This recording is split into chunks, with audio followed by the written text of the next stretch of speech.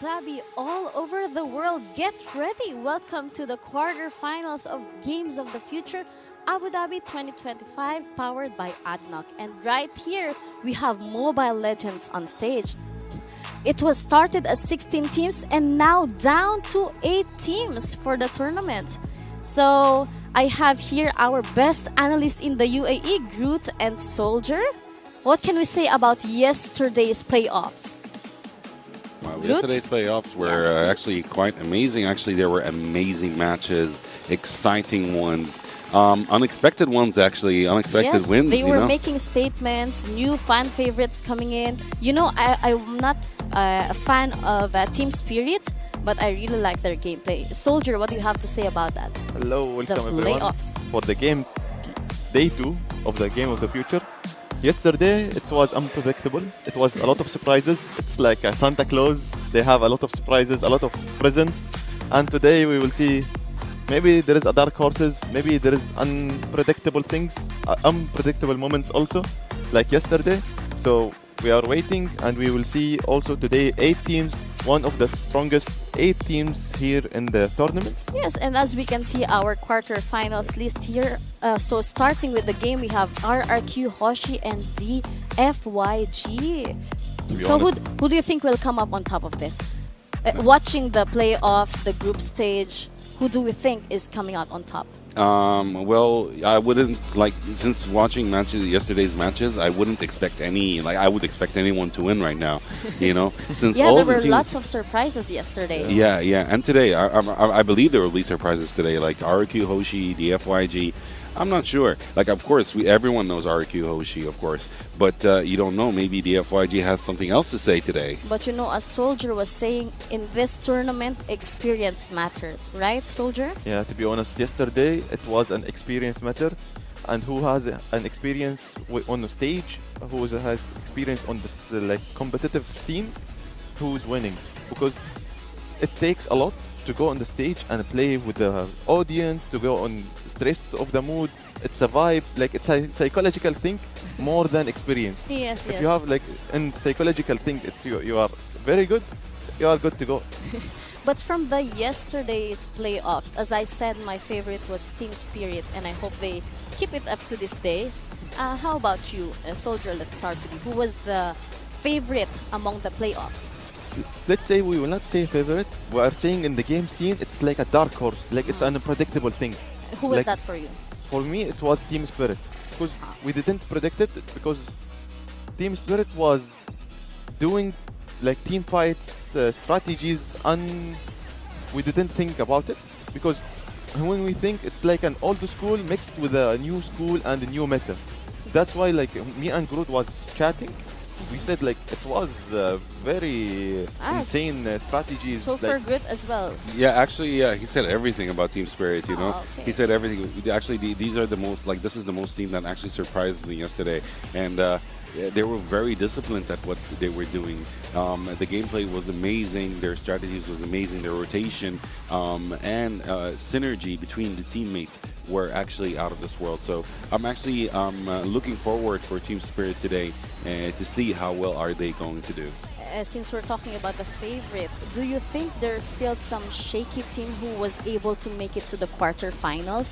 I know we have filtered it off from group stage to playoffs, but do you think there's still some shaky teams for you? I'll answer that question after you guys. So let's start with Soldier. Until now, from yesterday, there is little of shaky teams until now. We reached for the 8 teams, the quarterfinals. The shaky teams, it's done. Now the reality begins. So now the tournaments begins. Now the excitement begins. The entertainment begins for me. That's right. Yeah. So it's still best of 3, and the mistakes it's count. Yeah, single elimination. But still, no more we chances. really like the 8 teams will compete until some teams will go from down to up, and we have little difference between like we have RRQ, the best team here, and Yes. Onyx down, so they will not compete in the same level. Yeah, like they that will is very come true. one from down, one from up. Yeah. So I really like it. No room if for we mistakes say now. that actually Onyx and RQ are reaching the finals, you know, because they might not actually. So for Maybe, you it you will be never know. RRQ and Onyx. Yeah, RQ and Onyx are the most nominated ones that would actually reach the finals, but I'm expecting some surprises. I believe when you asked about the shaky teams, I believe Team Falcons needs to amp up a little bit, you know. They were a little bit not around there, but I believe they will do great. I believe they will do great. Okay, and now all eyes turn to stage. The teams one spot in the championship. Let us throw it to the stage. Okay, so I think team are still getting ready, so we still have time. And then as we were discussing for the shaky team, for me, I think it is Verso time. Yeah. Watching the play yesterday, the playoffs, for me, it really is Verso time. You know, they did some game, they proved themselves. It was 2-0, but it was, for me, it was an easy win. To be honest now, Yeah. like let's say about the first match of the day, RRQ versus DFYG. This is the best. Like when you think about it, the opening scene, the opening tournament, like the opening of the day. I really like RRQ, who's coming from the group stages until now, and DFYG, he was competing and fighting yesterday. Like when we see, like this is the recap. I really like the team fights they are doing yesterday, the strategies they are doing. It was 2-1. It was close for them, but they really showed us how the FYG playing. They were able to brought back the momentum. Yeah, but I hope they're not exhausted, because there is a huge match today for them, you know. I hope they're not exhausted and be like, we're tired, we cannot do it anymore, you know, we're not going to perform No, well. for sure their Yeah, mindset you know. is on the line, because imagine the prize pool is $900,000. Of course, everyone, their eyes is on the target, you know. So if it's for me, I like work hard, you know, focus on the goal. We have to win this game. Yeah, if it's $900,000 that's on stake for me, I would drink like 10 cups of coffee and never sleep until I get that money, you know. I will be caffeine addicted, you know. Yeah. You know, you can do a lot with $900,000. But Yeah. it's the prize pool. But still, you can start your business, what they do. But aside from this, you know, they can really focus on the game. Yeah, that is very true. I'm actually excited for DFYG to see what are they going to get us today in They facing need to RQ. show us more surprises today, because yesterday they surprised us, so they need to up their game again. Yeah, Because although RRQ yesterday Team Vamos actually, you know, surprised us in the game that they won. I thought that Vamos was gonna continue this win Yeah, streak, yeah. but then DFYG had something else to say, and they won. So yeah, actually they have their eyes on the prize. You know, they have their eyes on the prize. So let's see how well are they gonna do today. For sure, I think they're gonna do a great job today. But for me, it's RRQ Hoshi. Are we gonna make a bet again? From now on, You know, I'm still waiting for that dinner. from now on, we will count it as 0-0-0. Okay, And we will okay. start like who's We'll winning start and who over reach again. Until end of day, and we will see who's scoring up. Okay, okay. No. I'll take notes No, of I'm that. not gonna do that. Why? I We have a need pen to. here. All right, fine, okay, I agree. Let's have a bet. Yeah. 4 matches. Let's see who gets the highest score today. I'll take notes because I don't trust you too. All right, I'm that's gonna fine. take And notes actually, for I want sure. the people who are actually watching right now also to vote. Who is going to win the first match for today? Is it RQ Hoshi or is it DFYG? And please, you know, yesterday we got total of 600,000 views on YouTube. So 200,000 for the Arabic stream and 400,000 for the English stream. Wow, that's so amazing. keep on watching, guys, on our official YouTube platform. All right, great. Yes. That's great. And so, And I think we are expecting more views today. Yeah, because we have definitely. some power matchups today. definitely, we're getting We have a some lot of fan views today. favorites who are competing today, power matchups. Yeah, So we are expecting more views. hopefully. Anyway, so you are voting for RQ Hoshi, is that Yes, correct? I am. What about Yes, you, that's right. Soldier? Until now, I need to see the draft because I really like the draft scene. This I cannot is vote now. playing safe. But for This me, is playing from my safe. bottom of my heart, RRQ Hoshi. Okay. So Then we're I'll count it as RRQ. So I feel bad for DFYG, but it's You should RQ Hoshi. It is RQ Hoshi because we've actually I've been with RQ Hoshi for quite a while, for lots of Yes. years, and they've done amazing in lots of They tournaments. didn't let you down. Yeah, they never let me They down. didn't let your wallet down, yeah? Oh, no. I don't use money on that. I use actually cupcakes. Cupcakes, okay, Yeah. okay. So yeah, I hope Haruki Hoshi wins, but I wish all the best for DFYG. I like surprises. So Yes, they're all you know, winners now because they were able to qualify for the quarterfinals. Yeah, So it's already an achievement for everyone. definitely, definitely. I wouldn't consider DFYG to be the underdogs, but they are right now the underdogs, facing RQ Hoshi. But, I always wish the best for the underdogs because when they win, they actually, it's a life changer for them, Yes, yes. So I wish them all the best. Yes, so we're just waiting for the teams to get ready, and then what? To be honest, Alisa and Groot, Yeah. as we have now cards, the FYG, they have a lot of cards because I was behind of the scene Uh-huh. and I was seeing little preparation from the FYG and I cannot spoil the thing on the stage. So I'm waiting. I'm cooking the meal. Are you trying to change my mind? Yeah. You're trying to change my mind to vote I'm for little DFYG. brainwashing for you. Okay, I see. He wants you to lose that cupcake. Oh, no, I'm not going to lose that But we're cupcake, not man. betting about cupcake today. It's dinner. Oh, yeah, well. Yeah. Oh, okay, so we're betting for dinner today. Yeah, it's dinner. Okay, wonderful, wonderful. So from yesterday, I have dinner. So today again. I You're agree. spoiled. Yeah. You win. You're the win-win situation in our Yes. case. We are the ones paying in the end. No, but now I'm betting. Okay, It's not the same as Interesting. yesterday. all right, that's fine. Welcome to you're welcome to the challenge then. Welcome to the challenge. Welcome to my Mobile Legends betting. Yes.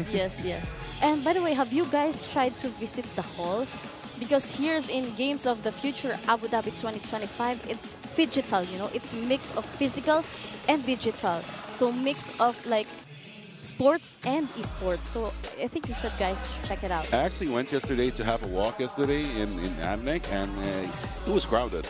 There were lots of people, and there were lots of teams prepping, outside, speaking to each other, planning stuff. And yeah, it is very crowded over here, actually. I kind of liked it over here. I wasn't expecting this much audience, but we had lots of audience that came yesterday. And I think when the days pass by, like today, tomorrow, and the day after, more and more people will actually For come sure, to ADNOC. more Yeah. people will come. Yeah. To be honest, like Game of the Future, like when you are walking in the street in Abu Dhabi, you are seeing the ads for Game of the Future. Welcome Everywhere. everyone, Abu Everywhere. Dhabi. So Not just in Abu Dhabi, all over UAE. yeah, also in Dubai also. Yeah, So I was yeah. walking in the street, I was seeing the ads like it's fabulous when you're saying like the physical and digital, and it's here in Abu Dhabi in your home. So a little bit like you want to do more and you want to see more and more audience to see like their thoughts, like their opinions, Yeah, what's yeah. going on, like Yeah. the faces, like the happy faces when they are going out from the events or they are coming here. So I really enjoy it. And actually, what surprised me actually when when you see actually other players like the pro players, they're not very fit. But right now you're seeing fit people playing esports, so that's amazing. Yeah, because you're moving and then you're playing. Yeah. Okay, all eyes on stage as we present our two teams who is going for the championship. Here we have RRQ Hoshi and DYFG.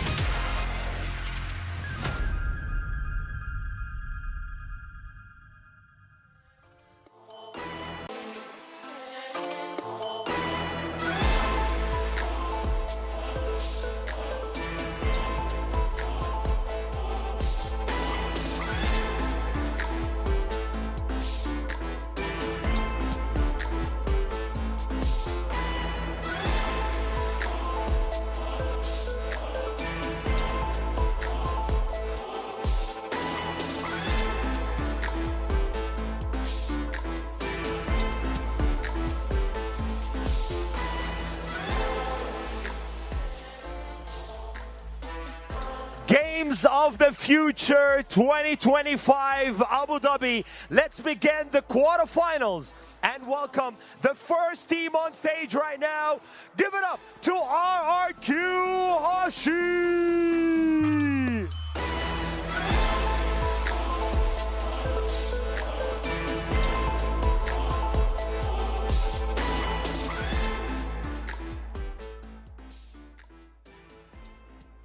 Very good luck to you guys. You may now take your seats.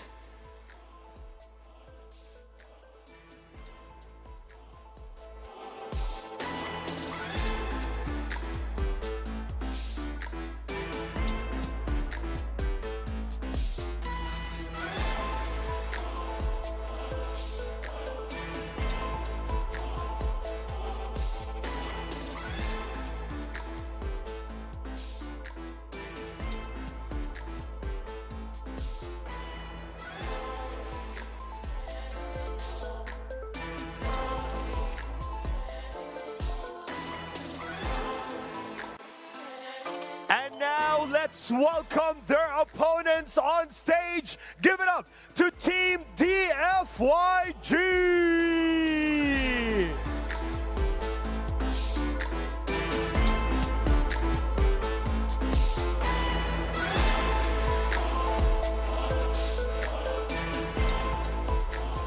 The energy is pumping in the arena. The competition is about to begin. Team, you may now take your seat and good luck. Let's get started.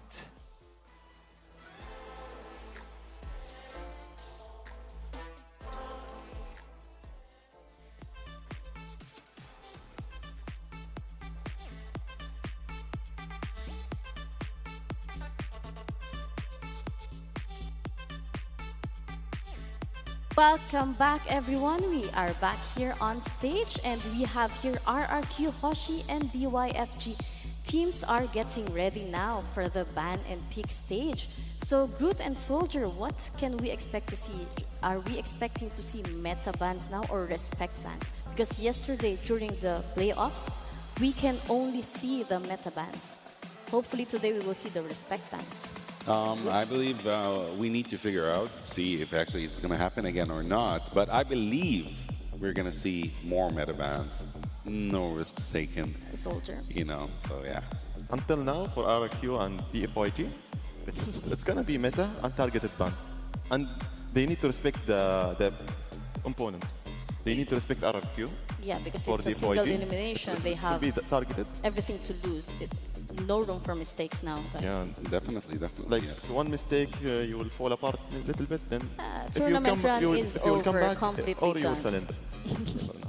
Well, let's see. Well, let's see how is it going to be. But I would say, just like what you said, Soldier, DFYG is going to respect actually RQ Hoshi, so they will actually might go for targeted bans. But anyways, RQ Hoshi has a huge roster of heroes that they can go for, you know, so it won't be a problem for them, even if actually they get any, you know, targeted bans or meta bans in that case. But they this know sort what of they're doing. match, you know, the favorites needs to stay calm and the underdogs needs to stay fearless. Yes, Because yes, this definitely. is a power match up. To be honest, for like that's what I like in competitive scene. They have the hero pool like very open, and they will not be with one hero or two hero. It's not like my main I cannot be. They will play around their team and their like combo, and it will be under their strategies and team fights how the structure will come, and like it's like the scenario of the game how it will be. Yeah, basically, yeah. Because, you know, like we consider ourselves casuals, you know, we have a main hero that we play with, you know, all the time, or we prefer to play with all the time. Yeah, but with pros, it's kind of different, you know, they have to have skills or experience in all And I kinds guess of the heroes. bans are coming in here. So Soldier, they first ban. Interesting for the blue side. Wow, Groot. So, we're starting with the meta bans. Yes, meta bans. Yeah, as definitely. we tell. As we expected, no surprises there. Also held, as we see, like held yesterday, it was a little bit annoying in the matches. Some some of the matches. Yes, in other matches, she was She was completely banned. redundant, in the match itself. She's not doing anything in some of the matches. Yeah, definitely. It's actually, Hilda's a double-edged sword. It's based on what the picks are going for. But I believe since RQ, who she banned Hilda, then they would actually go for a single target assassin or a jungler. So we're going to figure this out. Actually, they banned Hayabusa. This is a rare ban, actually, that would happen, yeah. We usually would see Lancelot get banned, but not Hayabusa. So, yeah, that's surprising. Because Hayabusa sometimes you can counter it by crowd control. Yeah. But for the ban target, straight, it's a little bit question mark on it. Definitely. But I believe RQ Hoshi already they already have a lineup or maybe set up. they did their research on DYFG. Yes. They either have a lineup, ready that they want to go for, or they did their own research. But that's such a surprising ban. Now we're waiting for the third ban from the FYG. We're waiting for Long to choose who is he going to ban. It's Yuzong. All right, now we're going to start seeing the XP laner bans, basically, and the mage. Because we still have mages like Eve is still actually open. She might be a choice. And actually Zushin as well is open as well. So there are two choices as a mid laner that they can choose from. First picks are coming in now. So we have Chu and Eve, Yeah, so as we expected. Yeah, as expected, of course. And of course, Lancelot is a great pick as well for RQ. To be honest, when I see Eve, I will go sometimes Farsa because it will long range, and they can shot from far away, both of them. Yeah. And they have the freedom to move from the map, and they can have protected by the backlines heroes like tankies. That is very true. Farsa is actually was picked. Yeah, that's a good choice. Interesting. Yeah, very smart of you. Very smart of you, That's soldier. right. Very good analysis there. Yeah, that's a great pick. But who do you think, for Chu? Do you think is he going to be a roamer or is he going to be an XP laner? For the Chu, for this match, he will counter Farsa by the knocking, and he will put Farsa between his team to get the kill. So as we see yesterday.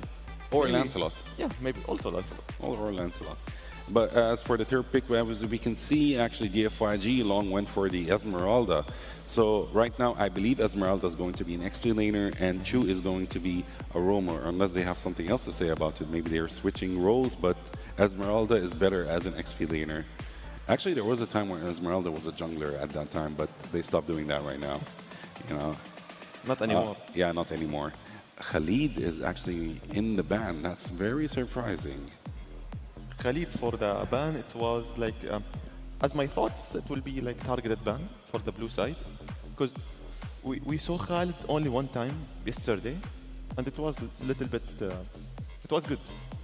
I'm kind of surprised actually they banned Khalid, where RQ was actually planning to go for a roamer Khalid, because we already have a Lapu Lapu, and Khalid is an XP laner, so that would be conflicting.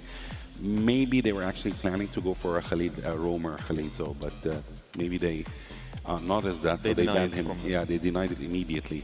But yeah, that's amazing. So the bans here are very much surprising. Yeah, until now, the first match of the day, it's gonna be surprises, and some of team, for RQ or DFYG, they will test the waters. I will test and I will see what will happen. For me, scratch and win. Let's see what's going on. Yeah. Maybe because they have best of 3. If we lose one game, we can come back and we can go for 2-1 or for the third game. Gatot Kacha is the 5th ban for the FYG. So we can see that actually most of the bans for the FYG are actually crowd control heroes, and they're XP laners or roamers. So there are actually putting RQ in a tight situation where they have a limited choice of roamers right now. But what are they going to do about it? So they actually reply back to them with banning Joy, which is crowd control as well. She is a crowd controller and such a great jungler as well. So now the FYG has a limited choice of junglers. So let's see what are the. This is actually very, very, very tricky. But so far with this lineup, which one is better? They're balanced. Balanced. Yeah, it's kind of balanced right now. For the ban phase, for the choosing phase, for the red side, It's gonna be Harith. Harith. Is going to gold lane. Yeah. But So Harith was nerfed, right? A little bit, but he's still strong. He's still in the meta. Yeah, He he's can't still compete. Okay. But for me, like Eve, Chu, Esmeralda, Harith, until now, this is like it will continue the puzzle for the last one. But still, we have Labu Labu, we have Farsa. This one, these two picks of Tigreal. Wow, We are seeing Tigreal for the first time in the tournament, so that's amazing. Actually, I was waiting for it. From yesterday. He is such a tricky hero to play with, by the way. It's not easy to play with Tigreal, although, like, the casual players will play with him, like, just normal tanking, But in a pro level? In the pro level, it's very hard. In a pro level, it's very hard. And when you said about Harith getting nerfed, see, he used to be a no-skill hero before, because he used to dish out a lot of damage. They nerfed him, so he becomes a skilled hero. So not anyone can play with Harith to dish out huge damage. If you make mistakes, you're done. It's like Hayabusa. Yeah, if you make mistakes, you're done. So your skills needs to be on point in order to actually perform with Harith. Are we actually going to see a Harley? Oh, that's impossible. Of course not. All right, Ling is such a great choice as well. Since long time, we didn't see Ling. Yeah, this is going to be one hell of a match, to be honest. It's again, for the second time, I'm clueless. I don't know who's going to win. For me, the blue side. Because I like Farsa. I like to see the playstyle of Farsa. For me as well, the blue side, RRQ. I'm not sure, but if we're going to talk about experience-wise, it's RRQ. But because for draft picks, it's red side, it's DFYG. It might be DFYG, it might be actually RRQ. Both of them, they have a great lineup, actually. But for me, on paper, it looks more like RRQ. Yeah, experience-wise, yes. Soldier. Sometimes on the paper will betray you. So sometimes I don't trust the papers. I trust, the drafts. And I trust the play style inside. So I will wait, but I will choose RRQ for now. Yeah. Ling actually is such a hard choice right now. You remember earlier, I need to take notes, so you have to tell me. Sure. RRQ. RRQ. Okay. RRQ. So heroes are locked in.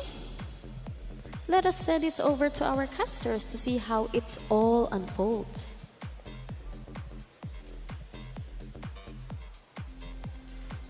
All right, into the game we go. This is game one of a best of 3 series between DFYG and RRQ Hoshi. Everybody wants to see this because it's Sutsujin going up against Super Ken. And you would think that this DFYG team is from the China region, but Super Ken himself has played so many times up against Sutsujin. Back when he was playing MOBA. So this is gonna be an important match for the two junglers that we have right now. Your casters, Wolf and Naisu. Naisu, I am so excited about this Lancelot versus Ling matchup. Wolf, when was the last time we saw Ling, man? Maybe it pops up occasionally in different parts of the world. But for the most part, he's not really in the meta, right? This is not a hero that you typically see currently in the meta. It's great to see it, though. Game one in this best of 3, again, all this, at the end of the day, we're going to see some more teams go home, of course, here in the quarterfinals. But this is a bit of a risk. I have to say, it's been, one of the things about Ling is obviously he can still provide quite a bit of damage output, quite mobile himself, but in a way, you're going to have to go ahead and support this. It's a lot harder to do that rather than a Lancelot. But they both, I will say this, the caveat there is they both can kind of take care of themselves. Like if Ling gets in a bad situation, he's most likely going to be able to survive with his mobility. You could say the same thing about Lance, and it's just, why do you think that is? Why isn't Ling so often in the current meta? Yeah, it kind of farms slower than most of the junglers. It's more like, why would you go for the Ling if there's like Hayabusa, there's Lancelot? It's like he's just at the bottom of the list. And partly because you need a lot of farm on Ling, and also you can easily pressure him in the jungle. Let's see if I do that. He is going to make his way up here to this fight, though. A lot of Flicker is already burned. RWM dropped down too. And Sutsujin will get the turtle, but the first blood going over to Super Ken. A bit of a trade there. Objective for the first blood. DFYG, though, with that first blood going in the hands of Super Ken here on this lane, are just going to help his case even further. You can scale up faster on this Ling, who like you mentioned, Wolf, might jungle a little bit slower in comparison to the Lancelot. So it's going to be up to RQ Hoshi to find something across the map. But this is the thing now too. When you have that level 4 available on the Cho, you know that's going to be the play to make. And speaking of the roams, man, ADNOC on this Tigreal once again. We got to see the Tigreal in the hands of RQ Hoshi in their game against Team Falcons. And that's what we talked about after the patch came out. Had some of its improvement there, right? If for you guys that don't know, his second skill, the Sacred Hammer, it now is faster, man. It actually happens so quick. Oh, just like this. Pressure up top. Diamond Tempest Blade's going to be used as well, and that is a clean, easy kill in the top lane. Not the best game for Diamond for sure. Dying twice already the first 3 minutes of the game, and going to be up against Esmeralda. It's not going to get easier for Dyron in the next few minutes.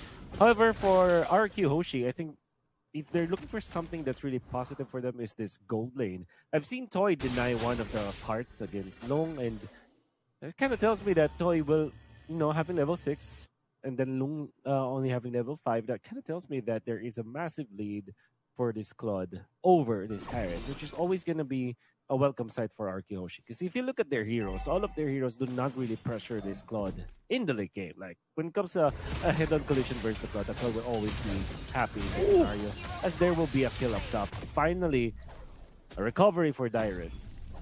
Yeah, I'm putting them on the board here for RQ Hoshi. Turtle's coming out, second one of the game. Zed going to go ahead and poke down ADNOC a bit. Oh, that's what I'm talking about with the implosion as well. They're going to go for Zed. Zed uses the kick into the RWM, so that's a kill secured now as ADNOC falls. Great play there from Zed. He's the one that he started to get zoned out in and then crowd controlled with the implosion. But then because of the real-world manipulation from E1, they were able to win that fight, but they're still fighting for this turtle. Feathered airstrike. Whoa! The damage on Vel. Sutsujin will secure that second turtle for RQ Hoshi. Now Vel has to be really more careful around the neutral objective, especially when there's an ongoing team fight, because of how important the Esmeralda is when it comes to being the tank for DFYG. This Esmeralda needs a lot of farm in order for him to kind of accomplish his job and allow this to have more time and space to end the kill. And him dying twice back-to-back in a span of what? 2 minutes? 2 minutes, yeah. Actually. Turret has been destroyed. It's not going to be good for this Esmeralda.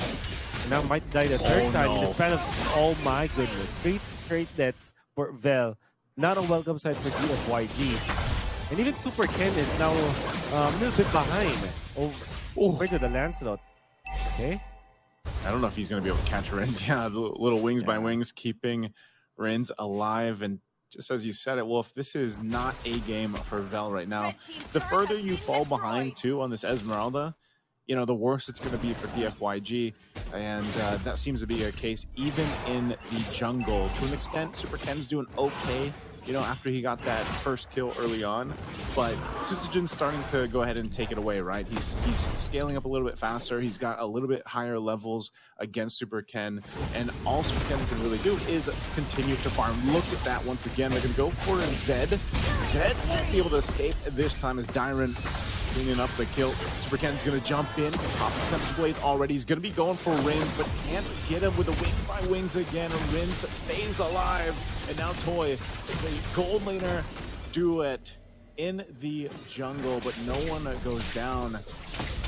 Interestingly enough, they just doesn't seem like they have enough damage just yet. It's a little too early for these gold laners to pop off. Yeah.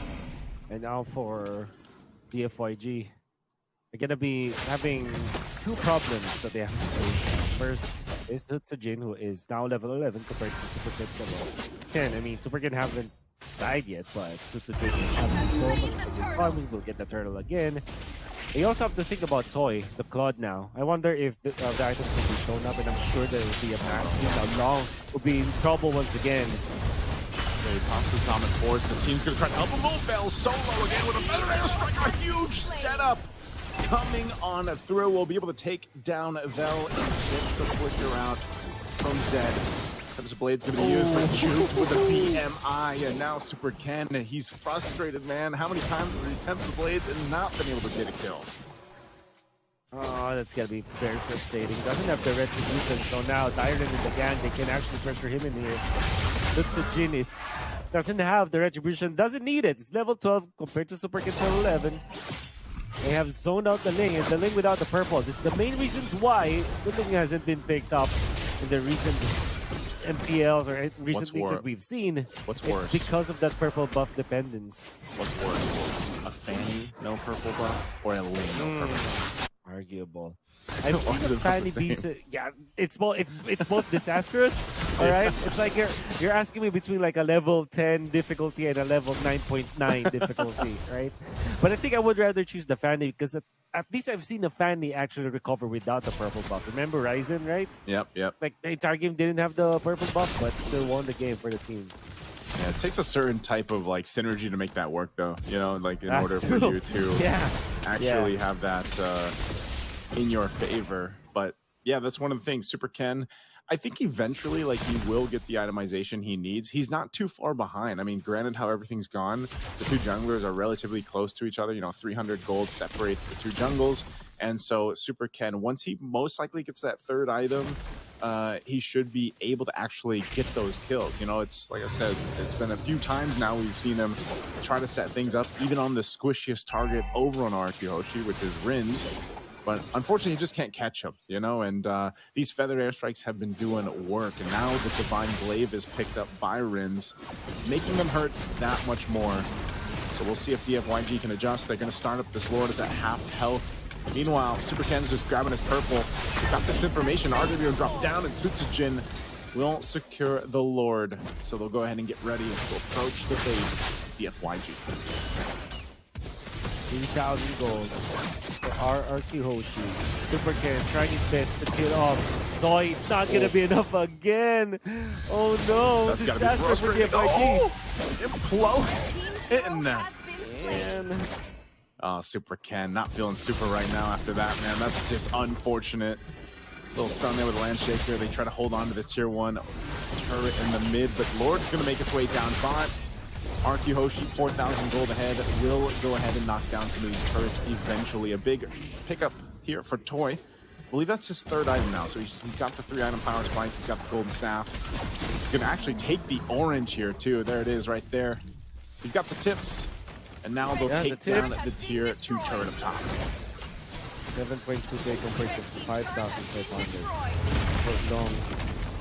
Landshaker Zed just gone. Goodbye. Toy gets that kill. Tier 1 mid lane's gonna go down. Super Ken working to deal with this Lord push. But right now with Arkyhoshi, they might actually catch Super Ken here or force the Tempest Blades to be used. Oh man, look at the damage from Toy. Tempest Blades used, but he's just gotta go escape and get back to base. Good thing the Lord was cleared out.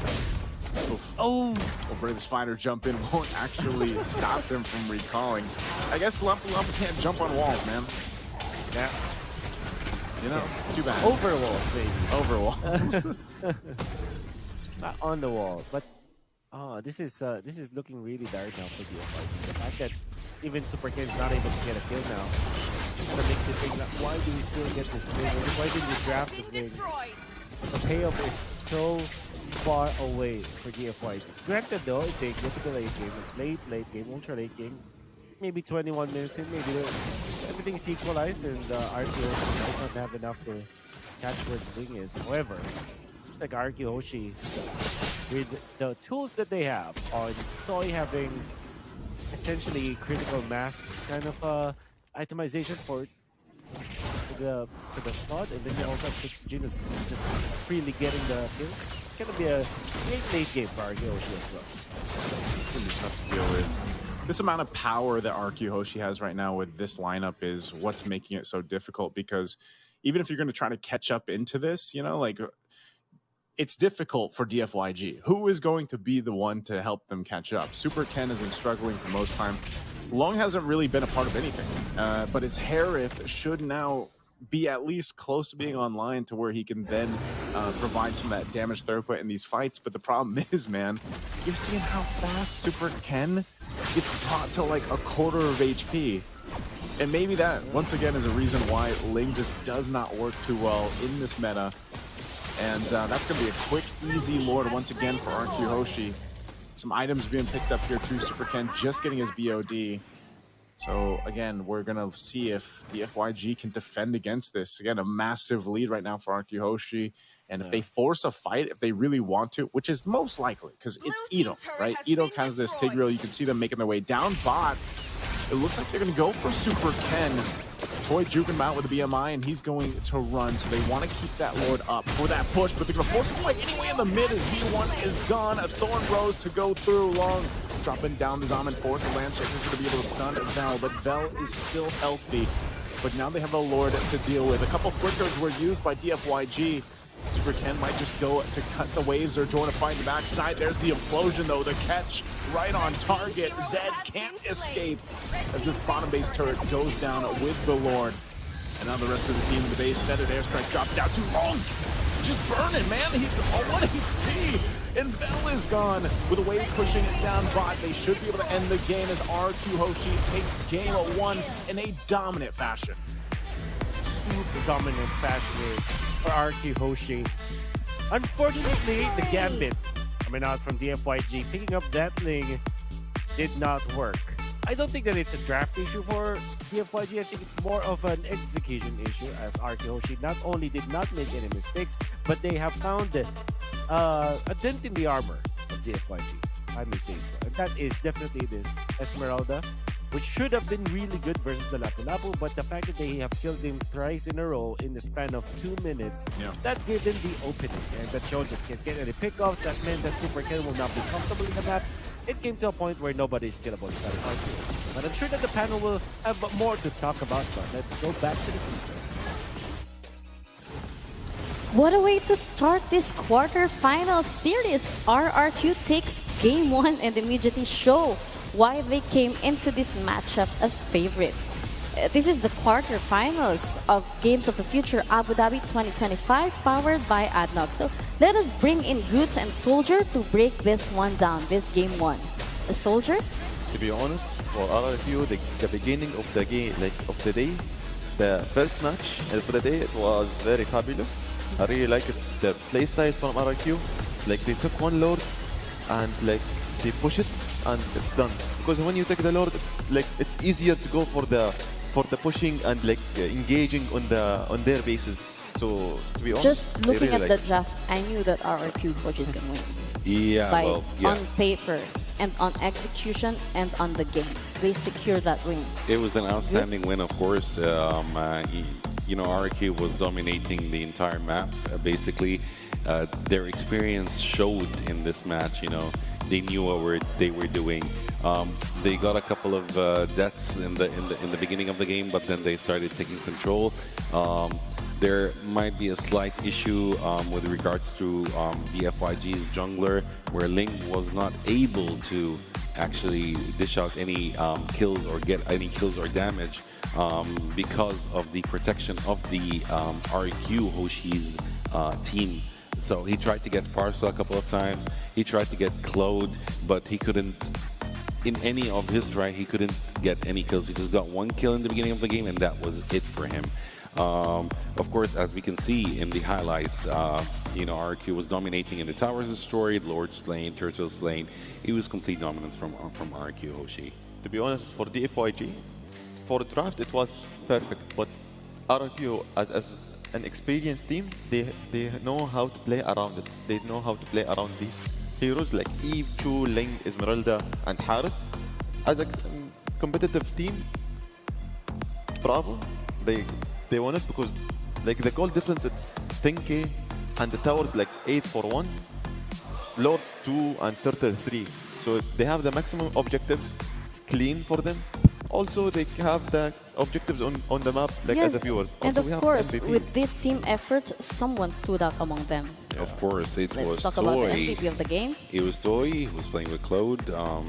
Great job for Toy. It was very rare to get a marksman. This? It's very rare to get a marksman MVP, but kudos for him. Kudos for him for this amazing, of course, achievement that he has achieved today. But for you, he stood out the most as well. Yeah, for Soldier? me, Toyo, it was like most like not MVP, the star, and the team. It was like a shining stars with it. So it was very perfect for them. And I'm waiting for still be DFYG to come back, and I want to see like the third. Yes, game, they not still two have a games. chance. This is best of 3. Yeah. But they really need to up their game because this is single elimination. So after this, if RRQ takes the win, they go to the semifinals. And their tournament run, it's over. So what do you think needs to change for DYFG to secure 1-1? For DFYG, they need to change their team fight structure, the combination of the team. It was for the draft, it was very good, but you need to counter RRQ team for like the carries and the marksman. How are you going to counter them? To be honest, you need to counter like just tankies and crowd controls. But do you think RQ Hoshi would give them a chance to actually build that strategy? You never know. As we have more cards, DFYG, they have cards. Let's hope for that, of course. We Yes, show the because best, their of course. backs are on the wall right now. So for sure they're thinking, you know, taking out those cards and laying it in front of them to Because secure that win. They test the water now, and they see it like it's not a stable water. It's a little bit dangerous at the beginning of the game. Full of crocodiles. Yes. Yeah, of course. Actually, I believe the FYG, the next match, are going all in. I believe so. Actually, I hope so. They would go all in and not play safe and not play tanky, super tanky, and, you know, very sustainable.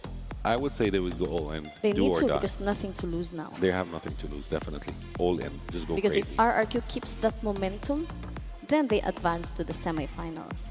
And it's bye-bye for DYFG. Yes, yes, that is very true. So I hope they would actually go all in, just go crazy, you know, full damage, you know, and, Yes, and we're full just strategy. excited for Game 2. I'm looking forward to Game 2. Same here. Any same here. predictions? For Soldier? game 2, I'm waiting for the FYG to play as yesterday style.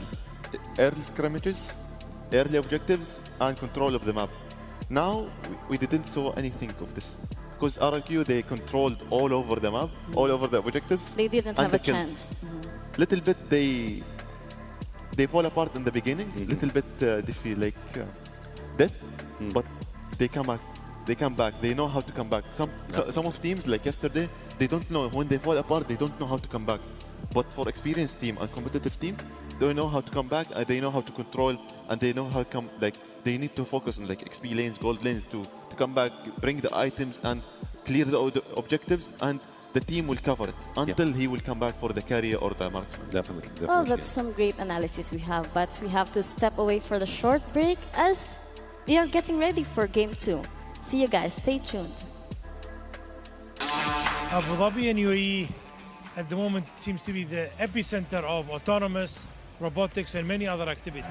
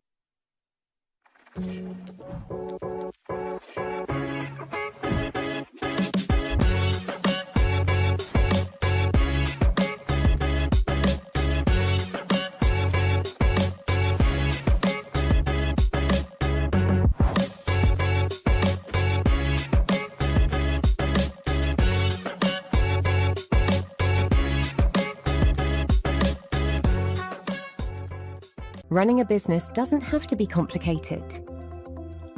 At Solutions Plus, we provide a tailored combination of consulting, business process outsourcing, and technology solutions, from digital to finance, procurement, HR, ESG, and integrated facilities management. We take care of it all, letting you focus on success.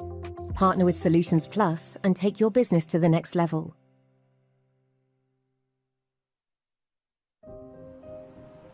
Health is the essence of who we are. M42 is a global health champion harnessing the power of artificial intelligence, technology and genomics to transform healthcare systems and ensure that everyone everywhere, has access to the care they need.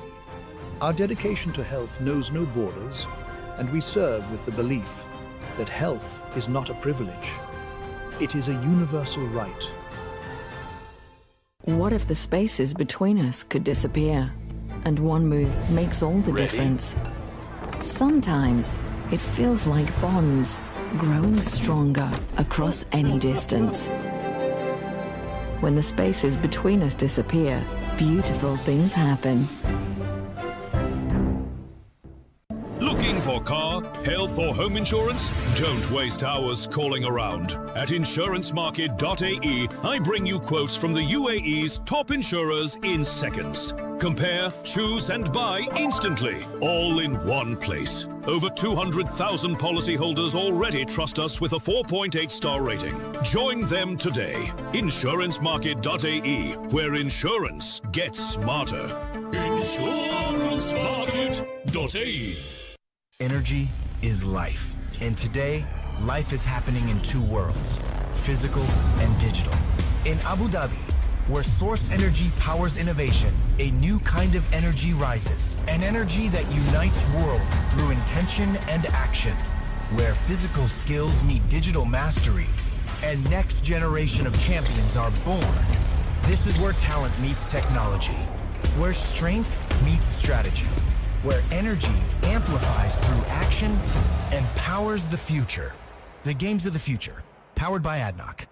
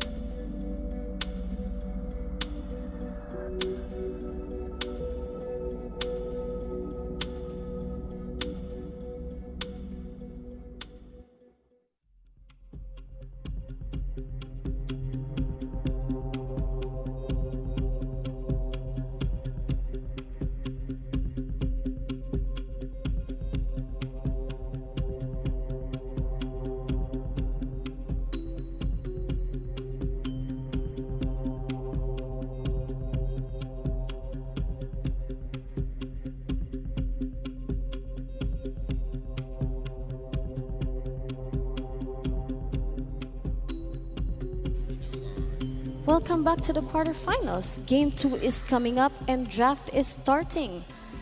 Soldier, can we start with the drafting now? To be honest, the Ban draft has has started. begun, Yes. and we are seeing RRQ and the FYG that trying to eliminate some of picks. We saw it in the first game. We like saw Farsa, Lancelot. Groot. To be honest, it's going to be game 2. It's better than game 1. Well, I hope so. Actually, it seems like the FYG had a hard time with Farsa the last game, so they decided to ban her To ban her. immediately. So this is target ban. Yeah, it is a target ban, but there are lots of choices. There are lots of other choices, of course. I believe Eve is still open as a mid laner. There are lots of there is Zushin, there is Zeishan, there are lots of other mid laners that can be actually utilized in the mid lane. But as for RIQ right now, we're waiting for the third ban. As you can see, most of the bans basically are still meta bans, like Basha, Isun Shin, Lancelot, and Fanny, and then the third one, which is Yuzong. So yeah, this is But you know, DYFG, they have 2 target bans because yeah. they are fighting to stay alive. Definitely. And as we see, the first pick is Eve right now. But is this going to be a problem for RQ? I don't think so.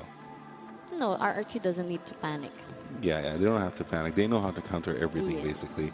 But I believe the FYG should actually not just go for the meta picks, but they should go for the focus on the counters right now, since they know who they're playing against. Kalea and Lapu Lapu.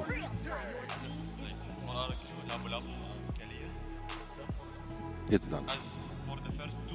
Yeah. Secured it. Actually, for the first 2 picks, I believe, you know, not trying to be overexcited or anything, but I believe it's GG. Are we seeing a 2-0 coming up? I think so, but I still think the FYG still has a chance. You know, they can play on the mistakes, they can play on the counters right now.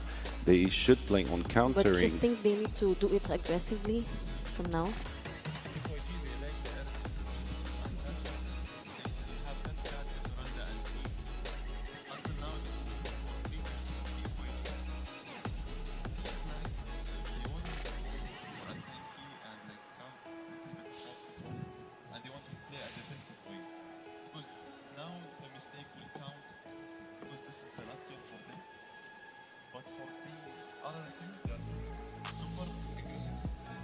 And they are going confident way. And I'm waiting for the MVP that was last game. Toy. But you know, DYFG don't have the luxury to play it safe now. They really have to go all in. But they are actually, I think they're planning to play safe. They're playing for the late game right now, which I kind of didn't want. You know, I wanted them to go all in, but no, they're gonna play safe.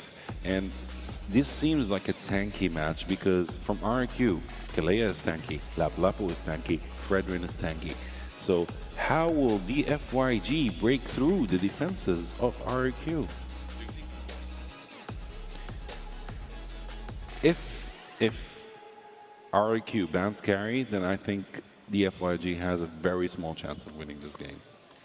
Because carry should be the FYG's pick if they want to have a chance at this match. Because there ain't any other like marksmen that can actually dish out or melt tanks just like carry. Although they have banned Harith, which is surprising. Earlier in the first game. Yeah, but yeah, well, it is Harith is annoying, but still, like, you know, Claude is a ban. Well, we're looking for gold laner bans right now, you know. But I think so, the last ban for RQ might be carry or an XP laner. We're not sure yet. What do you think, Soldier?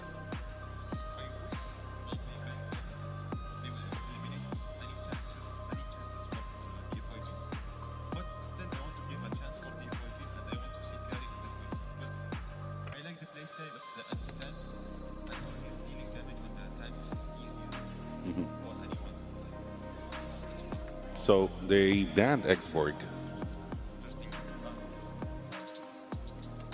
All right, then I believe the last ban phase for DFYG. We're waiting for Zed right now to go for the final ban. As we can see from RQ, we already have a mid lane, we already have a roamer, we already have an XP laner and a jungler, because I believe Fredrin is going to be a jungler. So we still have a mid laner and a gold laner for RQ to pick. On the other hand, for DFYG, we have a mid laner, an XP laner, and a roamer as well. So we still have a gold laner and we have a jungler for DFYG. So this is going to be tricky, to be honest. Like, I think it's going to be very tricky for the both of the teams. They banned Valentina.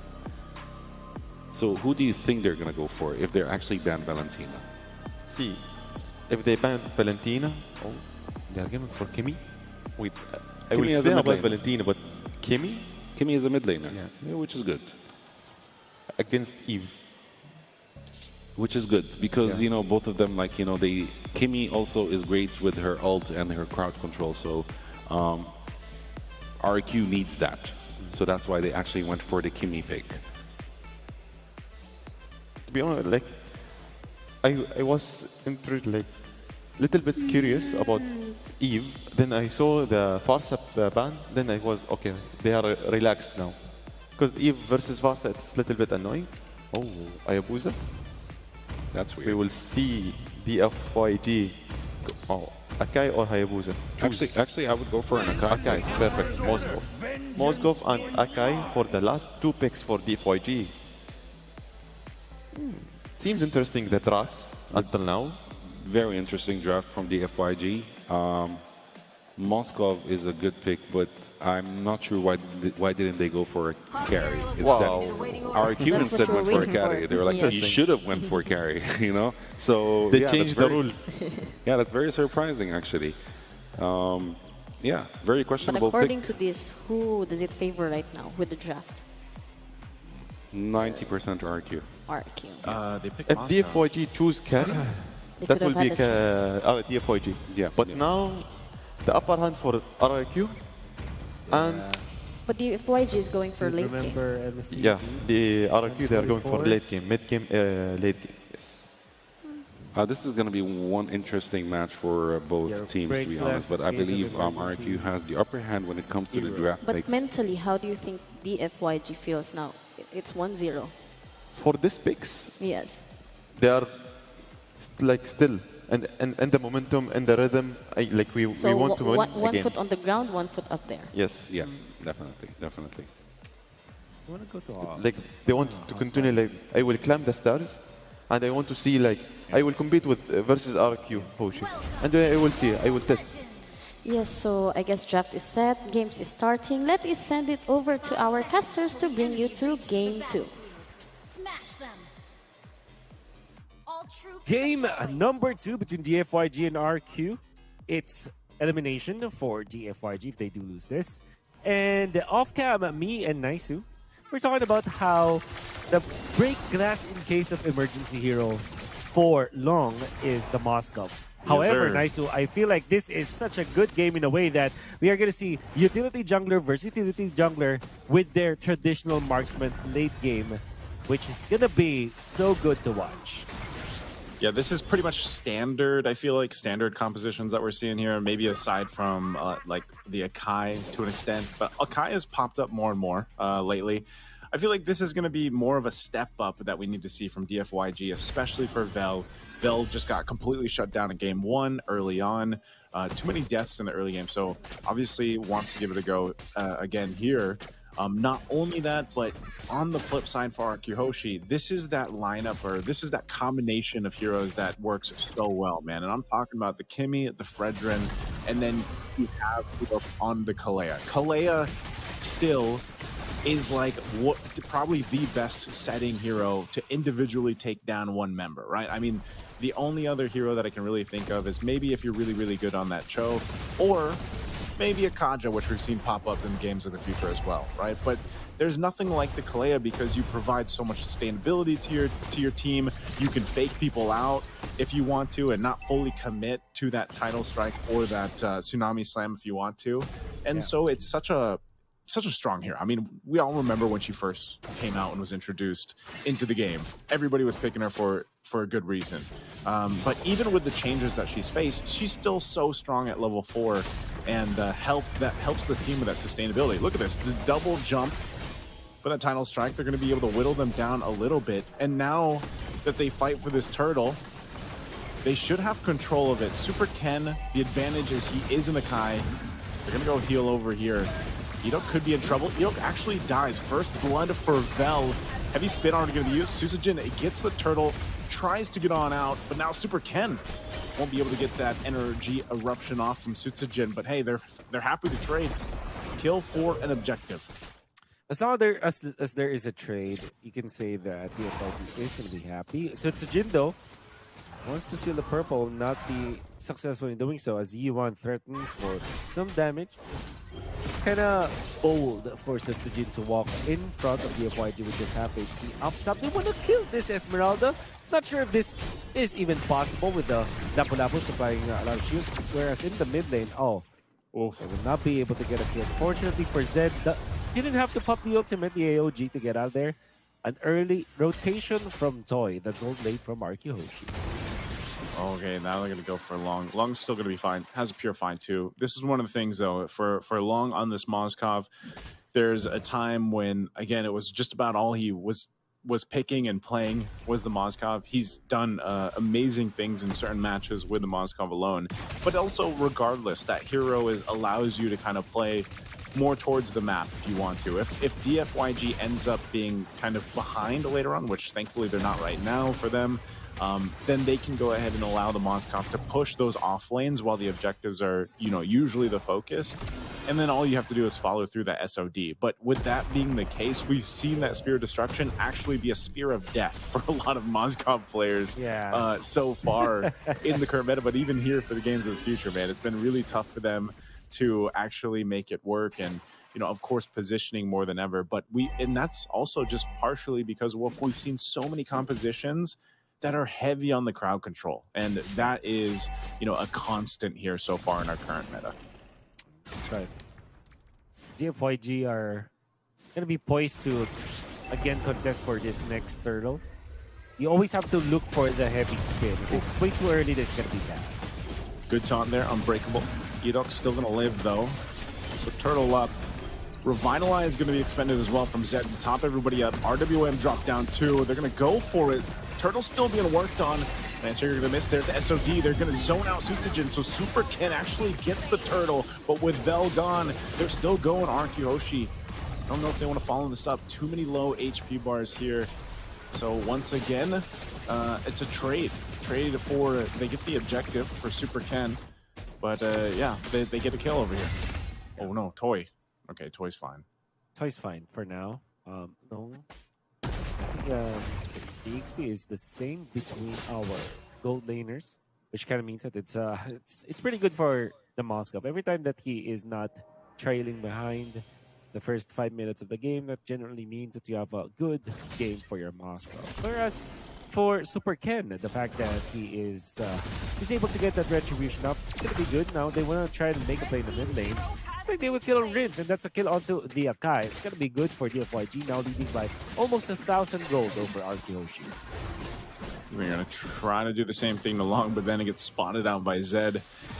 Not happening today. Super Ken going for the lockdown into the AOG, but a great usage of the Tsunami Slam to avoid the Avatar the Guardian.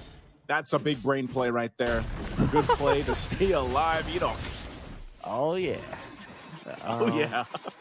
CC immune while you are casting the slam. One of you are actually like bringing someone up. So that's pretty good. That's pretty good. We're having enough from EDOC.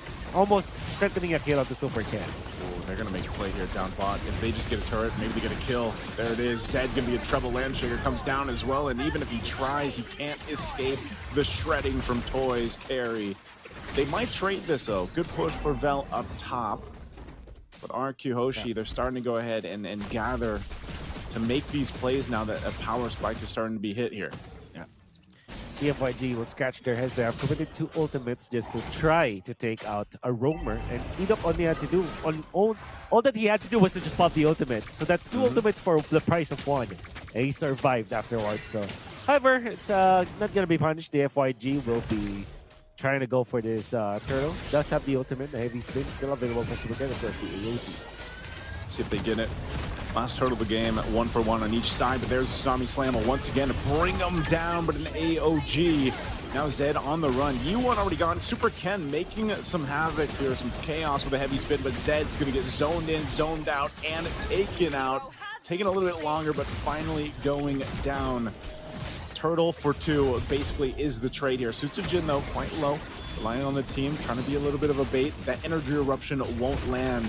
Oh, Dyron jumps in. Not sure if they still want to commit to this. They do want to just fight under the tier 1 turret, throw everything at them. They'll take the turret, they'll take the kills, they'll get everything they wanted for RQ Hoshi. Wow. What a great takedown from RQ Hoshi. Not only did they take down 2 of the important members of the DFYG, that's Akai as well as the Esmeralda down for the count. They also have taken out the mid lane turret, which will then give them so much of an advantage when it comes to EL estate. Control of the jungle is going to be great. You can see through the replay how they did it. Dyron was sort of a bait in here, and Super Ken can't do anything because he doesn't have the heavy spin in that scenario.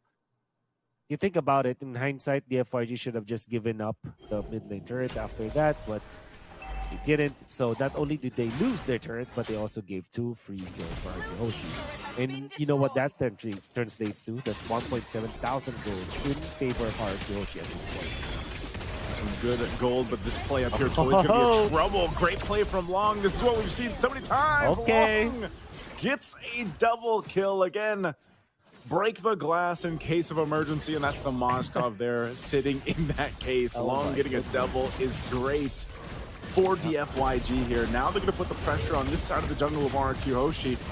They might go for more. Sutsujin pushed off his orange buff. He will go ahead and secure it with the Appraiser's Wrath here.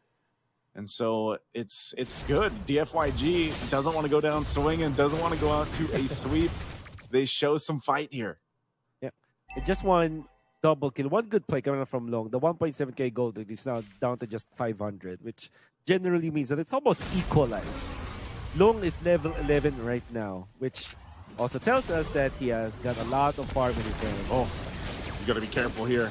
He already uses it. He still has the Purify. He's trying to get away. He has space to work with in this RWM. Wow, RQ Hoshi getting caught into the real-world manipulation will make them disengaged. They're just going to go ahead and start this Lord here.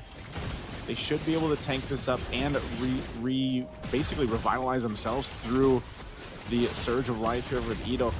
Half health on the Lord. They're going to heal this up. Super Ken looking for his own angle to go in. There's a Tsunami Slam to get the space they needed. Great play there from ADNOC to take the jungler down away from the Lord. Even though Super Ken's still alive, they will take ADNOC out, but RQ Hoshi wanted the Lord and they got it. Wow, great plays coming up from ADNOC. If you're DFYG, you're so annoyed of this Kalia. The exchange might be a push in the mid lane, but RQ Hoshi have found a great opening once again. Oh no, Diamond's jumping into the back like a bravest fighter, and he'll find Yi1. A great play after that RWM was set up. The Lord is still there, but locked down. Sutsujin stuck between a panda and a wall. A spirit thrown out, but that might be it. So maybe that's all they get off this Lord push. RQ Hoshi, not much value out of the Lord. Yeah. Look at this item coming out from Super Kid. This is going to be great later on. Eventually, the cooldowns of the heavy spin will be a problem, but with just the 2 items for Super Ken, that's just the Blade Armor as well as the Winter Crown, might be enough for them to prolong this game. RQ Hoshi, they have tried to go for an extra play after that Lord fight, which I felt like is not warranted anymore. They could have just waited for the Lord and just have pushed. Darren smelled blood. He thought that he had a great positioning because he was actually able to take out E1. But at the expense of the Lord not being utilized by RQ Hoshi.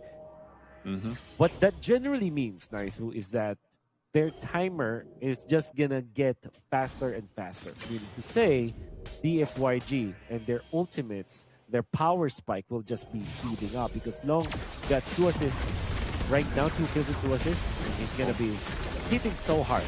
He throws the spear there. Let's see if he actually has the space to work. He's getting stuck on, though. I'm not sure if Lung's going to be able to get away. He doesn't use the Purify either. He gets stunned and killed, and now Lung is gone. DFYG has to disengage. No one from RQ Hoshi goes down. Hey, Spear of Death is what I mentioned before, right, Wolf? Yeah. I am in disbelief right now. The Purify was available. He could have gotten away. Now RQ Hoshi, the pendulum swings in their favor now. The back and forth between DFYG and RQ Hoshi will be decided on who makes fewer mistakes over the other. So far, RQ Hoshi, they're the ones gaining the momentum because they're the ones forcing the errors of DFYG. I am really just wondering why Long did not press that Purify. Yeah, maybe he was so worried with trying to get that space between everybody chasing after him, but that Purify definitely would have helped, so I'm sure he's thinking the same thing. Hopefully he can reset and get prepped for this next fight. Again, Lord's coming up here, a couple seconds. They'll get in position in DFYG. I'm not sure what the plan here is. It looks like they just want to go for the fight. Even in this case, Lone could technically be on one of these side lanes to push things out or clear some of the waves and then just join this later on, but it looks like they'll just delay that Lord. But they do lose. Oh, they almost lost that 2-2 turret mid lane just to the minion push. Super Cannon, the heavy spin, that's what you have to look for now, as well as the jump from Dyron. If he gets an opening to jump long, that would be great. Let's see what they do here. Super Ken knows that he doesn't have to totally press this forward just yet. Traction pulse thrown out. Whoa, a ton of damage on Zed. Revitalize going to be used. Lung does get a kill though, and he's got the space to work with. He has to be careful though, still holding on to the Purify. Vel already used his. They might go for the reset with Sutsujin down. There's not much RQ can do, but they are going to go for the play anyway. A Spear Destruction is actually the one to kill ADNOC. And so DFYG with that fight and taking out RQ Hoshi's jungler might just get themselves the Lord here. There's not much RQ can do unless they're going to go for a kill. Oh no. On Vel. Oh, Super Ken. So close. Oh, Winter Crown. Traction pulse though right on top. Oh, will take him out. They got baited. Vel. I think Vel running away is already guaranteed during that moment, but yeah, DFYG miscalculated a little bit. But apart from that play, everything was just great from DFYG. They punished the jump coming out from Sutsujin. They have eliminated the jungler for RQ Hoshi at the start of the fight. That meant that they were able to get the Lord so easily. I'm sure that they could have gotten out scot-free. Super Ken would have survived if they did not overextend their welcome over RQ Hoshi, but it's what it is. They still have the Lord anyways. DFYG, they also have the power spike right now with the Moskov hitting so hard, almost full item now for Long. Long's feeling pretty good, man. Throwing out these spears when he sees fit. This Lord will slowly make its way here to that base turret of RQ Hoshi. They're going to clear it out, though. RWM drop down too to let that charge get in. No turret's going to fall just yet, though. So DFYG slowly but surely getting control on this side of the map of RQ Hoshi, and that's all they can hope for. That's all they can do. Play it for Long. Now, same thing. If Long, for some reason, makes an error, gets caught, doesn't use Purify, doesn't get the space he needs, they lose such a big component of their damage for DFYG to make this work, but they will get all the tier 2 turrets down to go ahead and clear out this side of the map from RQ Hoshi. They still hold on to the base turrets. Not sure if they actually want to go for a play. ADNOC jumping in, has to flicker defensively, but they take out Super Ken. But a huge AOG, a tsunami slam, but Long once again has all the space in the world to work. And Dyron's going to jump in, but there's just not enough follow-up as Long has all the space to work with. And they'll still go. They get the flicker out of Rins. It's Rins and Sutsujin. They're going to lose this base turret. No, it doesn't go down. There's no waves, but they will potentially lose this buff. I don't know if Sutsujin can get there in time. Long is just unstoppable right now. Even just walking in front of Long, in front of that orange buff, I mean, Sutsujin have lost about quarter of his HP just from the passives coming out from Long. And right now, it's definitely a problem for RQ Hoshi. This Moskov has reached critical mass.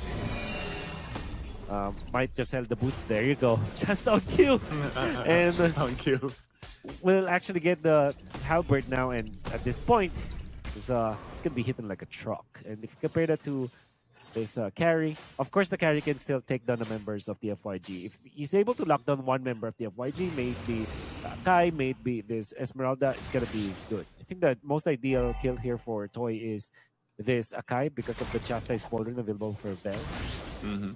I'm sure that you look at this as an even game, but I think the FYG has a little bit of an advantage over RQOshi when it comes to scaling. See if they do. They do take this Lord now to half health. It's going to go for a reset. Vel picking up a Winter Crown, though. The idea here, the play might just be to buy a little more time if they do initiate, so it's not all on Zed. Because RQ Hoshi could potentially try the same thing, right? Just Tsunami Slam Super Ken away from the Lord if they choose to fight it. But now, like you said, a big problem is this critical mass Moskov from Lung. He's got the Purified back up after earlier. Vel so low. Not going to use the Winter Crown just yet, but will go ahead and Falling Star Moon out. So that is not available for this fight. Something they can work with. They're going to jump in. ADNOC with a Tsunami Slam. They're going to go for a Super Ken, and they battle it out in the RWM, and Dyron has to flicker defensively, but Vel once again will take some damage. Big AOG, though, and Zed up the front of it all. They do pop the Immortality. It praises rapidly away, and Sutsujin will fall in TFYG once again. Long untouched will take down 2 of RRQ Hoshi. 2 kills for the man of the hour. That's Long.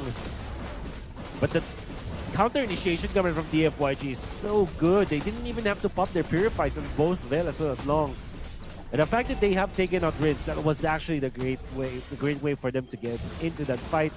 The ultimate from U1 was also so important for DFYG as it actually prompted RQ Hoshi to use their spells. Winter Crown sacrifice to zone on the members of RQ Hoshi. No steal whatsoever from RQ Hoshi. Real world manipulation dropped down just to go ahead and let Vel get out of there. They can be pretty, they can use these ultimates as much as they want when they see fit, just because, I mean, you got to think how many times has Yi1 been so big on the value of his real world manipulations, whether that's defensively or aggressively, and especially around the objective fights. And now that this Evolved Lord is making its way up top, this is going to be pretty tough for RQ Hoshi. They need some type of way to deal with Lung, and it feels like it's a lot of the time it's been ADNOC, right? And he has not been able to get that target. Obviously, there's a Purify over there. There's 2 that you kind of have to consider, and that always is the case when there's a Kalea across from you. And so they're going to have to choose the targets carefully here and allow Toy to get that carry damage off. Even with a Malefic Gun, it just seems like, you don't have that much space or range to work with. A charge up from that Lord will take out the base turret up top. Mid's going to fall here as well, and DFYG sees this game inside. Super Ken popping the heavy spin. Sutsujin cut off from the team. Winter Crown going to be used as well. So Super Ken's still alive, and Lung takes into the fight with SOD. The Landshaker's not going to land, and Lung still has the space. But Rinse is so close! But unfortunately, Lung comes in on top again.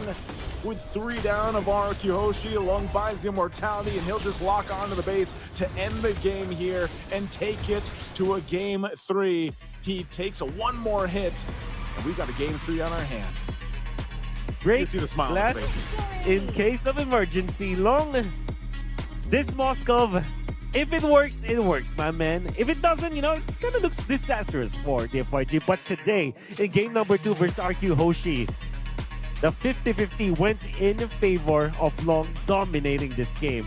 Just one mishap though, when he didn't pop the Purify, but the entirety of the game, I think Long was so impressive.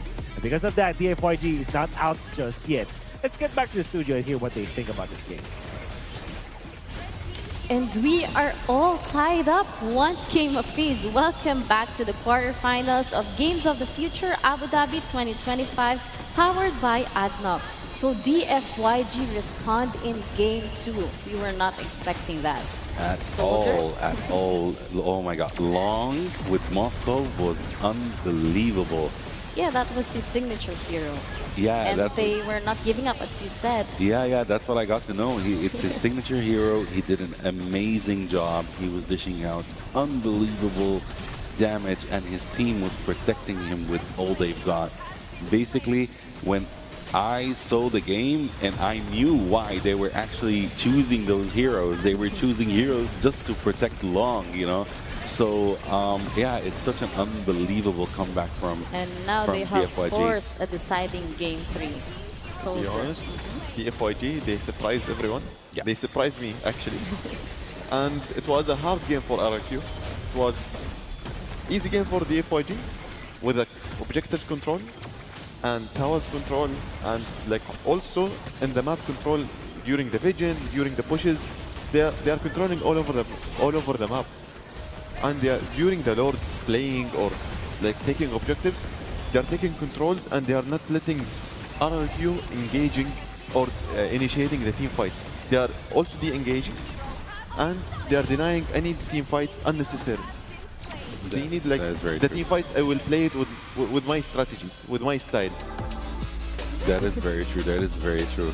Well, I noticed that actually RQ was countlessly trying to get to Long in lots of fights, but Eve was doing a great job as well. So Eve is actually the one that was controlling the map, including Gatakacha and Esmeralda as well. So they knew, you know, who to target basically. RQ tried a lot to get to Long, but they couldn't. They just couldn't. They went left, right. Lapu Lapu came from the back door, just trying to get to Moskov, but he couldn't. He couldn't reach Moskov at all. So that's such a quite Yeah, interesting we need to defense start from with them. the numbers from that game. Groot, what can we say about the statistics? It's basically balanced. The total gold is not a huge difference between both teams. 9 towers to 6 towers destroyed for the FYG, 2 Lord slain to 1 Lord slain for the FYG, of course, and 2 turtle slain to 1 turtle slain for the FYG. Although RQs did such a great job in this match, but late game was too hard for them. They were getting a lot of damage from everywhere, and they just couldn't sustain anymore. The FYG knew what they were doing. For DFYG, they know how to play it on the late game, because RRQ, they want to reach to the late game to play, to start playing. But DFYG, they reached already the late game and already dominating the late game, and they are controlling the map, controlling the objectives.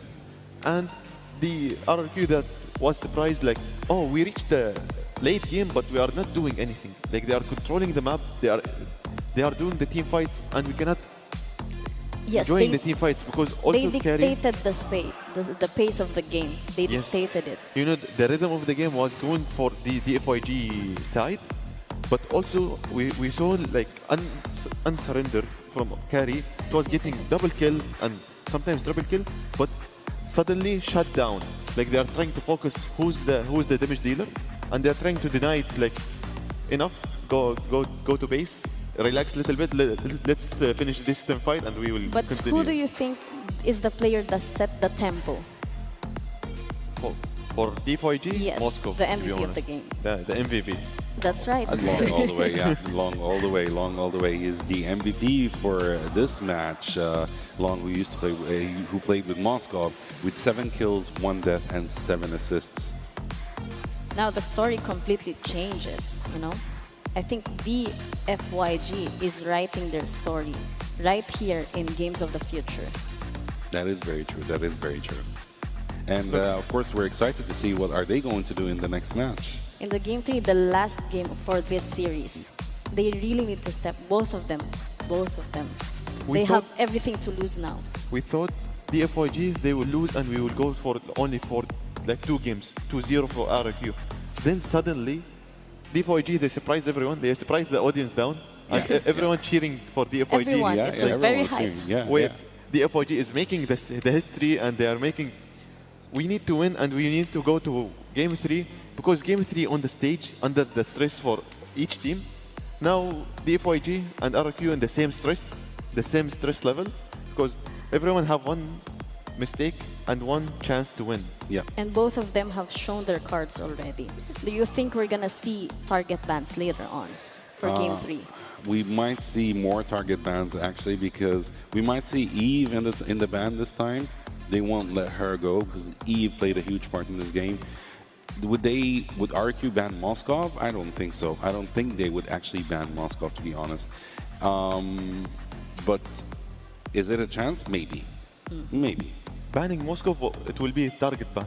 Yeah, you definitely. need to deny any, like if this your main, we will deny it, and we will force you to play not your main, like in the meta, and we will counter it. Yeah, that's the play style of RRQ. Yeah. Yes, let's see what's gonna happen in Game 3. We're just gonna go on break, but stay tuned, guys, because Game 3 is coming up next. Abu Dhabi and UAE at the moment seems to be the epicenter of autonomous, robotics, and many other activities.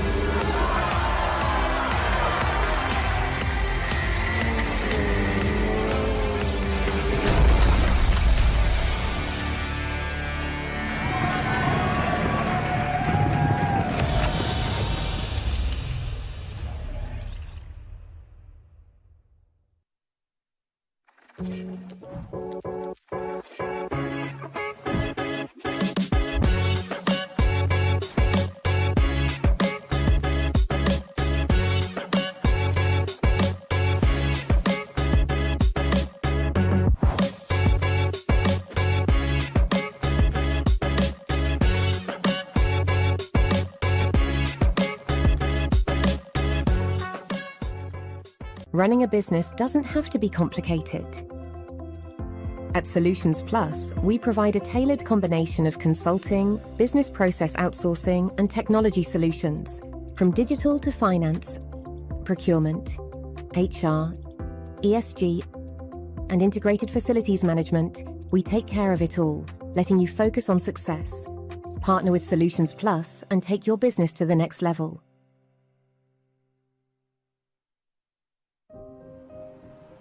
Health is the essence of who we are. M42 is a global health champion harnessing the power of artificial intelligence, technology and genomics to transform healthcare systems and ensure that everyone, everywhere, has access to the care they need. Our dedication to health knows no borders, and we serve with the belief that health is not a privilege. It is a universal right. What if the spaces between us could disappear? And one move makes all the difference. Sometimes it feels like bonds growing stronger across any distance. When the spaces between us disappear, beautiful things happen. Looking for car, health or home insurance? Don't waste hours calling around. At insurancemarket.ae, I bring you quotes from the UAE's top insurers in seconds. Compare, choose and buy instantly, all in one place. Over 200,000 policyholders already trust us with a 4.8-star rating. Join them today. Insurancemarket.ae, where insurance gets smarter. Insurancemarket.ae. Energy is life. And today, life is happening in two worlds, physical and digital. In Abu Dhabi, where source energy powers innovation, a new kind of energy rises. An energy that unites worlds through intention and action. Where physical skills meet digital mastery and next generation of champions are born. This is where talent meets technology. Where strength meets strategy. Where energy amplifies through action and powers the future. The games of the future, powered by ADNOC.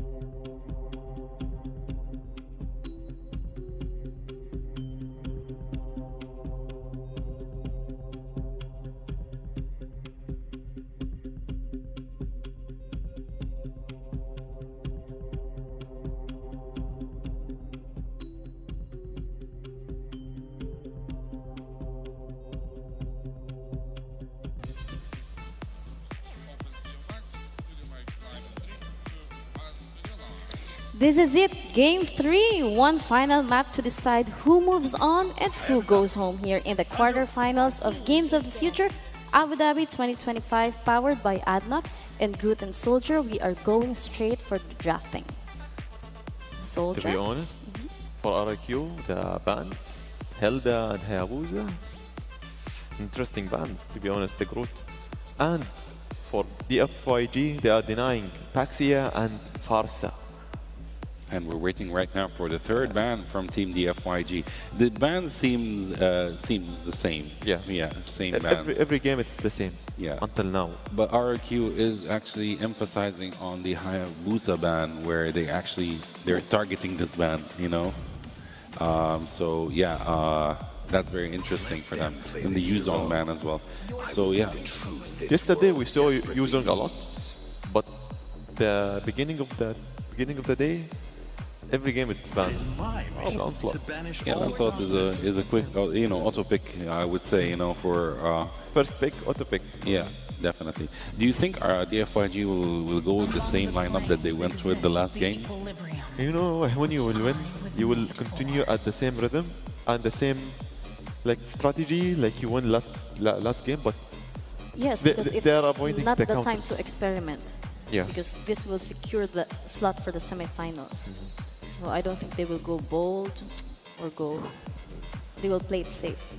Wow. But we can see right now Yisenshin right now a pick which was not there the previous game, since Akai was the jungler the previous game. So I think they're going all in this. They're going for the damage, but I'm not sure if Long would actually pick Moskov again for this match. Might actually go for another pick, or if he's feeling very comfortable about his Moscow pick, he would actually go for him again. But we're still waiting right now for RQ, Dyron, and Toy to actually go for the pick. Dyron chose Lapu Lapu, and we have Valentina this time. So they actually chose Valentina before she gets banned, because she got banned the previous two matches. Yes. Yeah. To be honest, until now, wow. As we expected, we are waiting for Esmeralda, Yusenshin, Eve. This is the meta picks until now, and for the RRQ, Valentina, Labu Labu, and Lancelot, we are waiting. Do you think I want to see Ruby this game, and I want to see Harith, but maybe he will get banned next for the ban phase 2. Actually, Ruby would not be she's a not bad choice for this game, to be honest with you. But I think they might have actually other ideas going on, since the FYG, they are still lacking a roamer and a gold laner. As for there is a Tigreal ban, because Tigreal in the first match was very annoying for them, to be honest. He played a huge part in RQ's win in the first match. As for RRQ, we do have a jungler, we have an XP laner, and we have a mid laner. So we still are waiting also for a gold laner and a roamer. Actually, both teams are waiting for a gold laner and a roamer right now. But we will see who will they pick after the ban phase. To be honest, Groot, until now, some of team they are continuing the same strategies during the drafting. We will choose the meta picks first, then we will choose our favorite picks, like Harith. It got banned. So when you are continuing the same strategies, some strategies some of teams they have strategies during drafting, because they are forcing some picks and they are denying some picks. So if you have out of picks, you will go forcing your main, or your last time we saw Moscow. It was not a force, it was a comfortable pick and a confident from the FYG, and we saw it in the last game, and he got MVP. That is very true. That is very true. Right now, for the last ban phase for the team, the FYG, are they going for an XP laner ban, or they're going for a clove ban? So I believe the FYG is actually might be planning to go for Moskov again, but they still need to check who is actually RQ going to ban before they take that step. Moskov ban, that's it, no more. They're not going to take the risk. They're not going to take the risk. They're not going to let Long go for Moskov. That was kind of expected, to be honest, since Long in the previous match, You know, But do you think between the two, who's more nervous right now? I think both of them are. I think both of them are right now. To be honest, RQ, I saw like he's a little confident now for the like Moscow ban. Like I deny it. Like you dominate last game, but now you don't have any cards until like if you have a pocket pick. Oh, well, get to get. I expected to see him actually this match from the FYG. Esmeralda, Yusin Eve until now. Similar to the last game picks. But right now, RQ do not have Tigreal as a pick right now. So who are they going to pick instead? Are we going to see a Matilda, or are we going to see an Atlas, for example? We might have, but no, we're going for the straight one. We're going for Chu. You know, the most pro-picked hero, to be honest. Yeah, most pro-picked hero. We've been seeing him from group stage, playoff. Definitely, definitely. And a Granger as well. Granger and Chu. To be honest, if you are choosing Chu against Eve, this is the perfect pick. Also Yusin Shin. Because Chu, it's like a stealer, like a ninja. They will knock your the opponent, and it's a free kill for the other team. Wait. Are we saying Bane today? Wow. Will we actually see Bane today? As the last pick? I don't think so. The FYG, they will surprise us. They're playing us. That would be a huge surprise, but I don't think they would go for Bane. Yes. Will they take the risk and go for Ling? This is actually a long shot, but they might actually do that. Ruby. There we go. You wanted Ruby? There you go. You got Ruby. He was waiting for it. You got it. You got Ruby. This is going to be such a tanky game for the FYG, and RQ are might have actually a hard time winning this match if it goes to late game.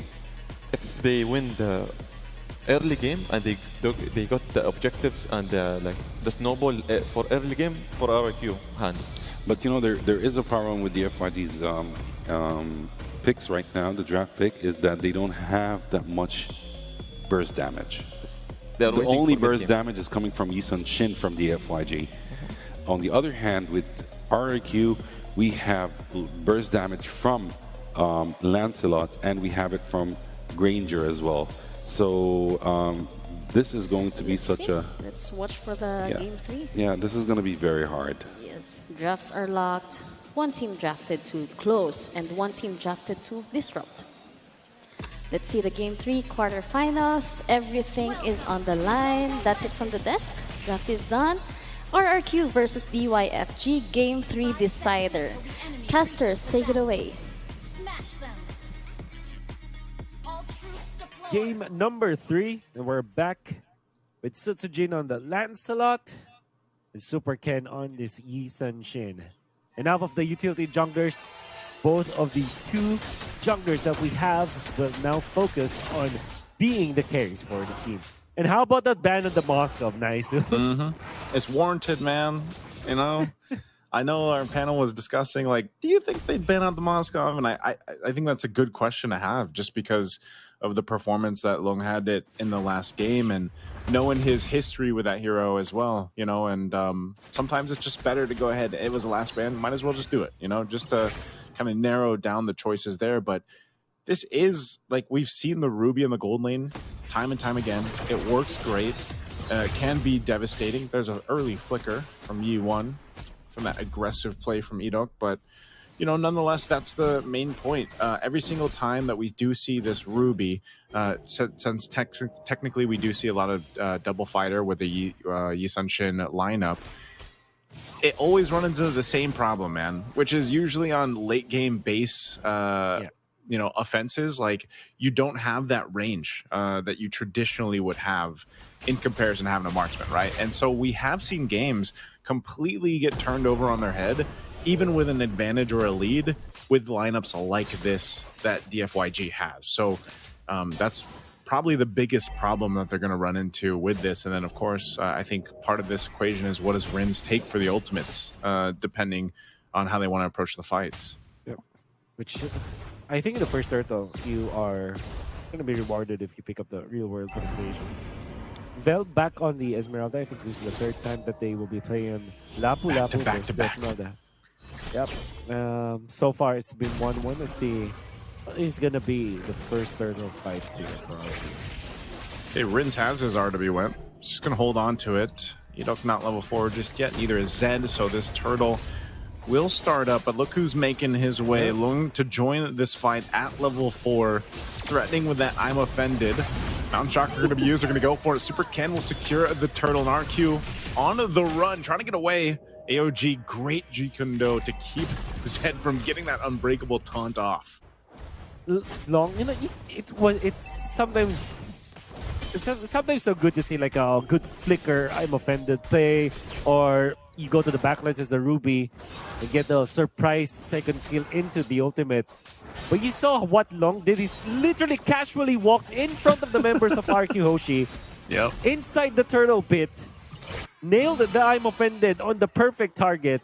DFYG casually took that first turtle in front of RQ Hoshi. Like it's nothing. Like it's target practice for them. That is...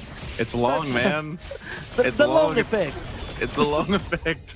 You know, right now, DFYG is going to take the fight. They take out ADNOC so quickly, and Vel potentially going to be next here in the trade. Dyron isn't able to get it, so Rins falls, and now another big pickup for DFYG as they find 2. Oh, what happened to RQ Hoshi? It seems like all the fight in them just petered out. Vel, can you survive this? Nah. Good thing it's Sitsujin to collect that kill. They also denied a cart away from the Esmeralda, so this is going to be massive for RQ Hoshi. I think that they will probably reduce the gold deficit into just 1,000 gold after that. Especially because Toy is now double laning. But man, do hope that for RQ Hoshi, for game number 3, they don't lose out on GOTF just because of that. Just because they're allowing DFYG to take out their members so easily, so casually. There will be another turtle going to be coming here. It's expanding rivers. So that's also why Long was able to get into that first turtle so easily. From the top to the mid to the bottom lane. And it's also going to be the way for DFYG to connect around this turtle area. Looks like here the play around this turtle. Fighting up top in that gold lane, but they are going to go ahead and let DFYG take this out. I think ADNOC's going to look for the kick, and he does just that as he's able to find Lung. Lung trying to get away. Won't be able to escape the shot coming out from Toy. As a kill's picked up, Rins is still going to survive. A Landshaker drop down on Vel. But turtle for the taking now. And you have Sutsujin going to clear that mid and then making his way up for this objective. He'll grab the Lithwander. Turtle's going to be next, but Lung's back up. He can actually join this in, and they can stall this out, so no one's going to claim the turtle just yet. Yeah. Going to be on duty of clearing the waves, but it seems like DFYG wants to rush this time. I think that they have found an opening against RQ Hoshi. Yep, they do. And they kind of feigned that they will not take the turtle, and then that actually prompted Sutsujin to just go to the bottom lane. If RQ Hoshi does not push, and they will not be able to push because Vel is here, and by the way, Expanding Rivers also have them in that scenario. DFYG again, it takes something so casually over RQ Hoshi, and even that Crammer, dude. DFYG are taking and stealing candies away from RQ Hoshi. Yeah, Super Ken, like you said, you know, he's got a ton of experience playing against Sutsujin here in the past, and, you know, it shows. DFYG holding on to that 2,000 gold lead right now. Nothing major, but it is still something, and that could be the reason why RQ Hoshi decided not to fight into that second turtle. You know, they want to give themselves a little bit more time to scale up and build up here.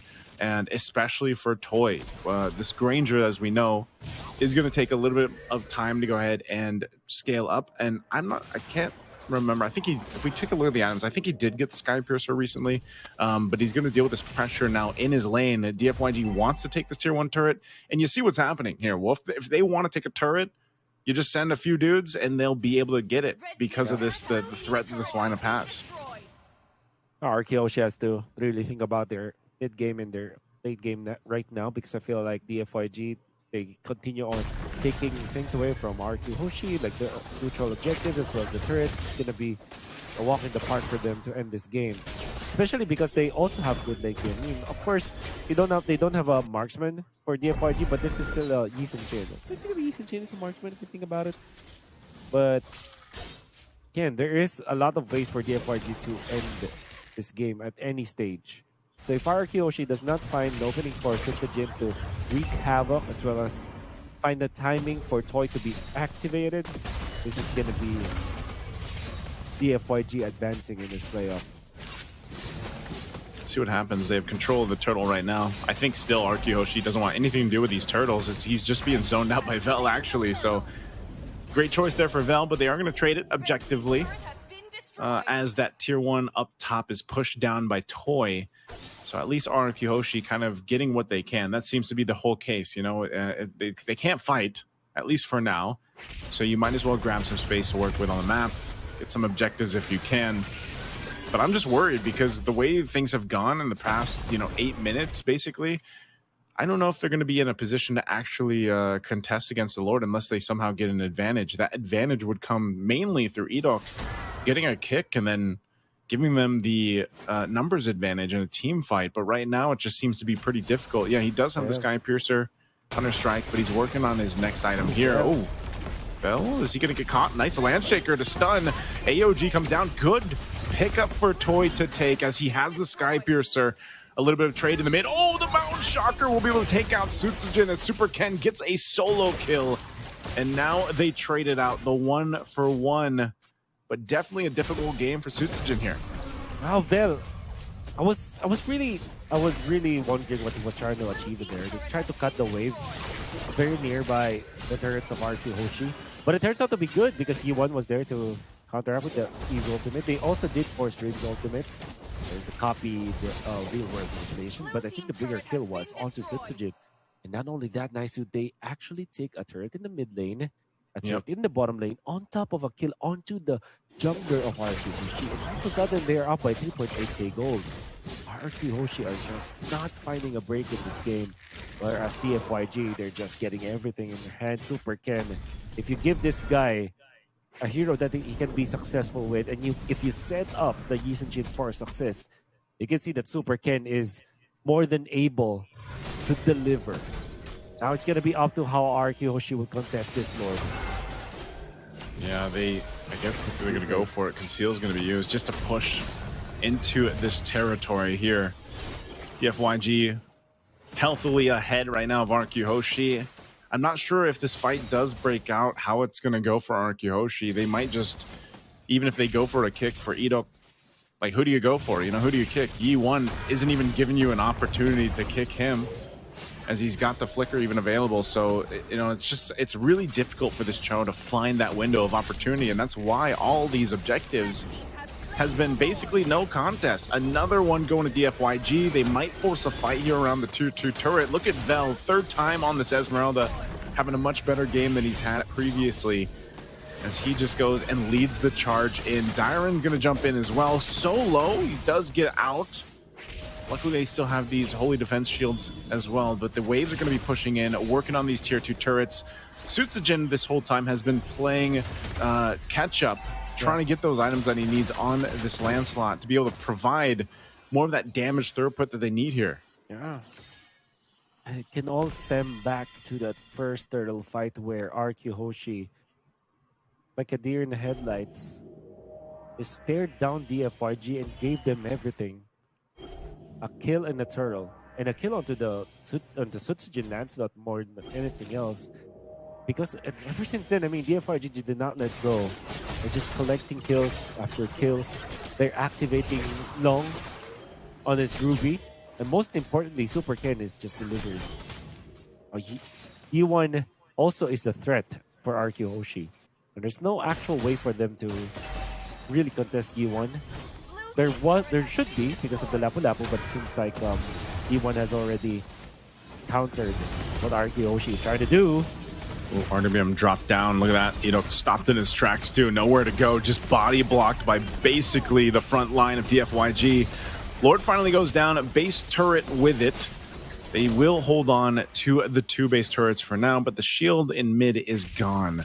So DFYG might continue to press this on. If they actually give the call to Lung to go and make the play and just flicker on forward, they could do that. But now in the mid lane, oh, Sutsujin just to his death, even with the Revitalize being popped here. They keep him healthy. There's the jump in, the AOG from Zed, and Dyron is gone as well. Lung still has his Flicker I'm Offended combo.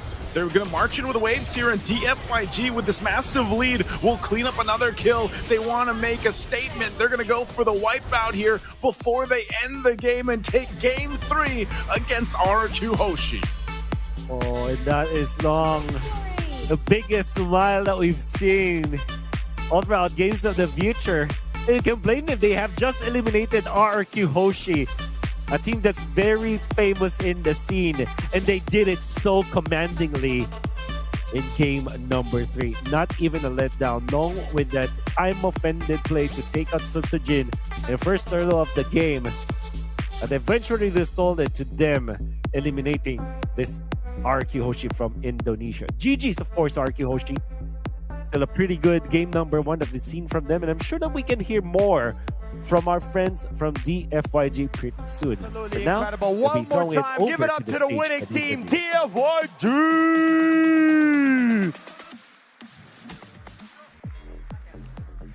What a performance. I mean, look at his face. He's truly surprised. He was like, I can't believe this is happening.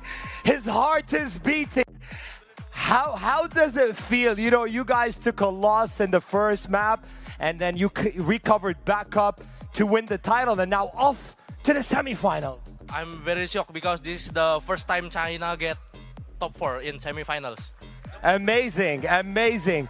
You guys have done such an incredible job. Listen, if there is one team out there in the tournament that you would like to compete, who would it be? Onyx ID. All right, amazing. Listen, since we started the tournament, I've not heard the crowd going this wild like today. So you guys have a lot of supporters, a lot of fans in here. What can we expect from you guys moving into the semifinals tomorrow? Of course, we will still keep training more harder than yesterday to get the final. Amazing. Well, you are one step closer, right, to win this trophy and a huge prize presented by the Games of the Future. One more time, everybody, give it up to your winning team right here from China.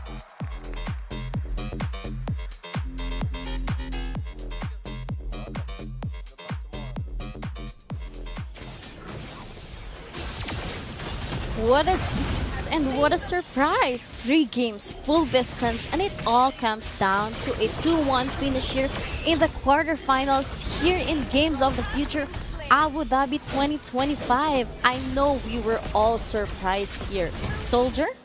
To be honest, RRQ, one of the names, when you see it in major tournament, Very you're much scared. experienced.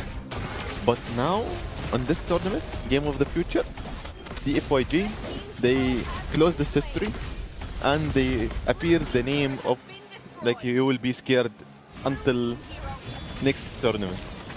Well, DFYG is quite amazing. That was such a beautiful match. I enjoyed each and every second of watching this match.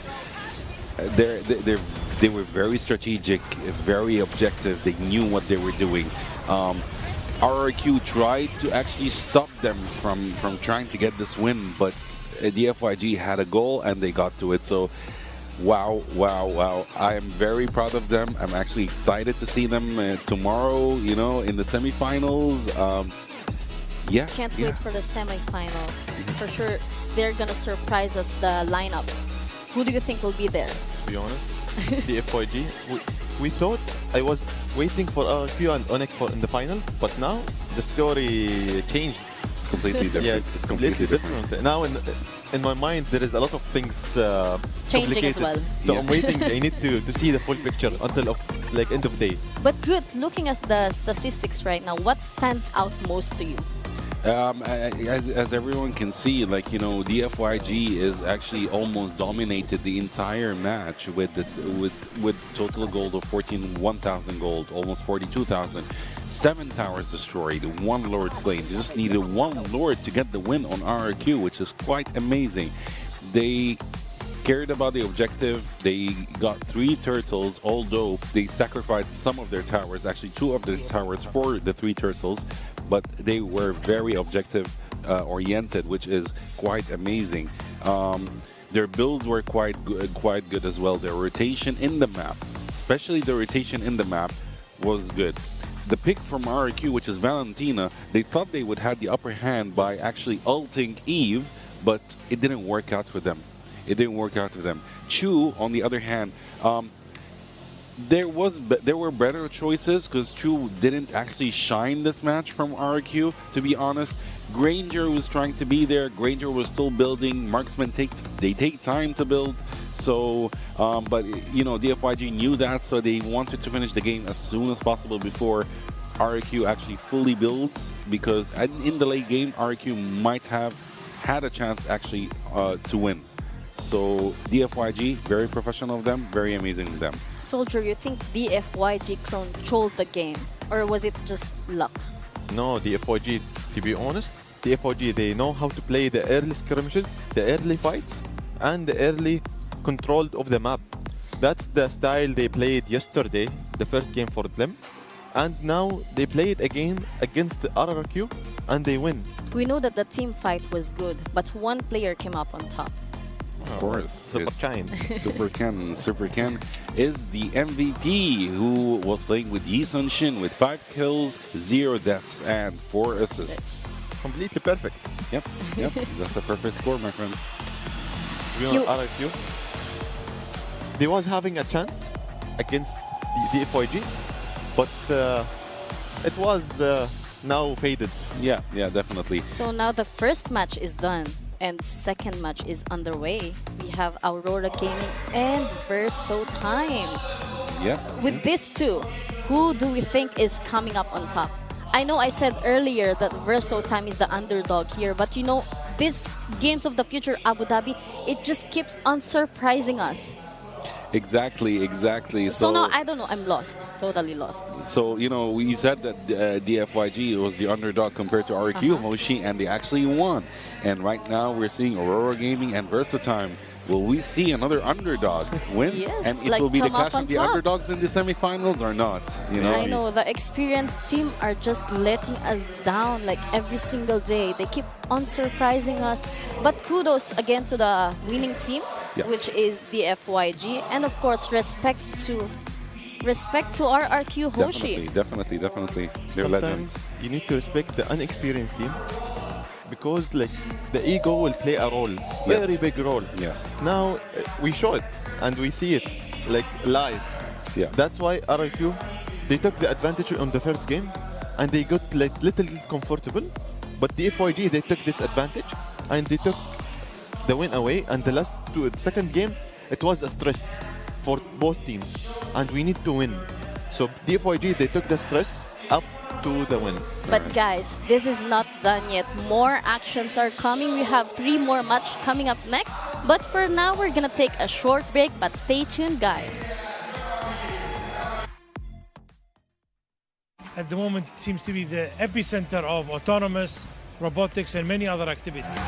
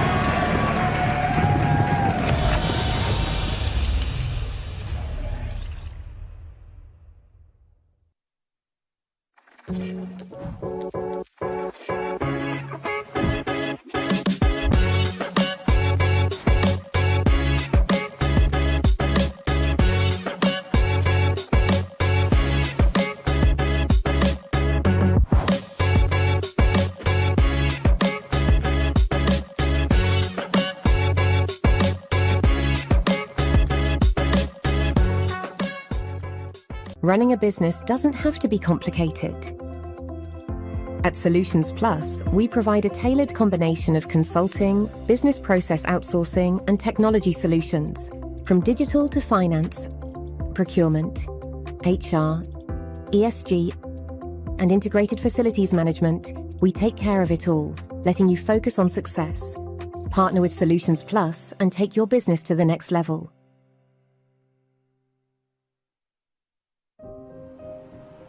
Health is the essence of who we are. M42 is a global health champion harnessing the power of artificial intelligence, technology and genomics to transform healthcare systems and ensure that everyone, everywhere, has access to the care they need. Our dedication to health knows no borders, and we serve with the belief that health is not a privilege. It is a universal right. What if the spaces between us could disappear? And one move makes all the difference. Sometimes it feels like bonds growing stronger across any distance. When the spaces between us disappear, beautiful things happen.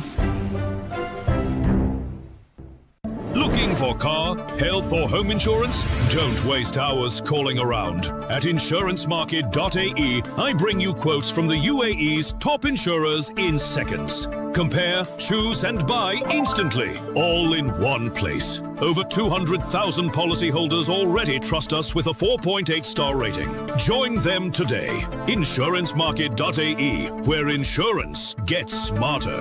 Insurancemarket.ae. Energy is life. And today, life is happening in two worlds, physical and digital.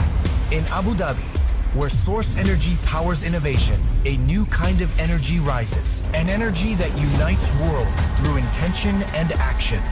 Where physical skills meet digital mastery and next generation of champions are born. This is where talent meets technology.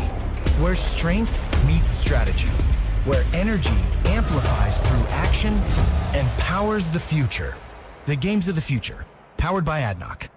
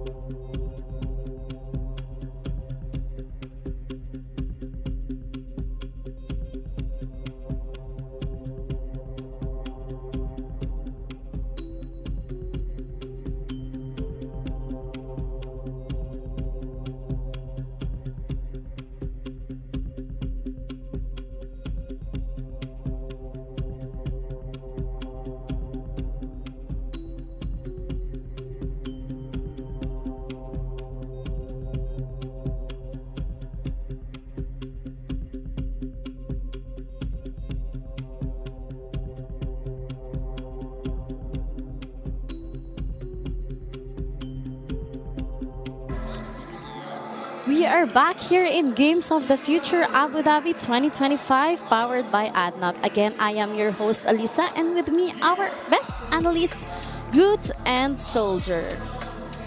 To be honest, now the second game of the day, it will be, now we are in fire, but it's gonna more fire because there is two games. Yes, our match 2 of the day is Aurora Gaming and Verso Time. As we said earlier, teams are just keeps on surprising us. But still, I will root for Aurora Gaming. After that intensity of the battle we witnessed on the game 1, I'm still rooting for Aurora Gaming. I know that underdog are surprising us, but what can I say? It's Aurora. They're very much experienced in this field. We've been seeing them in the tournament. Soldier? For Aurora and Verso, both teams are having history, but for Aurora, like they won 2 tournaments, MTC Turkey Season 5 and Season 6, but Verso time they have experience with Onyx Philippines. They won like 1 game before versus them. So it's winning versus Onyx Philippines. It's like a it's an achievement. Too much hectic for them. Definitely, yeah, definitely. So, it is an achievement, yes. Yeah. How about you, Soldier? I mean, Groot. See, I'm sticking with the underdog this time, all right? Because I'm rooting for the underdogs, you know? I want them to be better, but since they actually did win on the Philippines, and Philippines, come on, they are the best players, MLBB players in the world, you know? Wow. Unbelievable skills they have over there. It's their life over there. I'm a Filipino and I appreciate that. Yeah, you're most welcome. But yeah, that is the truth, you know? They're the best players in the world. So a team like Verso to win on the Philippines is not an easy achievement, you know. Talking about styles, do you think there will be a style clash between Aurora Gaming and Verso Time? I believe it will. They will definitely have a style clash, you know. Everyone will try to show his colors, you know, and his strategies and his ideas, you know. Aurora is Aurora, of course. They're amazing. But, yeah, I'm expecting Verso to do something today, just like what DFYG did. But in this best of 3 series, like how important it is to be first pick in a draft? To be honest, as a Verso time, and the first begins like yesterday, they start very well and they continue in the same rhythm, 2 wins in streak. And Aurora Gaming, they are resting. We are waiting for the breaking of the win streak? No, they are not resting. You know, they are keep on practicing every day. For sure, they are doing scrims, playing. Yeah, of course, there is practicing. But we need to focus on the win streak of the Verso time. Like, yesterday, they won 2-0 versus Homeboys. But Aurora Gaming, they are already on the rhythm. They are already in the competitive vibe because they won the tournament MTC in September 2025. So they are already in the competitive scene and we are ready for this tournament. And we are coming here in Abu Dhabi to win it. So you think they have the edge to come up on top of this? We are waiting for the unprotectable thing, Alisa. So we will see how they will climb. Okay, let's see how this will play out. But you know what? I was watching. I know we don't like to see ourselves, but I watched the YouTube yesterday and our live audiences, they are very much active, very interactive. So I would just like to thank our live viewers for being so interactive. And please don't forget to always watch our official page, YouTube. And we are expecting it to double or triple the views today, right? They better double or triple. It's the quarterfinals, so they better they double it. Yeah, definitely. And thank you to all the viewers, of course. We wouldn't be here without you guys. You are the ones who are always attending, always being there for MLBB, you know, making us, you know, do all our best to be, you know, the kind of casters and hosts that you enjoy watching, of course. Yes, of course. And I think the teams are getting ready, but we will just be back on a short break. And after that, the match will begin between Aurora Gaming and Verso Time.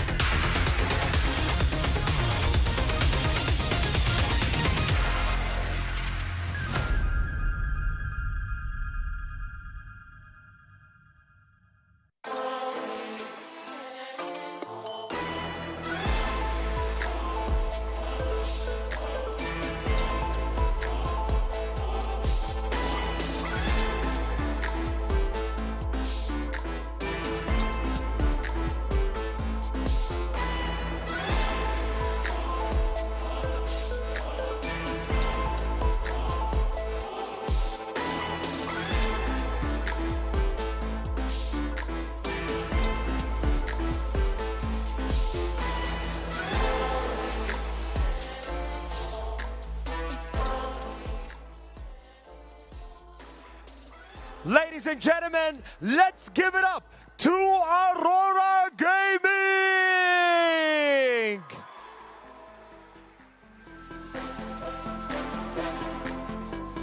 Here we go, gents. The energy is up. You may now take your seat.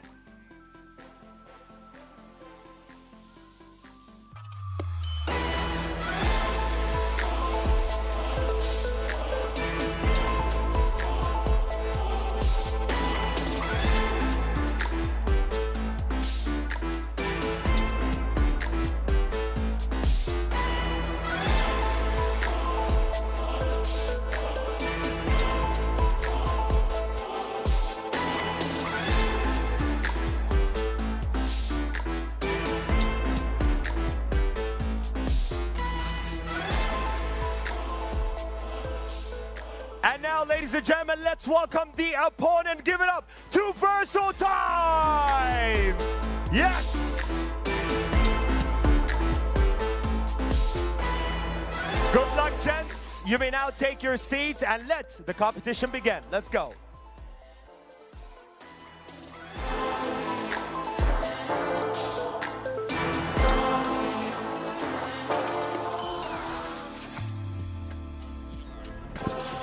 Welcome back to the quarterfinals of Games of the Future Abu Dhabi 2025, powered by ADNOC. It's time for now.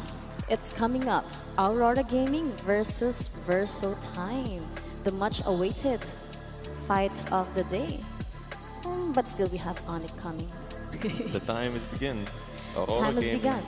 But I heard some crowd here screaming for someone. I think they have a fan favorite. Yeah. Who do you think it is? I think it's Aurora. Aurora? Yeah. Specifically whom? I heard someone screaming when his picture came up on stage. Who is it? They're screaming it right now.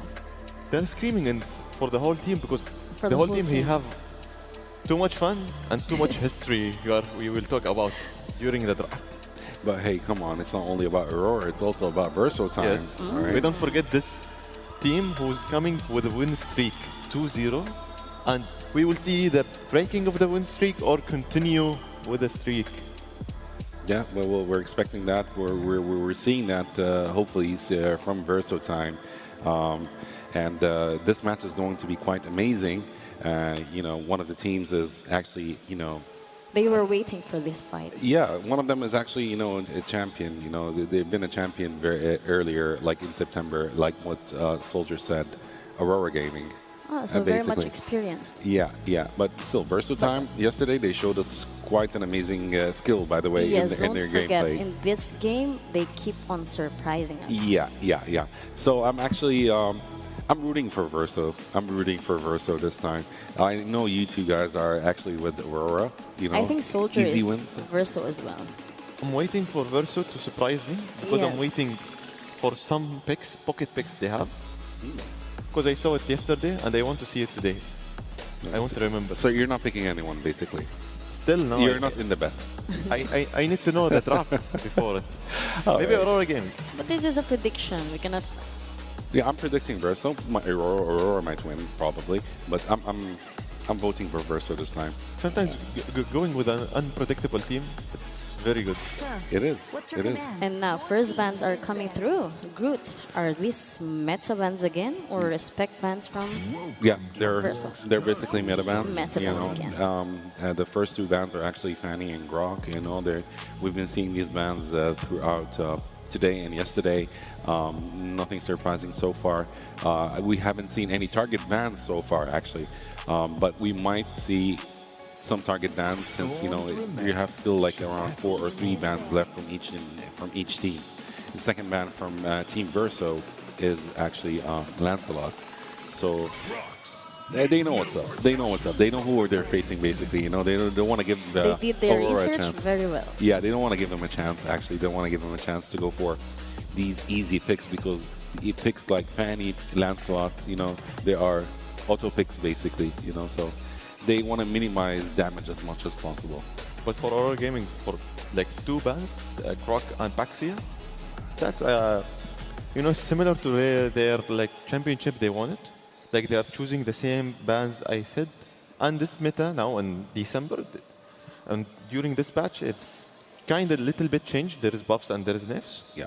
And we are seeing like Grok packs here, like almost during each game. But for the last game, we didn't see Grok as the ban because teams are different, like play style. But we see Eve. But now even the ban picks.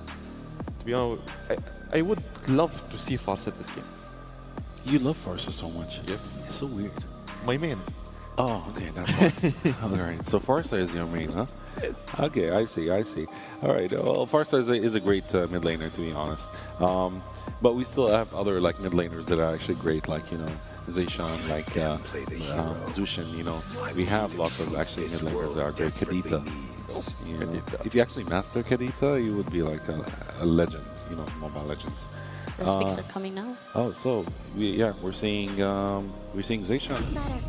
We're seeing actually Zushin. Yeah, Zushin. First pick Zushin from Team Verso. That's quite actually a ballsy pick to be honest, you know. But is it a must pick hero in today's meta? Not really. It's not a must pick, but it is a great pick. All right, but she can be countered, you know. She's flexible, right? She is flexible. Yes, she is flexible, but she can be countered unless the remaining of the Verso team are going to protect her the right way. So in that case, then she would actually be very effective. Wow. Okay. Aurora is not messing around. You know, Aurora is not messing around. They went for Gather Catcher and they went for Lapu Lapu immediately. You Straight know? to the win. Yep. Then they're not giving Verso a chance to breathe over here. They just picked immediately. I think they have a plan going on. And let's see what Verso is going for the second and the third pick. Like for Aurora Gaming, they are focusing on, I think, early game for early skirmishes. But for Verso time, as yesterday, they really like the skirmishes and the team fights for them. Like they are like organized during the team fights and structured more than the team they played yesterday. They're more on late game scaling, right? Yeah. Verso time. Yeah. All right, we have. Oh wow. These are two very strong picks, actually, very strong picks. Third pick, are we seeing Fredrin in the jungle, or are we seeing? I don't think they're gonna go for Ruby. I don't think they're gonna go for Ruby because there is no need for Ruby right now, unless they're taking her to the gold lane. Then that might explain a lot, but I don't think they would do that right now. At least right now, maybe in the fourth or the fifth pick. I love to see Hylos. Using interesting. Second Predictable phase coming. Do you expect them to target comfort or tempo here, Soldier? For Aurora, they need to deny the tempo from Verso. Because Verso, they like to be a tempo team more than like late game. They will take the tempo in the early and they will move forward with that tempo and snowball. Because we see Arlott and we see Hylos and they're banning Fredrin, actually.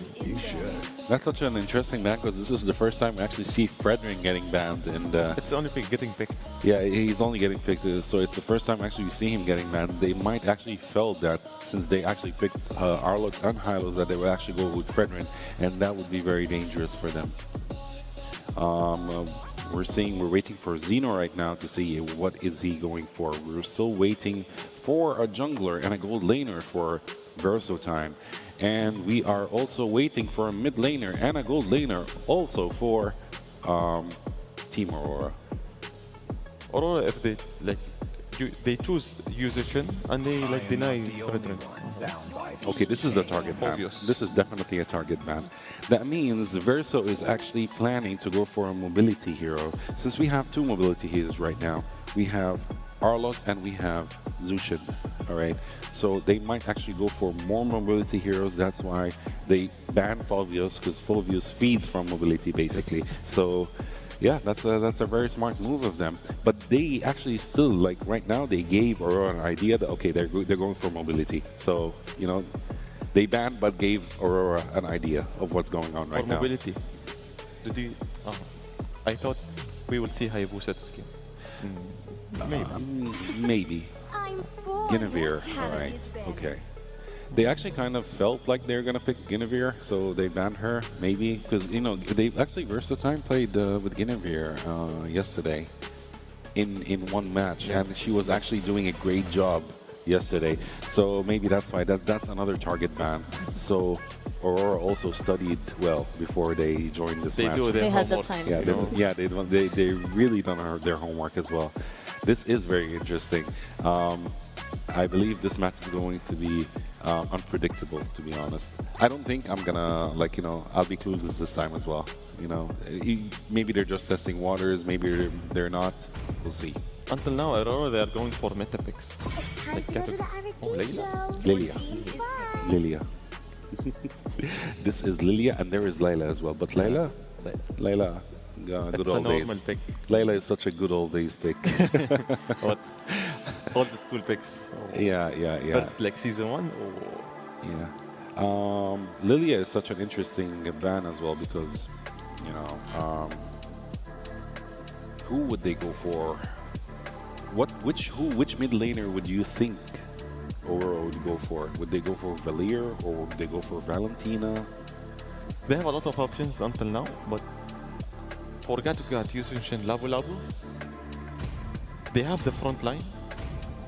And wow, Ruby with Labu Labu and Gatogat, Yushin. Interesting. That's ultimate crowd control. Ultimate crowd control in that case. But they have a lot of freedom for crowd control. Yeah, but they're still missing one role, which is the mid laner. Until now, they still didn't go for the mid laner. They're leaving Verso clueless on who is the mid laner going to be. Very smart move. Are we seeing a Leslie today? Interesting. I don't think so. Such out of mind picks. You cannot think about it. No, it's not gonna happen. Leslie is not a tournament standard hero. Yeah. It's like a solo queue. Yeah. Moscow and Hayabusa. Wow. Okay. As predicted for Hayabusa as movement and Moscow. I think March got interested. He got excited with Long's Moscow play. He was like, okay, I want to show them how to play with Moscow as well. I can play with him as well. Let's continue the hype. Yeah. Lunox is such a wonderful pick actually for a team Aurora. If they actually took her, that would be such a great pick. But yeah, Valentina is also a good choice. Louis. Aurora, they are playing with fire. Yeah. They're telling them we have lots of choices. They're actually telling Verso that we have lots of choices. But they went for Lunox, of course, the safest pick, a hero that would go for crowd control. I would go for burst damage as well. Such a great choice. They have the hero, very diverse hero. So Lunox is such a great choice as a mid laner. This is going to be one interesting match. As for Aurora now, they have ultimate crowd control. They have front line, they have the mage in the mid. And for Versatime, I really like the highest pick for them. It will really help for them. And Hayabusa. Yeah, I think this is going to be a long series. Yeah. But it depends. It depends on Versatime how they will play the early game. If they will continue with the same style and team fights strategy they are continue with from yesterday, I think we will see a short one. Okay, now the drafts are locked, strategies are set. Aurora Gaming versus Verso time. Let's send it over to our caster to bring us game 1. In we go for game number 1 of Verso time, going up against Aurora Gaming from Turkey. Right, so there we'll be seeing 2 Aurora Gaming teams today, but for now it's a Western versus Western team battle. And I'm so excited about this, Naisu, because there is a lot of potential for Verso time, whereas for Aurora, we already know that they are really strong, right? They can go toe-to-toe with Eastern teams, but this time it's a West versus West showdown. I'm happy to see them in action. Yeah, I think one of the things, every time you look at this, the matchups that Aurora Gaming has played, they have developed their playstyle. I feel like even if you guys caught the group stage games, you got to leave it up to TNZ, man. He's still one of the most unique junglers that picks up some of the most unique picks. He even at one point, I believe, picked up a Harley. A lot of people recognize, you know, Tanzi picking up the Leomord, which I hope he brings out, by the way, because Leomord did get kind of a buff, right, on the recent patch. Right now in the mid lane, this is what you expect. You're going to just see the roams and mids duke it out to see who can get each other lower. Revitalize already going to be popped on both sides too. So that's the main thing. I think for Versotime, Wolf, from everything we've seen, again, even in their their tournament before heading here to Games of the Future, a lot of people were impressed by them. And it's been a lot of the cases where they get these comfort picks, one of them being Castle on the R-Lot. He has been so proactive, so good at setting things up for the team here, and you pair that up by having a Jushin and a Hylos are going to give so much space to Xeno and March to really move around the map, move around the team fights. Versatime are starting some of their initial pokes out in the bottom lane. You know what I'm really questioning about Versatime's composition is that this is so late game centric. Surely Hylos and Jushin are very strong in the early stages, so as the laning stage, but this is Hayabusa, Arlet, and Moscow. That is so difficult to pull off, but if they do pull it off, it's going to be very strong come the 15-minute mark. Aurora Gaming, though, this is a more holistic approach from them. Surely this is not a traditional marksman, but they do have the Yisun Chain with a double fighter setup. It's a pretty easy lineup to pull off. Little attempt there. Again, utilizing that Lunox, and it's kind of always surprising because we've seen Lunox pop up so many times just here in the Games of the Future alone, and it either does terrible or it does like really, really good damage-wise, right? Rosa doesn't have the brilliance just yet. It's going to get dragged back, so that's an easy kill. First blood for Xeno. Again, quite aggressive earlier on. And you don't really have that power spike just yet. A good stun coming through. That land shaker. Glorious Pathway going to be dropped down too. All this around that first turtle. It's going to break out a little bit further. Sigibum joined the fight. AOG2. There's a Spear of Destruction. Where did that damage come from? Castle now's got to disengage. There's a split fight happening here. Forget the turtle. Go for the kills.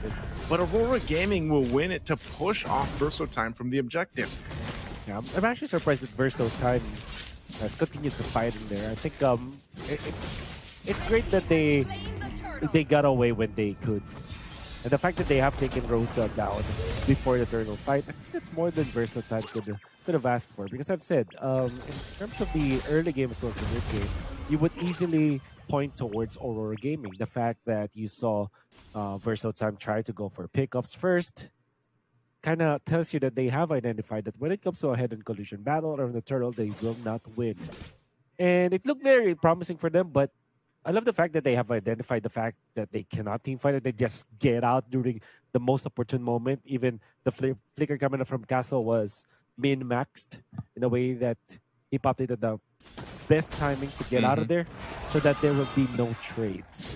Still, Aurora Gaming have collected that turtle. I feel like when it comes to like the early game as well as the mid game, they would definitely be the ones to be in the driver's seat. In fact, double war arcs picked up by Aurora Gaming. It's that Sigibum as well as Lunar, they will be activated soon enough.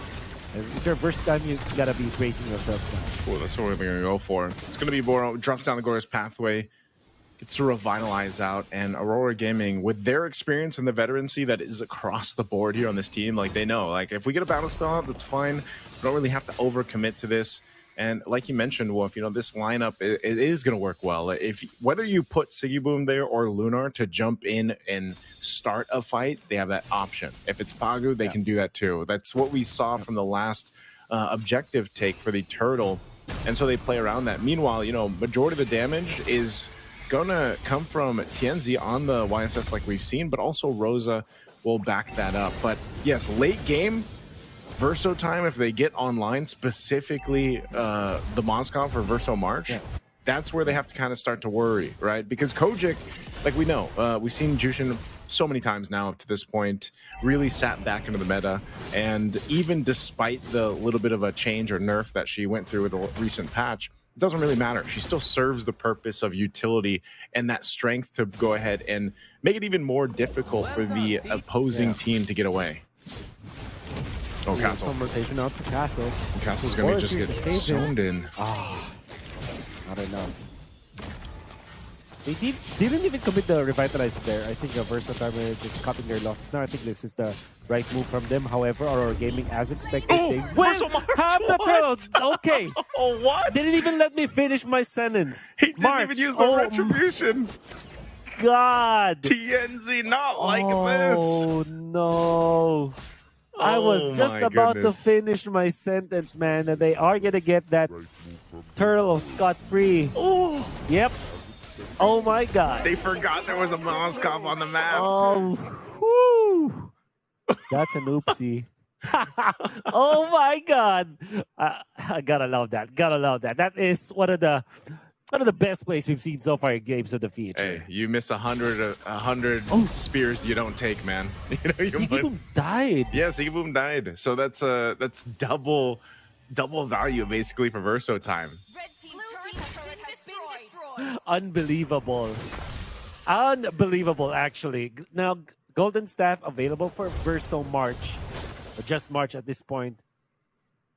I think there are just some games, man, where you're going to say, yeah, this game is for me. This is my game. And March is feeling that. An assist, a kill on his counterpart, a massive turtle steal from the parking lot, basically. The parking lot in the land of Dawn. If there was one, right? It's from down under, man. He's in that gold lane. It's got to feel bad too, because Aurora Gaming, like, you know, how many times have they played against a Moskov against them? And TNZ's probably just like, you know, we got this. Maybe it was a slip of the mind not to use the retribution, just because that's you want to hold on to it if you can. But you know, how many internationals have we seen where it was, if it wasn't a turtle, it was a lord, potentially maybe a buff. You know, everybody's seen those lord steals with a spear of destruction from a Moskov, and every single time you see it, it's the same effect. You're just like, yeah, you know, that's crazy that happened. Now in the mid lane, Rosa will brilliance with that initiation from Verso at time. Meanwhile, March will stay up top, potentially to push in this turret. The Lord is up now. Okay. So only 2 turtles for this game. Mid lane, the focus right now is Kojic. Has to back off. Glorious Pathway actually dropped down too by Boro. So that is that push though on top as March gets the tier 1 now. This is a sign for Aurora. Just start up the Lord. They might actually just blitz this. I don't know. Castle's going to try to get here in time. The Spear is going to come right on time. A final slash. TNZ's going to be able to secure the Lord though, but Sigiboom falls. March split off from the team. He's going to join back towards the mid lane, but Zeno all by himself. They're going to go for a trade here. Pagu trying to buy as much time as he can, and it's going to be a trade. The 1 for 2 with the Lord going to Aurora Gaming. It's not 100% perfect for Verso time. For example, the Glorious Pathway before this one was a little bit questionable, and then obviously Aurora Gaming had the green light to take the Lord, but Verso time, relying on their Spear of Destruction that was actually able to hit, and then they were able to just clearly win that fight. That would be great. And they also pushed the mid lane turret. So all in all, that was actually a versatile win. However, Zeno already was able to get out from the threats of Lunar. In fact, he didn't have to pop the ultimate, but because he did pop the ultimate, he ran out of the duration of his Squad Shadow, was taken out, and that's quite unfortunate. Versatile time though. The fact that they are hanging on at this point and they have an 800 gold lead over Aurora Gaming, when we said that Aurora Gaming should be controlling the early to the mid game, you're going to be pretty happy if you're in that spot, especially because you have a Moskov anyways. I think that they also have to put some attention onto Zeno. I wonder how much farm he has right now, but he's just level 13 and TNZ is almost level 15, so you can assume that this season should has more farm compared to the Hayabusa. Yeah, they do have their late game insurance in the Moskov, but they also have to think about their jungler, which is in this case the Hayabusa. Yeah, they're going to go ahead and work for it though, but again, it's more so controlling that map pressure now at this point. Even with that Lord take, you know, Aurora Gaming obviously wants to have a better objective fight for this next one. They have plenty of time to do that though, and Verso time might want to just make an initiation. It seems like to be the case, but a spear thrown out, Glorious Pathway used, and that's what I'm saying. This is a team, Verso time, the way that they like to play. Even if you think, you know, some teams play a little more passive till the Lord comes up, time and time again, Verso time has just taken the fight to the opponent, right? And that's something that they're going to continue to do, especially when you have an Arlot. Why not? If Castle decides to go in and start things up, if he can, then they'll take that fight before the objective turn into the Lord. And that's what we see them trying to do. But Aurora Gaming knows this, and they will play defensively until they get their opportunity to go ahead and get a position here. Radiant Armor now for Pagu. It's going to be there to kind of manages Kojic. There you go. 6.9, 6.8k, almost 6.9 for the Hayabusa, 8k for TNZ. So we definitely know that there is a gap between the junglers, and this is something that Versatile needs to correct this time. To be fair, he has 3 full items anyway, so in terms of like dealing with the proper targets, yeah, he can take out Lunox, for example, maybe arguably can take out this Ruby. It's gonna take some time. Now, crucial fight.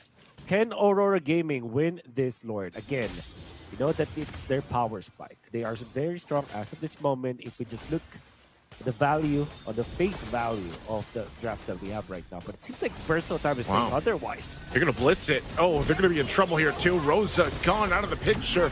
Who's going to take the Lord? Tienzi secures the Lord. Versatile still in the fight. A spear thrown out by March. But it's Lunar. Lunar gets dragged back by Kojic. Unfortunately, so it's a trade once again. The objective, that Lord for a couple kills here. Yeah. Saving grace for Aurora Gaming is that they have found that retribution up.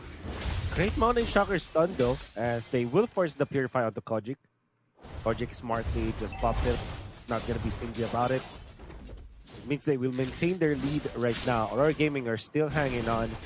It's still a pretty even game that we have right now. Now we're talking about like the scaling for Versatile, and surely come the late game, around the 15-minute time, Versatile will have so much, I would say, advantage over Aurora Gaming when it comes to scaling damage.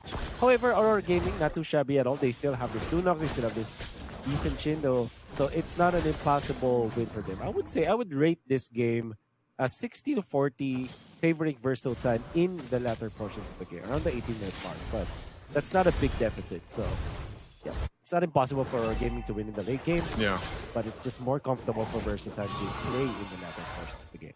I think a big part of it too is just, you know, like we've always said, every time the Mozcov has popped up or any of the traditional marksmen, it's like you just got to make sure that they have the space that they need to work with. You know, like they aren't you're peeling for them if they need to, and we've already seen that from Kojic, even or Boro and Castle. They can all do that. So as long as they take care of March, then Versatile is in the best fighting position to win these fights and win these objective fights. And that's why we see Aurora Gaming, again, really trying to get to either Kojic if they can get the Purify down, or March if they can, same thing, get that Purify down, because then it's much easier to catch the Mozcov, you know? And he just moves so well, like March as a player, but then Mozcov as a hero, it's hard to catch him, right? Just because of the mobility that is in his kit. So the tools are there. You can literally go fishing with this lineup from Aurora Gaming. Like Sigibom can do it, like I said, Lunar, or even Pagu, just to kind of force March into a different or unfavorable position,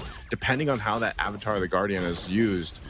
And it's even more so if they can execute it around the Lord take. So we're 30 seconds away from that. Not much happening. It's still in the mid lane. Never mind. Castle already going to use that final slash. AOG already dropped down too with no connection. So it's most likely just going to be a reset. Oh, Kojic. He goes in with a beacon. I'm not sure if he's going to be able to grab anyone with the lantern. So that's it. It's going to be a reset on both sides before this Lord comes up.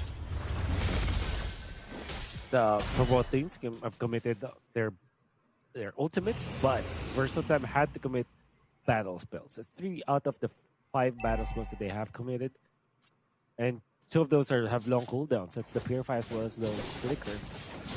And with this Lord coming soon, the 3rd Lord of the game, I would say Aurora Gaming has the advantage just because of resources that they have. So Versatile, you gotta be more creative about this and how they deal with this next Lord. I think it will be much better if they just focus on delaying the Lord take. Oh, they are. I think that they just need, about 30 seconds or so, especially for Kojic to have that Purify back up, Revitalize nearly there. But then, the Flicker not being available for Castle isn't that big of a deal because he can just play around some of these bushes, of course, to go ahead and set things up potentially with that final slash. But they will delay it a little bit further. Purify's almost there. Boro's going to drop down the Glorious Pathway, though, just kind of zoning out TNZ a little bit. Not sure if they can actually fully take this Lord just yet. He's going to work on his orange. He's going to swing around to the corner. Ooh, this could be bad. Pagu, there's a huge final slash. Castle comes in, and Xeno to clean up. Rosa now looking for more. SOD dropped out. March has a window of opportunity, and he'll take it. Picks up a second kill, and the fighting from Verso Time is on point here. Oh my God. We are treated with an Arlott from Castle. And how many times have we said that this is a power pick for this guy? He delivers once again. 3-man final slash that inevitably won that particular clash for Verso Time. And now they combo it up with a Jushin. The displacements are there. AOG forced. They push up top. Verso Time just collecting all of the rewards that they have gathered because of how good they team fought against Aurora Gaming. Man, it's this is the shift we were talking about, especially in the late game, you know? And now they're going to be able to get this base turret mid lane down, even with the flying clouds here. Aurora Gaming with backs against the wall. I'm not sure if Verso Time can completely end it, depending on this clear here. They do have the Lord with them. They're going to try to clear this out the best they can. Aurora Gaming really deciding on if they want to go ahead and press this or not, or just wait for that moment. Castle potentially flickers in. Mountain Chakra going to be used. Right now, the Lord is the main focus. They'll clear it out. A wave of bot, mid, and top, all pushing in, but just not at the right time. Oh, final slash. Going to miss the mark by Castle. So that's going to be it. They have to call it off after that miss. So Aurora Gaming will be in the game. He feigned it and actually brought the brilliance coming up from Rosa. That was kind of scary. I was really kind of scared because I felt like that would be a bad final slash if he indeed committed that flicker, because Verso Time would probably lose a lot of heroes. Defense, Aurora Gaming has the advantage. And that there will be it. 5,000 gold difference here. You know, you're looking at the items defensively. It's, you know, Castle and Boro pretty much have what they need. Nearly there for Boro, especially. I mean, most of his job is just to lay down that pathway, cut off the exits, or slow them down enough for there to be a follow-up. Castle, like exactly as I mentioned it, they drop down the pathway, but a final slash on one. It's Siggy Boom dealing with it. He's going to flicker defensively out, and they're going to disengage. Once again, Verso Time living up to that style of just forcing a fight.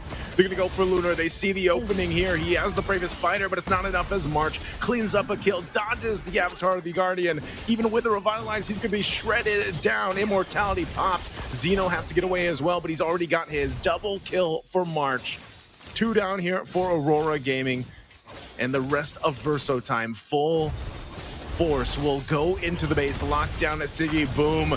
There's a pull though. I'm offended, and a final slash once again. March, all the moves in the world, still alive. Bison Immortality. Can they end it here? Aurora Gaming doing everything they can to defend, and it looks like they're going to be able to do it.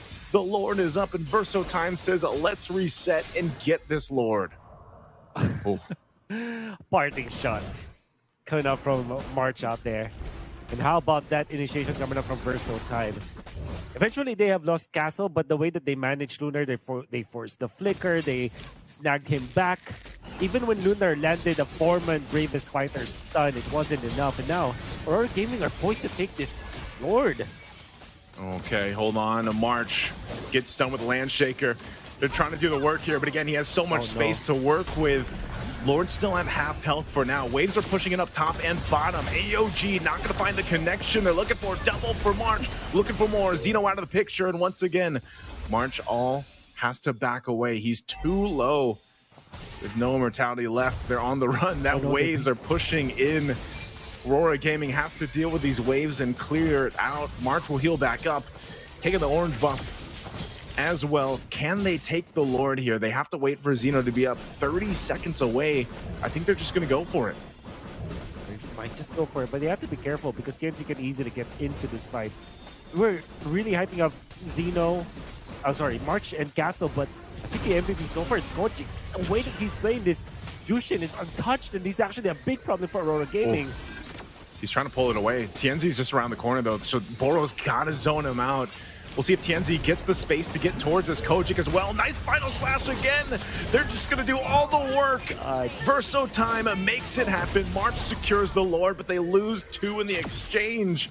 Aurora Gaming will stay in it. Oh, you don't want to take that Spirit, do you? You don't want to take it. March is thinking about it, but he's not going to. Intrusive thoughts. Oh, intrusive thoughts, Wolf. It's not going to give in. My God, what another great ultimate coming up from Castle. And I think it was really the setup, right? Versatime are inviting and luring Aurora into that trap because they have put the Lord low. Had it been that Kojic didn't die, maybe Versatime could have made more out of this Lord. Fortunately for Aurora, they have kept their base intact. They have kept themselves intact as well. And they will fend off that Lord push. Man, it is now 21 minutes. The Lord, the lead doesn't matter. However, real estate matters.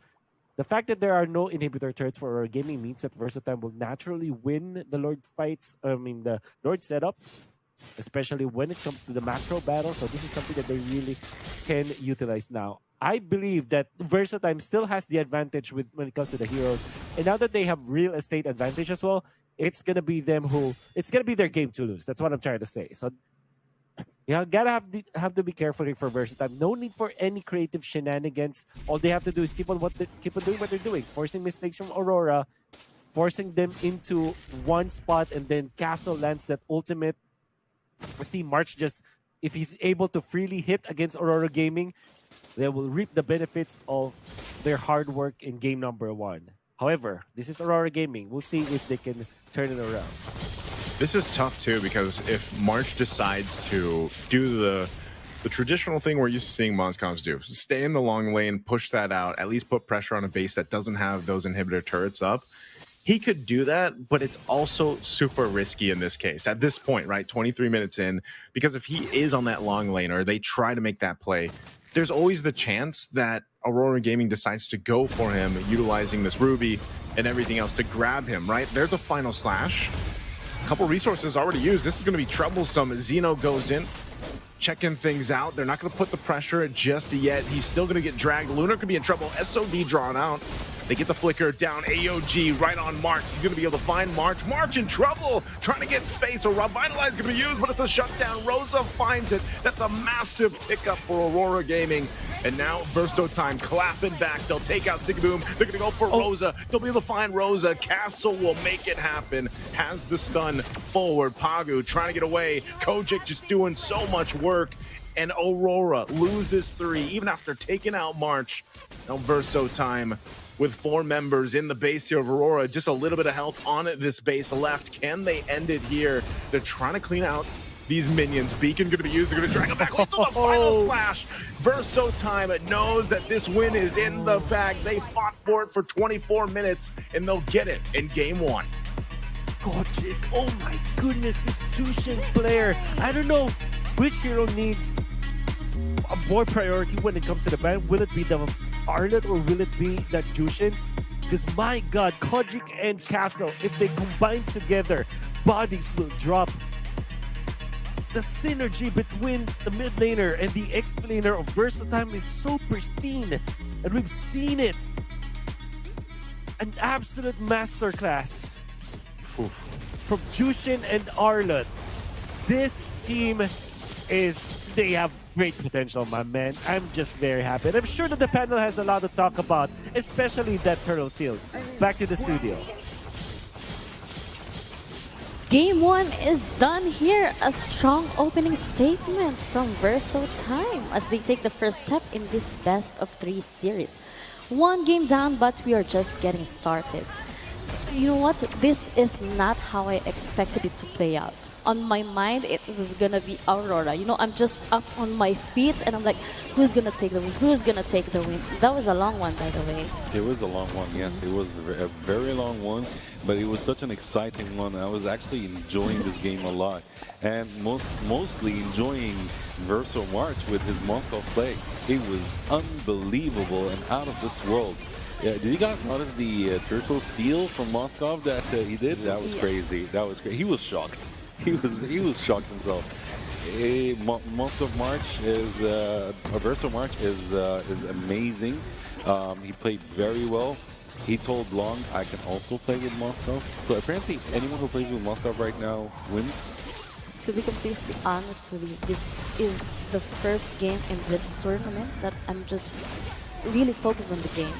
They really give us a good match. So to be honest, Verso, once they got the first blood, they continue in the same rhythm, in the same tempo. Like we are winning, we have the snowball. Moscow continued, but we need to not forget in the last team fight, like they focus Moscow, but they forget about like they have Hayabusa, they have Arlor, they have another damage dealer, so they punish them and they lose the game. They made a huge mistake targeting Moscow actually, and they punished them. They badly punished them for that, and they actually got the win just because they killed Moscow. So that was such a great punishment. They think this is the way to win. Just kill Moscow and we can win. No. Yep. Team Verso, no. You cannot win like this. We have another damage dealer. But Aurora was able to hold themselves against Verso time. Aurora having like a passion, like we need to win and we can win. They are trying to resist the power from Verso, but in the mid game, like they come behind a little bit, but in the late game it was even for both of teams, and it was like for the team fight it was very even. Like once you kill Moscow, little bit Verso having a weak point, and Aurora they are playing around it. But in the end, in the last team fight, it was crazy for Team Verso. Like they lost Moscow, but they continued in the same power, and like we have another heroes, and we can fight them like 4 versus 5. Exactly. Looking at these statistics, I don't see any dominance here. No, it's basically almost a draw. There were only like Verso had the upper hand in the towers destroyed, since they had 9 towers destroyed compared to 4 for Aurora. But when we're talking about gold, they're almost the same. The draw in Lords, draw in Turtles, they 1-to-1, so the third Turtle, they didn't actually fight for it. With regards to damage, actually the most person who dished out damage from Verso is not Moscow, but it was Zushin, actually. If you can see, 148,000 damage, which is huge compared to the 92,000 for Moscow. But for, of course, Team Aurora, Lunox, so the mid laners actually are the ones that dished out the most damage from both teams, and that's quite great. Hylos did a wonderful job, by the way. Hylos, although he's a roamer, he never died once. He never died, which is quite impressive, you know. So Verso Boro is actually the MVP of this match, who is actually the one who was playing with Hylos. I was just talking about him, you know. So yeah, this is a great from him. 14 assists, 0 deaths, and of course 0 kills. He doesn't have to kill anyone anyways. You know, he needs to give his team the kills. So wonderful job from Boro. But what do you think Aurora needs to do now? What do you think Soldier Aurora needs to do now? Aurora, they need to come back with new strategies that can counter versatile strategy that avoid team fights in the early. Don't give them the tempo. Don't give them the advantage in the early team fights, and you are good to go. Just focus on the objectives. Try to avoid as much as team fights in the early, and Verso, they will have a weak points, because Verso, they are like depending on the team fights and depending on the objectives. If you deny it from them, like these both things, you are good to go, and you have the upper hand on them. That is very true. That is very true. You have an idea here. You have an idea, but I believe Aurora will not sit and watch this game, you know, slip away from them. So I believe they would actually do something on the second game.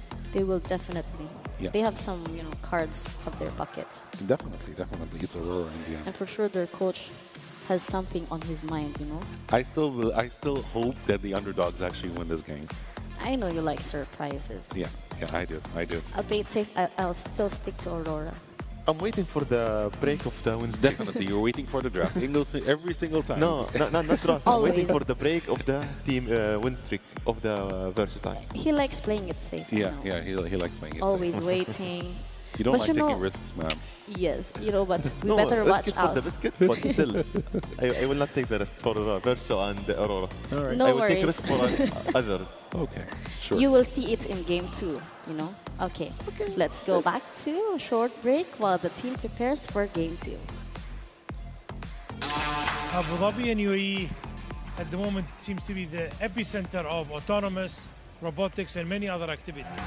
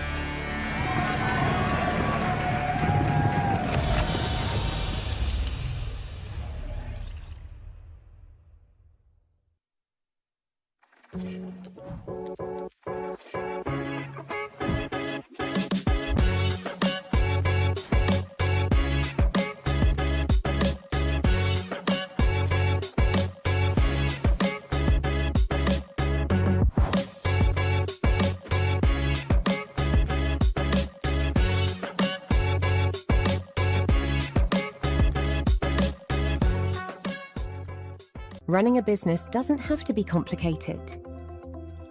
At Solutions Plus, we provide a tailored combination of consulting, business process outsourcing, and technology solutions, from digital to finance, procurement, HR, ESG, and integrated facilities management. We take care of it all, letting you focus on success.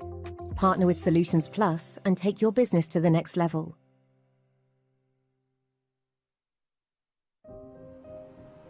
Health is the essence of who we are.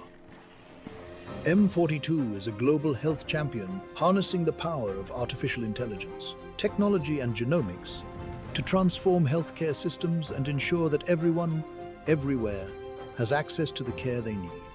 Our dedication to health knows no borders, and we serve with the belief that health is not a privilege.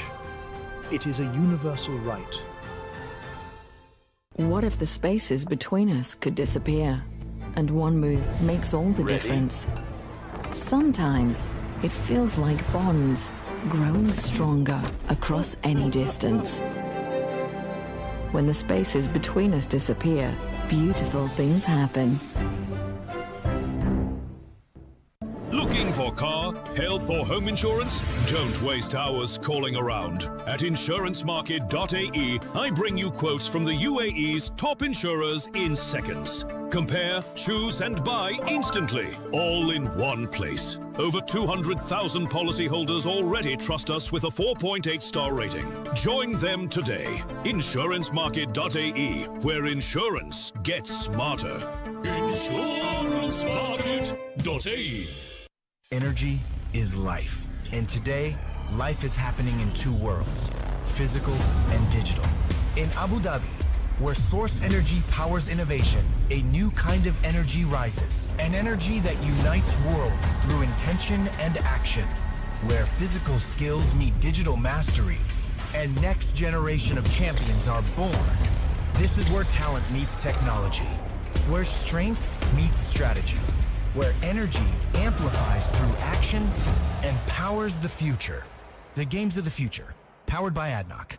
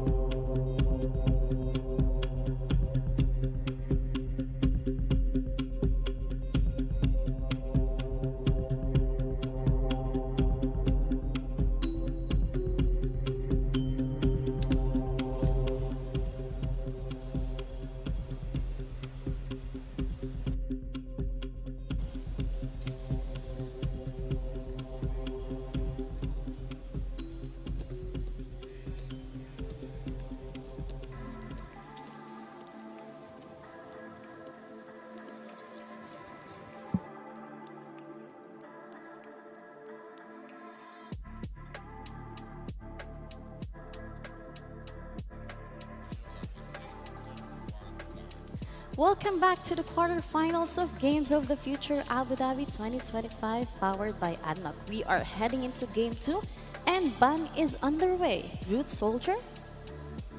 Interesting bans from both teams. We see Aurora on the red side, they are banning Grog, Paxia, and Zushin. And for the Verso, for the blue side, they are taking advantage for the first pick. We are seeing bans from them, Kali, Lancelot, and Fanny. Yeah. And of course, for the first pick, I don't think it's going to be Estes. I think they're still thinking. Imagine first pick Estes. That's going to be an easy win then for Aurora.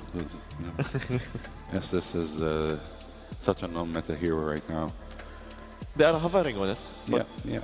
still not locked in. Probably they would go for Yuzon. No, yeah, Yuzon is actually open. They take the advantage of the blue side and they take the first pick for the Yuzon. It's not banned. Every game it's what's banned. Now they take the advantage. Smart move from Versa. Definitely, but there are still lots of choices for Aurora Gaming. Who are they going to go for? Are they going for Gushin? Gushin is such a great hero, to be honest, and such a high skill hero, but is he in the meta right now? He's on and off, to be honest, but can we rely on him? Not really. Nah. Not really. It's not like a meta heroes until now. Yes. I think both of the teams are actually throwing on each other on the picks right now, you know. See, what can I pick? Yep. No, I will not. Okay, this is actually the first time we see CC during those 2 days. Yes, she used to get banned a lot or not picked at all. And we have Hilda as well. Oh, interesting. Aurora is not kidding to this match. They're not kidding at all. We give you a free win in the first, but now we will try our best. We will try our hard to see who's going to win. To be honest, Aurora has 2 picks until now, CC and Hilda. Interesting moves from them. And I need to see like what is the reply from Verso on these 2 picks. Wow. You Akai as a jungler. Kimi and Frederick. Okay, interesting. If actually Verso noticed yesterday what happened with Hilda when Falcons were playing with Hilda and they badly lost because Hilda was actually thrown out of the game. If they remember which heroes were picked, then they would know how to easily counter Hilda in this match. I think Chow was there actually in yesterday's match. Will they pick him? Would Verso pick him this time or not? We're still not sure. We still have Verso has still a chance to pick a roamer and a gold laner. Oh, Eve is open actually.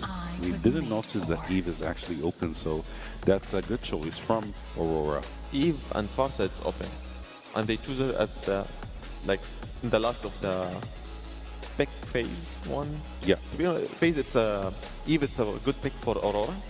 It was banned last game. Yeah. And they took the advantage to take it because the impact of the Eve in the team fights, it's very crazy, to be honest. That is very true. They banned Moskov. No need Moskov. Definitely no more Moskov for you, March. You need to go check for another gold laner. I believe since actually Aurora picked Eve, Verso might, or no, they might not. They will not do that. Kimi as a gold laner and Valentina as a mid laner is such a gamble, to be honest, but I don't think they will do that. They will look for other options in that case. Who will Marsh ban? Essential. They banned Moscow for him, and okay, Essential done. Yeah. So it's now they have limited choices. Yeah, it's a one-to-one target ban basically. One-to-one target ban. Are Aurora going to continue actually focusing on the target bans, or will they just go for banning Ruby? Good for Cloyd. To be honest, Aurora they're playing on the safest way. They're banning target bans. They're picking the meta picks, and they're going in the how the box says. I will play in 1, 2, 3. And I will win. That is very true.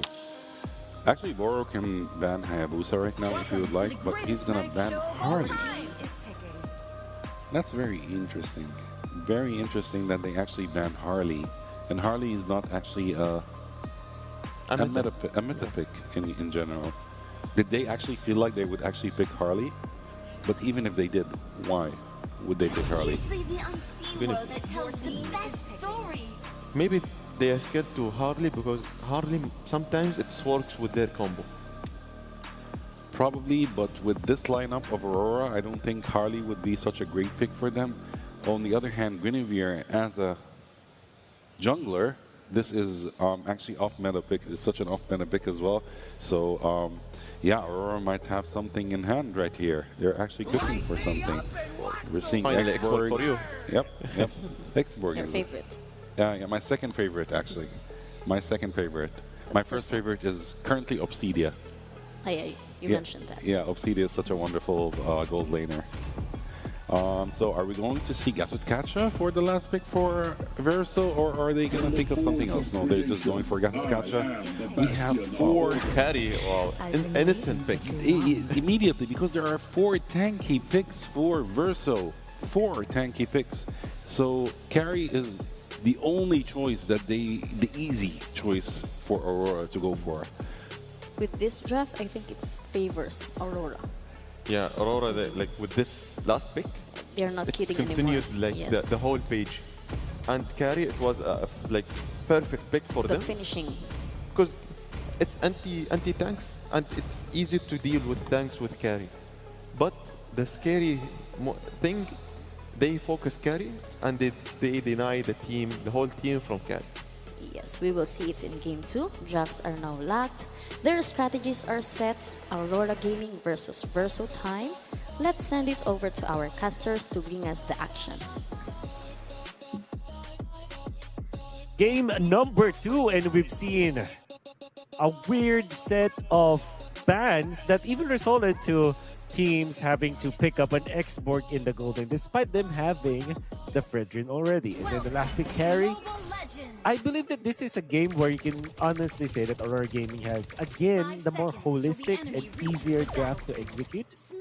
I wonder if Verso Time really did plan to go for this one because, man, the massive bans on the March heroes up late, like the Moskov and then eventually the Claude, kind of prompted them to go for an Xborg in the Golden, which I am really scared about. Why does it scare you, Wolf? No, I'm not scared of it. I'm scared for Versatile about it. I was gonna say.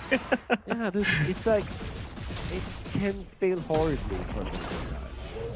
Yeah, it's one of those things. Like we've seen this a lot though. Like Xborg as well in the gold lane has popped up so many times, time and time again. Actually, paired up with this kind of lineup too. You know, something that's willing to go ahead and fight into these early skirmishes later on, these team fights where. The whole purpose of having that Xborg too, other than the fact that Last Insanity is so good damage-wise, is it's a natural like disperse for the opposing team that deals with it.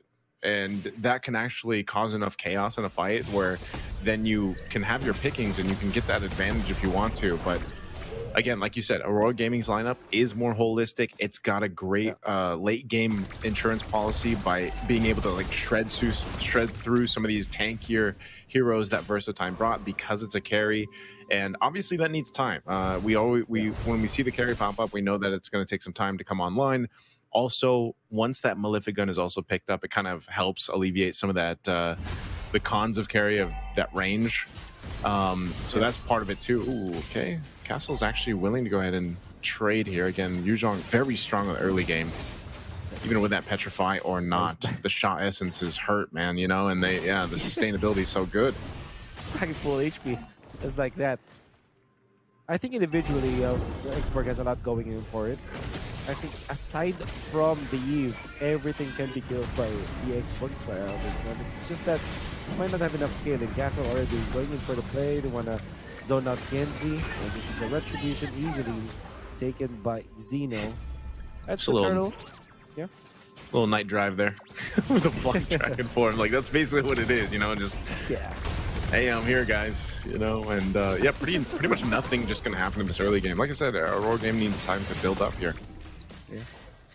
I think it's great for Aurora if they just remain patient about this. They just cut their losses. For sure, Versatile would want to press the issue in the early stages. They want to take advantage of this Fredrin in the export. Eventually, they will have to rely on the Kimi to output the damage, which so far Kojic has been phenomenal with playing overall as a position 4 for Versatile. Oh, Pagu going forward. That was a pretty, like a fake out and then aggressive flicker. AOG going to be used on TNZ. TNZ trying to hunt down Kojic. He will be able to grab him. So TNZ takes out Kojic, but in the exchange, March gets that kill, but they're still breaking out on this side of the jungle. It's a double for March. Not the move that Aurora Gaming probably wanted to happen, but some extra gold here going to Siggy Boom. I think on paper, they might have thought about that play that it will be really good. I guess the main price that they get about for this one is Siggy Boom just farmed up top easily, was able to take out all of the other turret energy shields, so that's about like 400 gold in his favor. I would say for Aurora Gaming, the idea was great. Pagu kind of understood that he eventually will be taken out anyway, so instead of going back, he went forward and forced the Purify from Kojic, which also allowed TNZ to get the kill. However, they traded the life of TNZ for that, which I think is the worst outcome for that for Aurora Gaming, because they kind of need this Guinevere to ramp up when it comes to levels. They has to catch up. Yeah, we'll see if that happens. Right now, March is actually going to be focused by Pagu here a bit. Pagu knowing that he can just go ahead, utilize that passive, heal back up on this Hilda, trying to zone him out from this tier 1 turret. Revitalize is actually going to be used as well. Good work from Pagu to go ahead and get one of those resources out, but meanwhile on the bottom side, Lunar is going to be in trouble, popping the Vengeance here. Still alive for now until Kojic joins, but the trade is going to be the turtle. Aurora Gaming will be able to secure the second turtle of the game. They do, it costs them alive here in the bottom side, but they will maintain a nice lead now. Yeah. Some of this will be worked on. Traction Pulse going to be thrown out. Whoa, and Appraiser's Wrath able to keep Xeno alive. TNZ now joining the fight. Purify going to be used by Kojic. They're going to go for TNZ now under the turret. He goes back to take out Xeno, but it's an exchange once again. Bodies falling everywhere, Wolf. The quality of the trades favoring Aurora Gaming. Not only do they defend bottom lane, but they have taken out Xeno as well as Kojic, two of the important heroes for Verso Time. The fact that Verso March isn't farming as much as Sigmund was able to have, and now Rosa is getting an important kill. More gold in the hands of Decisive, and Decisive will be a problem as well for Verso Time later on. I've already mentioned the fact that Verso March will struggle against the Eve later on because of the Firago armor getting poked down by the damage out of Rosa. But if you accelerate the farm of Rosa, it's going to be a problem. And speaking of acceleration, Sigmund has been left farming for the first 5 minutes. Gets the push up top. How many double lanes has he gotten? He lost count. Might not have a kill right now, but I can just assume that he has so much gold in his bank right now. That's going to give Aurora Gaming every tool that they need in the mid game.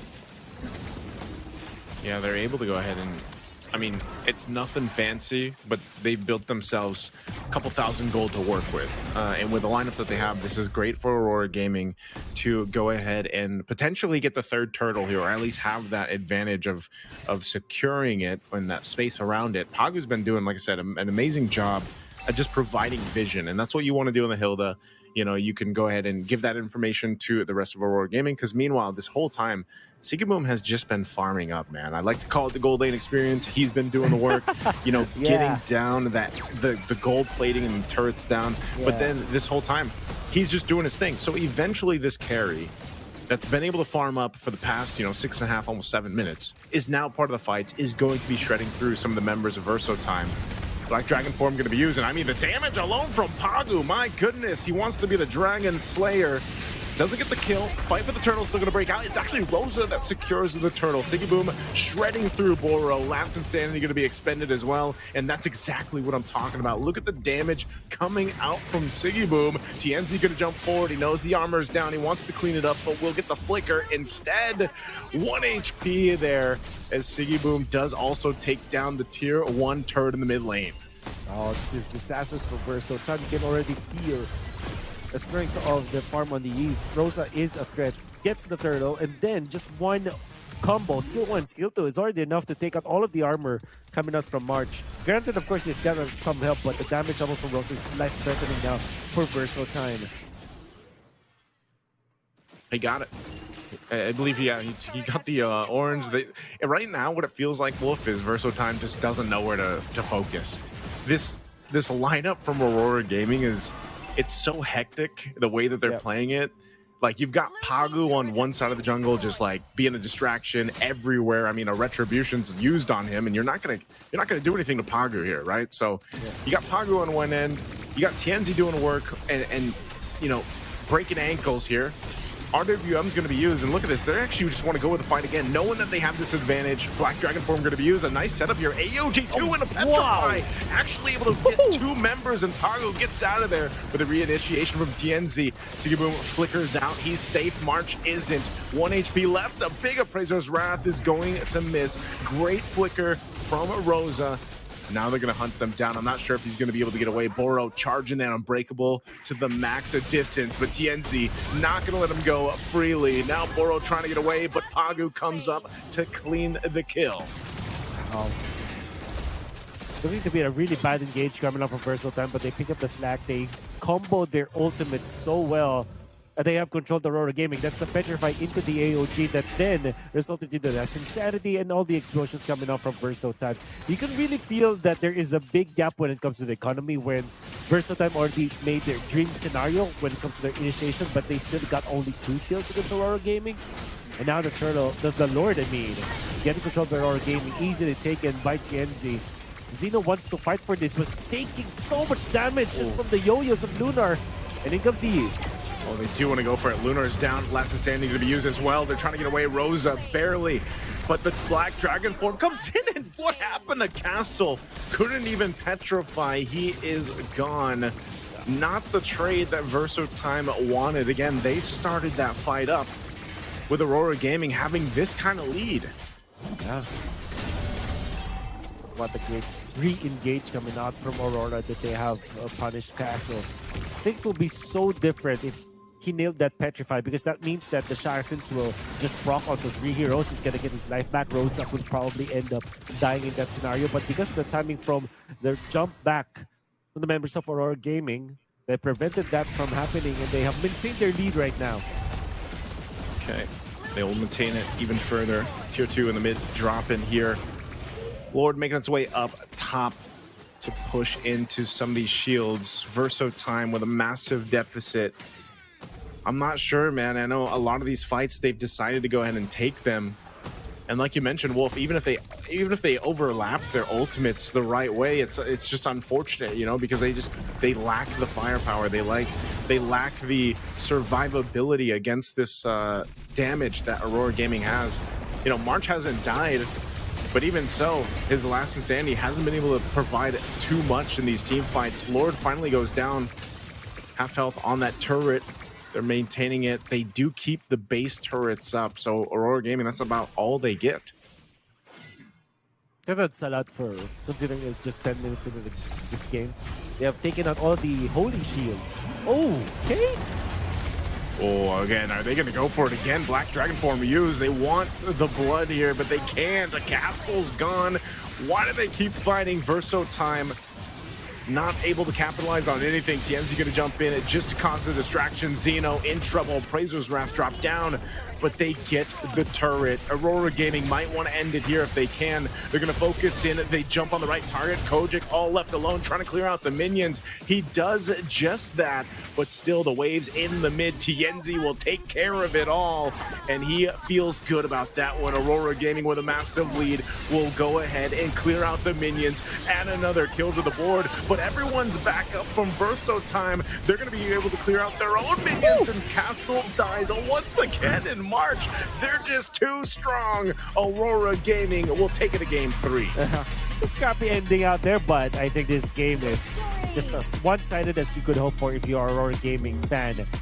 It all started with the draft, I believe. The way that they took out all of the options that will be there for March. Granted, of course, there are many other options for them to pick up, but when it comes to the draft order coming up from Aurora Gaming was stellar. They banned the Jushin, and they took away all of the options for March, and then eventually they have won this game out of the execution. Execution and draft, that means that they will easily take this game. And that is the reason why Aurora Gaming had a dominant victory over Versotime. For Versatile, they're not pushovers at any rate, and they will be facing elimination as well versus Aurora Gaming. Only one game to decide that, and I'm sure that the panel at the studio will have a lot more to talk about. So yeah, back to the studio. And we are all square. The series is tied with 1-1. I knew Aurora was going to secure that win. Good? Well, it seemed so from the draft picks because, well, Team Verso did not have the damage factor in this game. They were very tanky, very sustainable, but no damage whatsoever. The only one who was actually dishing out damage in Team Verso was X-Borg, but that was not enough. Compared to Aurora Gaming, which had lots of heroes that can dish out a lot of damage. So I was not sure why did Verso go for these picks. Maybe they were forced to, maybe they had something in mind, but yeah, well, kudos to Team Aurora, of course, for this win. Yes, Soldier? To be honest, Verso, in the early games, it was little bit, they are controlling the map for Verso, but in the late game, they didn't resist the power coming from Team Aurora. Aurora, they are gathering all the damage having, dealing during the game, and like they dominate as a carry. Like he's versus 4 tanks. Like it's easy game for him, and it was very great like team fight structures for Team Aurora. Like you have anti-shield, you have poke from behind like Eve, so it's easy for you. Wow, putting it into numbers, I can see that Aurora really dominated the game, right? Good? Yeah, clearly there was around 12,000 difference in gold, 9 towers destroyed compared to 0 for Verso, 1 Lord slain, 2 turtles slain for Team Aurora. Such a wonderful, wonderful, wonderful control of the map and the entire game from Aurora. But it was clear, since again, as I told you, the draft pick showed that actually Team Aurora had the upper hand for this match compared to Verso time. For Verso, maybe they have some plans on their mind to play 4 tanks and 1 damage, but it didn't work with against Aurora. Aurora, they countered it very fast during the drafts. Like the last pick was surprise for them. Like maybe they forget about carry, like his anti-shield, anti-tanks during like this meta. So they choose it, and they like it was surprise for them. And during the game, little bit was like conflicting for them, but they showed like we can win, and don't play like 4 tanks for me. So I will win easy. Yeah. But looking at this, who do you think was the difference maker? I think for me it was Rosa. Soldier? For Aurora, it was like there are super chains sometimes. Like some of them, like they have a lot of damage dealing because all the team is like contributing in one single goal, like how to remove the damage dealer and focus on the tanks, because the tanks, they are not dealing any damage. I knew it was Rosa. Yeah, it was Rosa. With Eve, of course. Rosa with Eve, of course. With 3 kills, 1 death, and 11 assists. Rosa with Eve did amazing control of the fights. All right, he was hindering the movement of course, Team Verso, and of course as well TNZ as well with the Guinevere did a great job stealing kills. Pagu with Hilda was stopping the jungle farm from Verso time. He was actually delaying it a lot, which was quite amazing of him. And that's why actually Aurora Gaming had this huge difference of gold.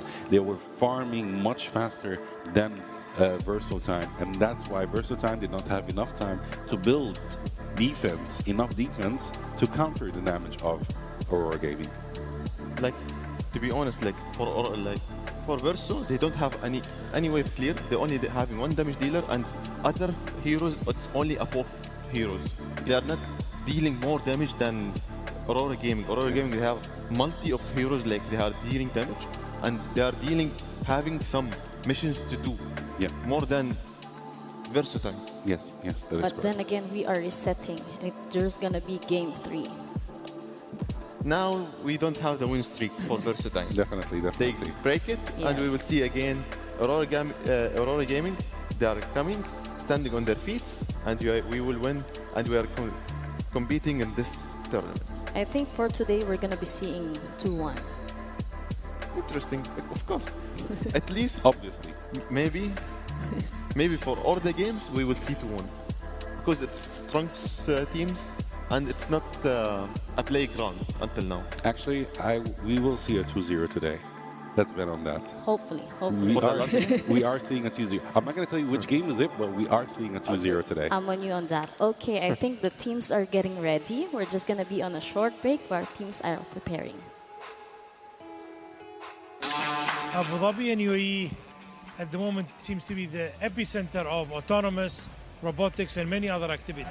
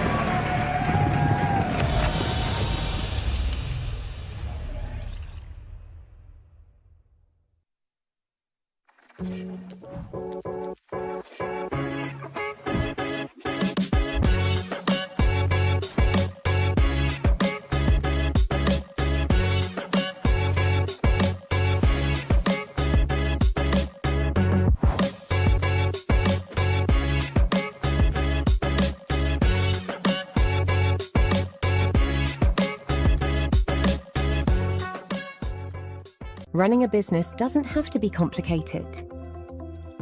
At Solutions Plus, we provide a tailored combination of consulting, business process outsourcing, and technology solutions, from digital to finance, procurement, HR, ESG, and integrated facilities management. We take care of it all, letting you focus on success. Partner with Solutions Plus and take your business to the next level.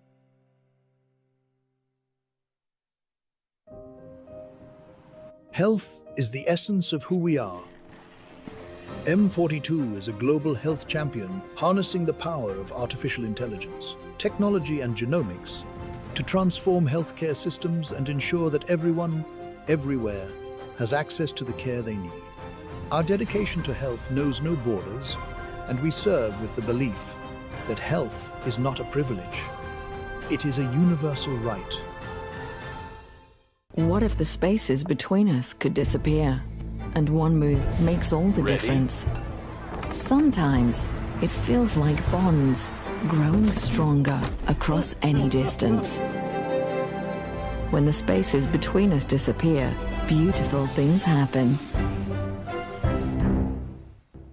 Looking for car, health or home insurance? Don't waste hours calling around. At insurancemarket.ae, I bring you quotes from the UAE's top insurers in seconds. Compare, choose and buy instantly, all in one place. Over 200,000 policyholders already trust us with a 4.8-star rating. Join them today. Insurancemarket.ae, where insurance gets smarter. Insurancemarket.ae. Energy is life. And today, life is happening in two worlds, physical and digital. In Abu Dhabi, where source energy powers innovation, a new kind of energy rises. An energy that unites worlds through intention and action. Where physical skills meet digital mastery and next generation of champions are born. This is where talent meets technology. Where strength meets strategy. Where energy amplifies through action and powers the future. The games of the future, powered by ADNOC.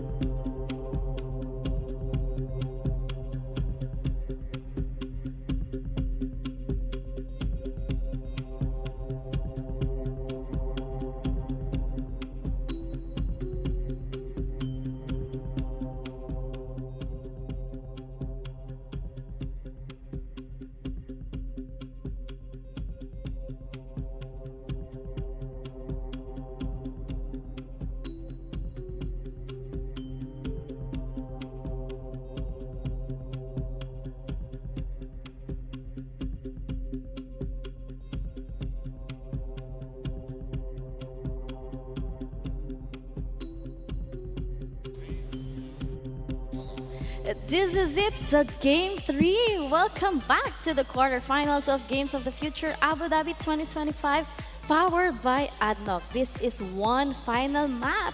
And here we go, the first important draft of the series. Soldier. It's interesting for Aurora Gaming. They are banning CC. I want to mention that. They are banning CC, and they choose it last game. Some of the plans, they are, I will deny it from the champion, like from the hero I choose. You will not choose it because it's OP. I will not let you use it against me. Maybe this is to throw Verso, like, you know, mind games. It's most probably going to be mind games, actually. Yeah, I think so. It's mind games, you know, because it's very unlikely for a team that chooses a hero to ban the same hero the next match. And they also banned Eve for that matter. Although they are actually the first pick, Aurora has the first pick. So it's quite interesting. Why would they ban such heroes, although they have the first pick? So they would keep them in case they were still open, you know? So yeah, it's kind of weird. But we have Basha today. Are they going to pick Basha? They're definitely going to pick Basha. First pick. Yeah, first pick, and it's the first time for us to see Basha in this tournament, actually in the playoffs. So yeah, I'm excited to see what will Basha do. They're going for Yisun Shin and Kalia. Actually, Verso Time is not kidding also. You know, they immediately picked Kalia, they immediately picked Yisun Shin. Although Yisun Shin facing Basha, it's not going to be good for him, you know, since Basha is quite tanky and he dishes out good poke damage, I would say, mid game to late game. But the impact of Basha, this meta, it's totally different for any meta. That's why he's getting banned. Yeah, every game. Yeah, but his impact now during the games I watched before. It's kind of crazy. Oh, we see Labu Labu. Because Basha has very low cooldown on his skills, so he can spam his skills more often and dish a lot of damage. That's why Basha is quite annoying, and he's not that easy to kill also. So yeah, and as we can see, they picked Aurora picked Farsa and Lapu Lapu, which is actually they're focusing on close distance plus far distance damage, so this is actually quite balanced. For Versatime, they picked Arlott, which I would say is such a great crowd control hero and dishes out a lot of damage also by using his ult and his skills. So now for phase 2 in the ban, Soldier. Some Look, some of the teams are trying to avoid to play Eve against Farsa and Farsa against Eve. So they are trying to deny one of them, and they will play with it. And because of the blue team have the priority to pick faster, they will pick Farsa and they will ban Eve in the first pick, in the first ban. That is very true. And which surprises me also is that Versatime still did not pick a mid laner, although they have banned Zushin. So they don't have Zushin, they don't have Eve right now in the roster of their choice. So who are they going to pick for a mid laner? But right now we're waiting for Pago to ban. They banned Lunox, so they're actually making it harder for Versatime to go for a mid laner and a very strong mid laner. Compared, like if we're seeing those picks, I would say in order for me to get to Farsa, I might actually go for a Kadita this match. Put in your mind, Adham, we have Yuzong until now it's open. Yeah. Oh, yeah, that is very true. So maybe we will see it with one of the teams, because Yuzong it was banned like totally the whole tournament until now. I don't think any of the teams will pick Yuzong because we have Khalid is a good ban as well.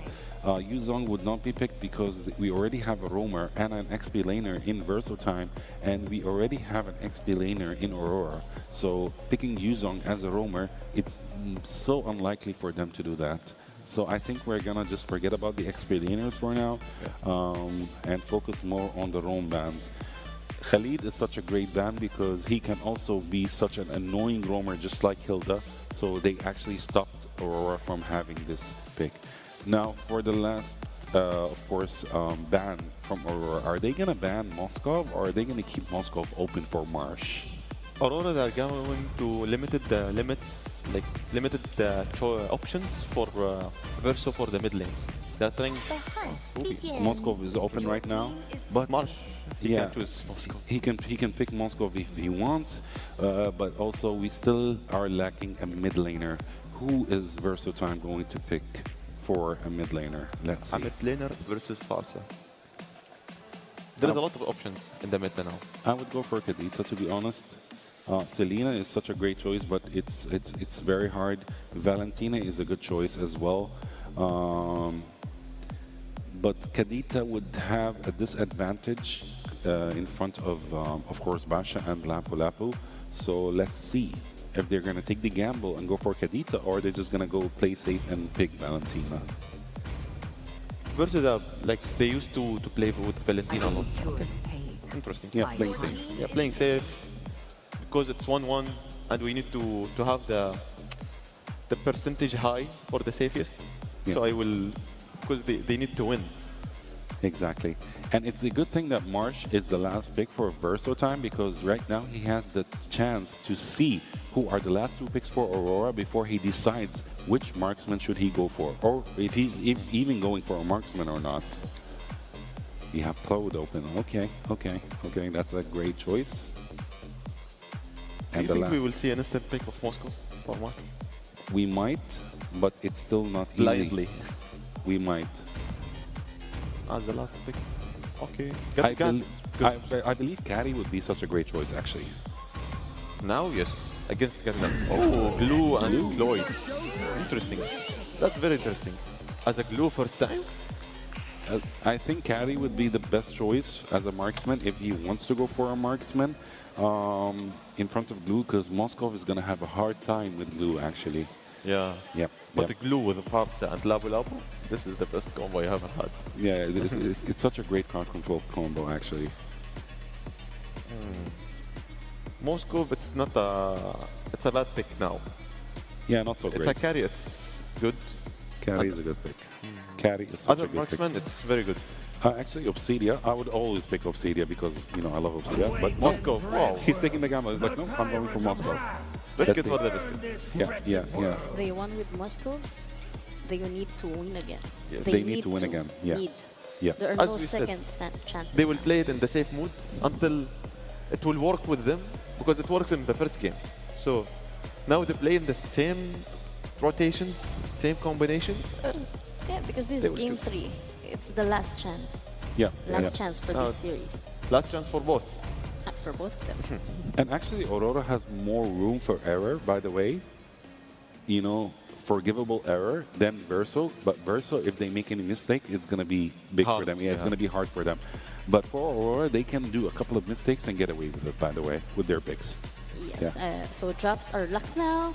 Let's send it over to our casters to bring us the action for game 3.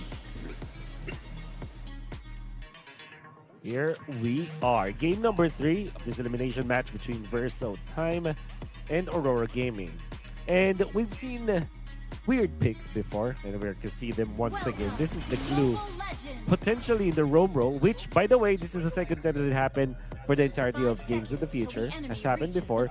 And then Moskov and Yusinjin in one team. And oh my god, a roam Glue. Yes. I don't know how you can take this seriously, my man. I'm taking it seriously. Oh my god. Like, if only Cyclops was in the meta, brother. If only. If only. Oh my. This is Patrick. Forget Glue. It's Patrick. But yeah, you know, with this lineup, leave it up to Aurora Gaming, right? I know you mentioned this a bit through their drafts throughout the entirety of this tournament, but they always have something up their sleeves if they want to go ahead and change the meta a bit. They are one of the teams that likes to do that. Tienzi is going to be in trouble here, though. He's quite low, and whoa, Kojic getting the first blood. Zeno falls. It's a whole bloodbath at under a minute. It's a trade, though, across the board. Wow. Wolf, what just happened? Well, I think Versatime will be happier about that because they took out the jungler for Gaming before Zeno. Oh my goodness. Died Kojic again. And even though Pagu will be able to get a kill afterwards, 2-0 and 1, you don't want that to happen in your roamer. Again, the heroes of Versatile killed off their counterparts before they died. So when it comes to the value of EXP as well as the value of the kills, Versatile will be more happy about that. However, I feel like Aurora Gaming still has the advantage there early game. I'm excited to see more of this blue with the Farsa. They are pretty strong when it comes to their presence in the team fight as well as in the laning stage. And of course, TNZ with the Baksha already entering some of the heroes here for Versatile. Oh my goodness, the little Patrick, it's just impossible, dude. That face, you know, they just a constantly smiling face. Oh man. Side Luke, they're gonna try V1. So here come on, and they're going to be dropped into a Kojic is gone. They at least get one for next on block and Pagu. This Patrick is 0-1. Patrick eating good. Is eating good. 3-0-1. Who's laughing now? And definitely it's Pagu. 3-0-1, and then they also collect this turtle. We are already seeing the strength of the composition of Verso Time.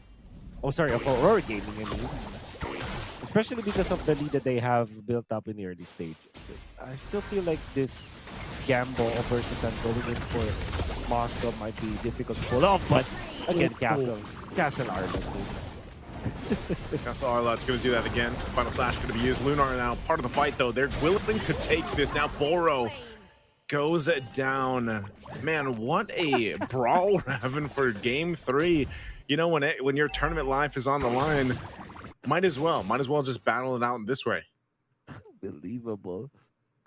The mini Patricks. We are after. Dude, he is him. This is him. He is he. Patrick is making it happen. Kills again, traded. I mean, Wolf, every single time we get a chance to take a look, there's, you know, a 1-for-1 basically happening somewhere on the map. They were feeling it. When it comes to Versatile, their saving grace is that they're able to take out important heroes from Aurora Gaming. They have taken out Siggy Boom. They're giving a lot of farm onto Castle as well, which we know for sure that he is reliable when it comes to the Zarlet. And now it's up to March. I mean, the longer the game goes for Versatile, it will be good. I wouldn't say that they are out of the woods just yet. This is just 4 minutes in. I think that for majority of the early game up until the mid game, it will be Aurora Gaming just controlling the map, and every single minute that they survive, Versatile will be happier. But then again, the most crucial minute, the timing will be around 8 minutes to 12 minutes during the first and the second Lord, where Aurora Gaming can really make a lot happen, especially with the start that they have.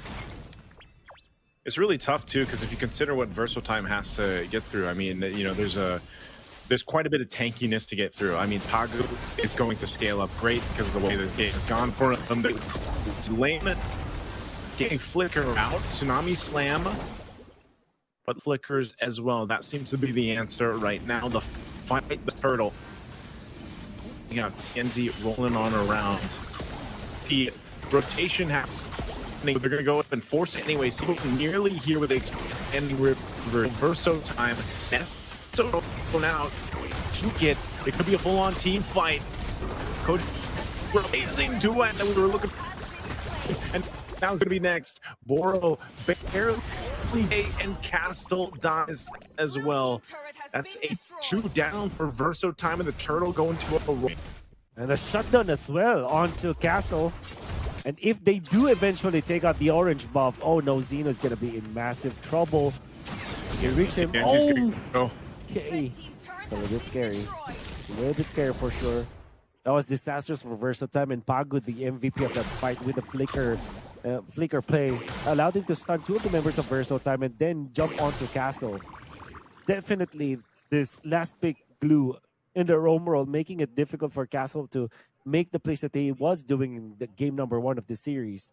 Fortunately for Versatile, it wasn't all disaster for them. They have given so much gold onto the Moskov, is able to push down the bottom lane. The late game insurance not working for Versatile, but they will need a lot more. And now, look at them, the pincer maneuver. Oh, they're going to go for it too. Under this turret though, March gets away. They're going to be okay. Castle's going to initiate on Rosa, gets the stun as well. Still looking for it. Kojic finally cleaning it up. but Pagu right on target for Castle. You can't escape this. That's an angry Patrick. You can't escape Patrick. You can't escape Patrick. I'm sorry, guys. This skin just came out today, so you know. It's all due to us. You know, when he sticks on to his enemies too, man. What can you do? It's just impossible to cast that with a serious face on. Oh my god, and all the kitties around him as he's recalling out of there. Oh my, but that's the move. Tsunami slam. Brought down, nothing's gonna happen. Man, even the cameraman, the observers are loving the Patrick as well. 3-0-5 for Pagu. On point with the ultimate on whoever he jumps onto, and it's very easy for the glue to actually land the ultimate now because he's not that scared. Actually, as the roam glue, you're not at all afraid of being traded out. Because no matter what happens, you will get a valuable trade-off. And hell did that, he's 3-0-5. Such a great game for Pagu the Patrick. Yeah, Pagu the Patrick. You know he was waiting for this moment too. You know, game 3, elimination match came out today. Why not? You know, I wonder what the conversation was too with the team, but yeah, that's one of the things here. You know, you just have to be able to go ahead and deal with this. They're forcing it under the turret. Lunar actually gone. Tsunami Slam once again going to be utilized here. Kojic holding on to the feathered airstrike. Finally going to use it under this tier 1 turret, but still a stalemate. 60 seconds up for that Lord. Don't think there's going to be much of a move that Aurora Gaming can make until Lunar's back. Oh, the play style for Versatile Time, just focusing on making plays after plays, and they're getting, even when they're behind by 1,500, they're still getting valuable kills. Like a kill of the Lunar is actually super good for them. Castle misses the final slash, and now Versatile Time just gets out to the feathered airstrike. Threat of the feathered airstrike is enough. All the while it's happening, I think we've had 3 minutes of time for Xeno to catch back up when it comes to the farm. It's not a best yet, he's just level 12. The good thing about the Yisenshin is that it's always easy for a Yisenshin to come back when it comes to the farm. So, seeing that action actually.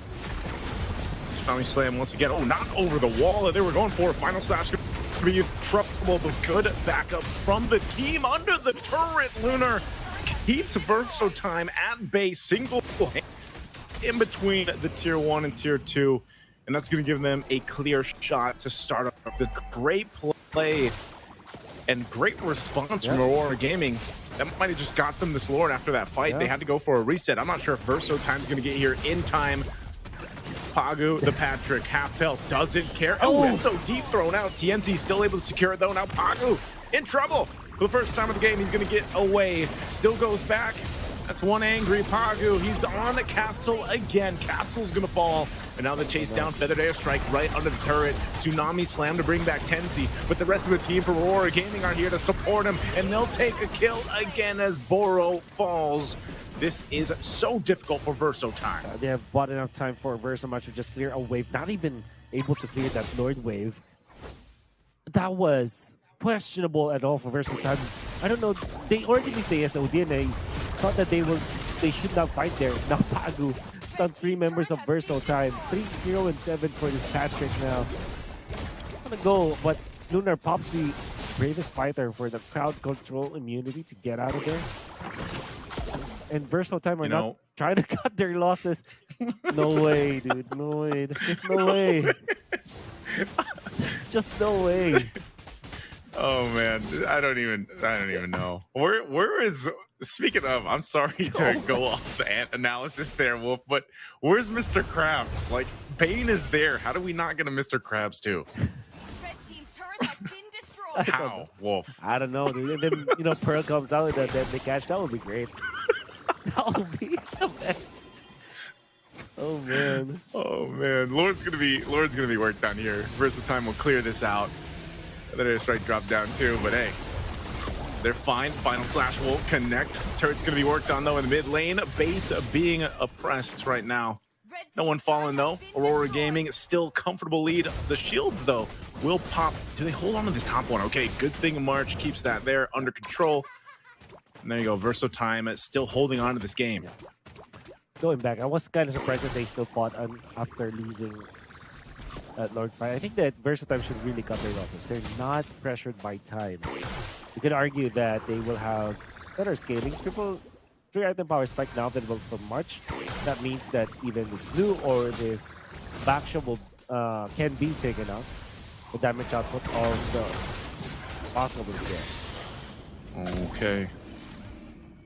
This is the pressure that Aurora Gaming can do. Like when we were talking about the lineup earlier on, you know, this mix of a glue roam, which you don't see too often. You mentioned this is only the second time we've seen it in the Games of the Future, specifically, right? So some more teams might do that. They might actually bring the glue as a roam to change things up, especially depending on the bans, because so we see so often, right? The Gatakachas, the Kaleas being brought up. Hell, even the Tigreal now has been popped up ever since his buff. But, you know, with this case, it's really difficult for Versatime to kind of get past that. You see them a lot of times trying to get to Sigiboom. Sigiboom, even if he doesn't Blazing Duet yet, it's really hard to get to those targets, Rosa and Sigiboom, because of the fact that, you know, you have to get through Pagu, TNZ. Lunar is usually very aggressive in setting things up. And so it's difficult for Versatime to make that happen. How many Tsunami Slams have we seen from Boro, you know? And again, it's always those two Purifies. Every time you have a Kalea across from you, you're most likely going to see two Purifies there. So that makes it even more difficult for that Kalea composition to work. Once again, Aurora Gaming is going to go ahead and start this one up on Castle. He uses the final slash. I'm not sure if this is going to break out into an entire fight. Pagu going to bring him back. Almost did. But Castle using that flicker. All this, Lord is up. Fighting for position in this. Versatime will go ahead. Go for a Tsunami Slam to bring down the target. SOD thrown out, but it's a Lunar, and he's so tanky. TNZ as well. Forcing him back. Final slash. Not going to connect. So now a whole lot of resources used to fight for this, and they're running out of choices. Castle will go down as Sigiboom gets the kill. Meanwhile, March and Xeno just pushing the tier 1 turret in the mid. They will trade for whatever they can get, and this Lord is going to be secured here by Aurora Gaming. They're going to delay it a little bit longer before they secure this one. It's just the experience of Aurora Gaming proving to be better than Versatime.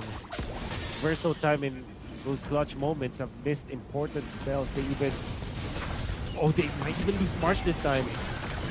Oh, is he gonna get away? Oh, feathered airstrike right on the mark. You can't get away from Pagu. Paglu, man, at this point, still going for more.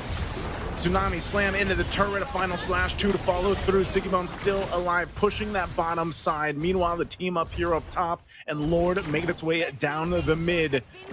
Oh man, Pagu's been this entire game. Immortality as well.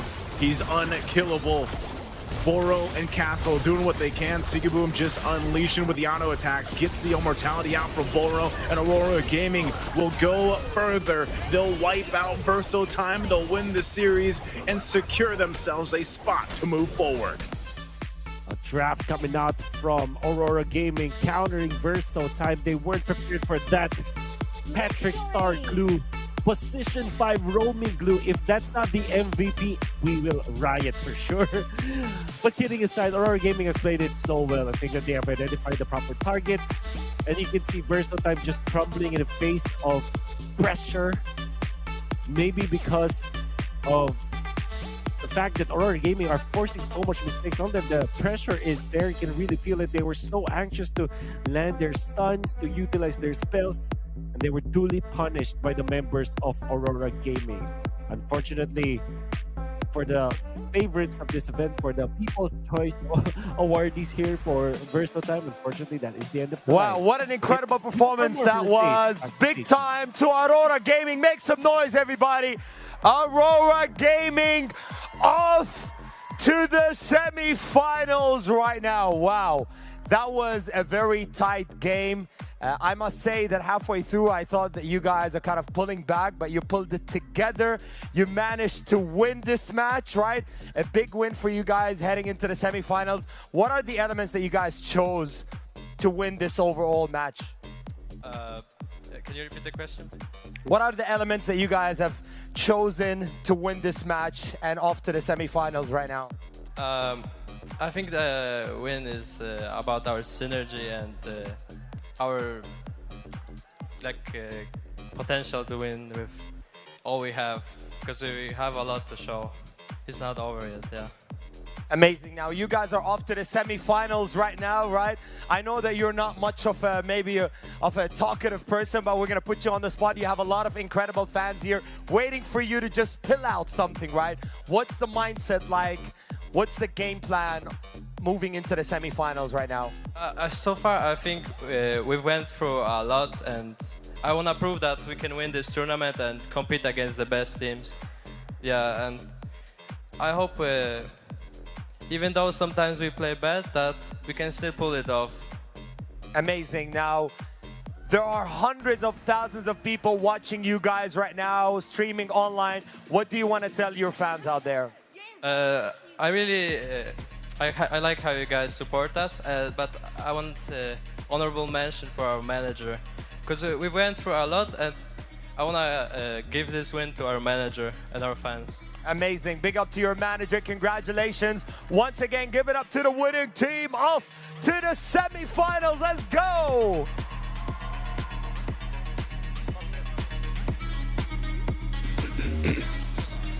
They get it done. That is how you win a quarterfinal. So Aurora Gaming was able to secure that game 3, and now they are proceeding to the semi-finals, the top 4 of this tournament. But before we go ahead with the analysis, I just want to, can we just discuss about the glue moment? Oh yeah, Admit it, it was funny.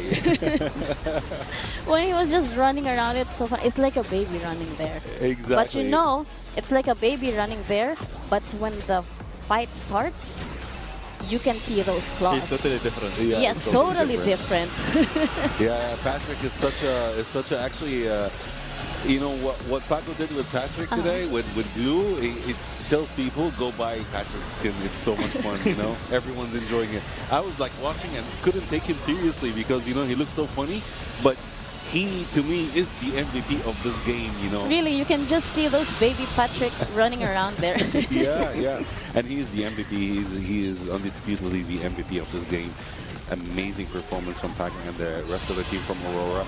He gave us a good match, by the way. Yeah. He gave us good laughs, good match. Everything about him was good. Exactly. So kudos to Patrick for that. Of course. We enjoyed our time a lot in this match. Aurora team, they need to sacrifice and they need to let the MVP go to Patrick, to be honest. It will. Please, it will definitely. It will definitely. I have no doubt. Takes it all. Takes the spotlight, takes the MVP, everything. Yes, that is correct. Of course, hard luck to Versatime for their game. They played well. We had doubts a little bit before the match in the draft pick when we were talking about some of the picks, like especially Moskov. Actually, if they actually would have went with a harder marksman like Carry, it would make a difference. But Moskov couldn't dish out enough damage even to get to Glue. Glue was basically unkillable the entire match. They tried over and over again, and they couldn't kill Glue. So, and of course, Basha, of course, also played a great job. Also, he was very tanky. He was supporting the team. Kudos to Aurora for this win. Soldier, what can we say about these numbers? To be honest, Aurora and Verso, it was a great game for now on. Aurora, they have a strategy. They will continue on it. Not with the glue, but they have some heroes. They will choose like their secret. They will pocket picks when we need it, because it was 1-1 and they need to have all the options like to win, because it was very stressed because for Versa and Aurora, but also get the goal difference at Ham. It's 9,000.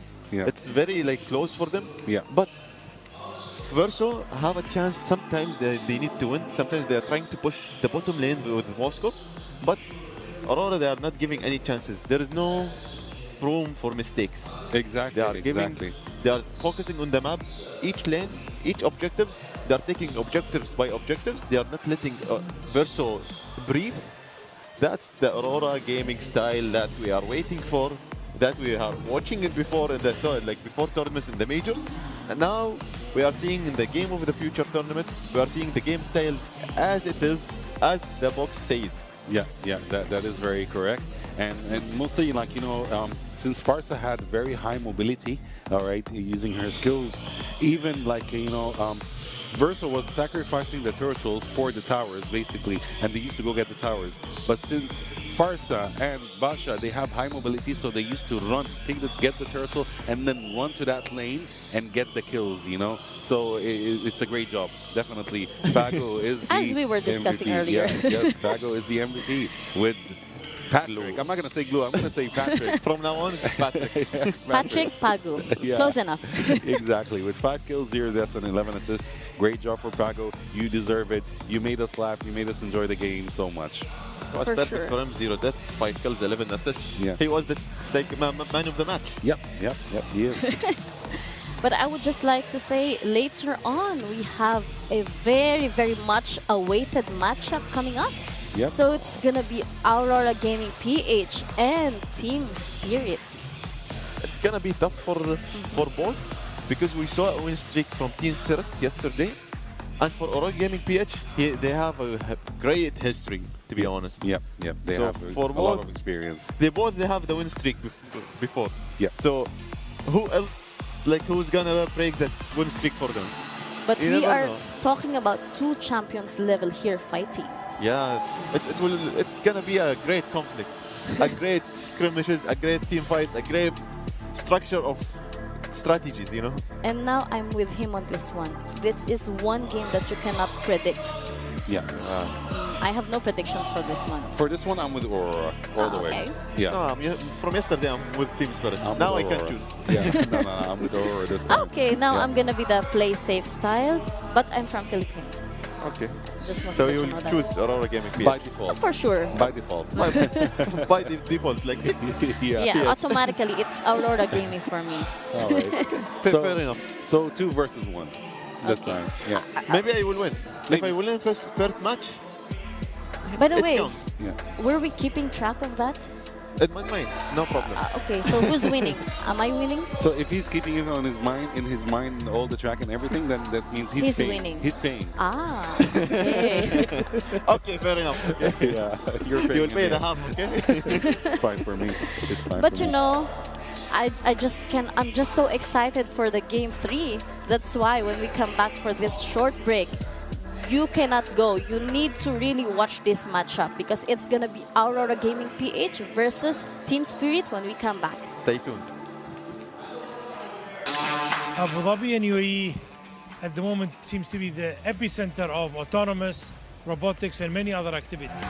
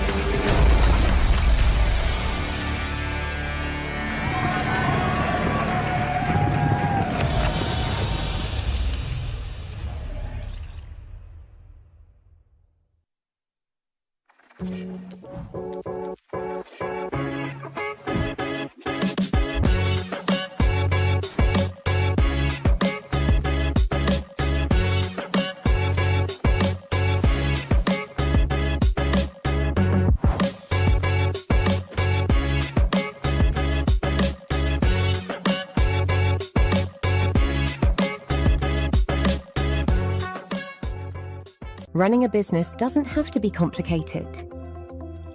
At Solutions Plus, we provide a tailored combination of consulting, business process outsourcing, and technology solutions, from digital to finance, procurement, HR, ESG, and integrated facilities management. We take care of it all, letting you focus on success.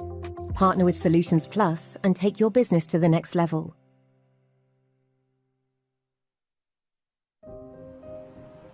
Health is the essence of who we are. M42 is a global health champion harnessing the power of artificial intelligence, technology and genomics to transform healthcare systems and ensure that everyone, everywhere, has access to the care they need.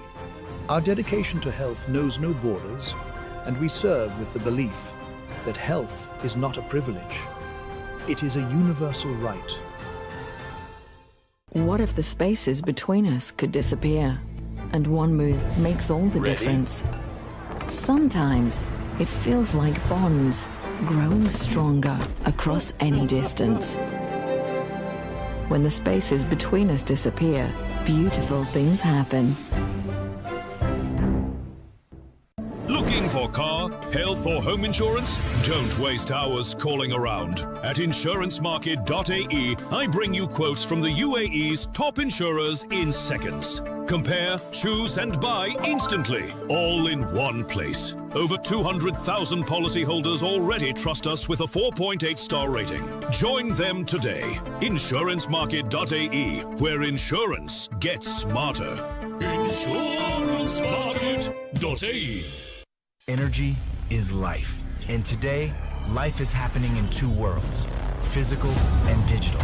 In Abu Dhabi, where source energy powers innovation, a new kind of energy rises. An energy that unites worlds through intention and action.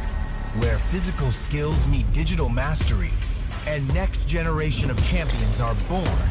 This is where talent meets technology. Where strength meets strategy. Where energy amplifies through action and powers the future. The Games of the Future, powered by ADNOC.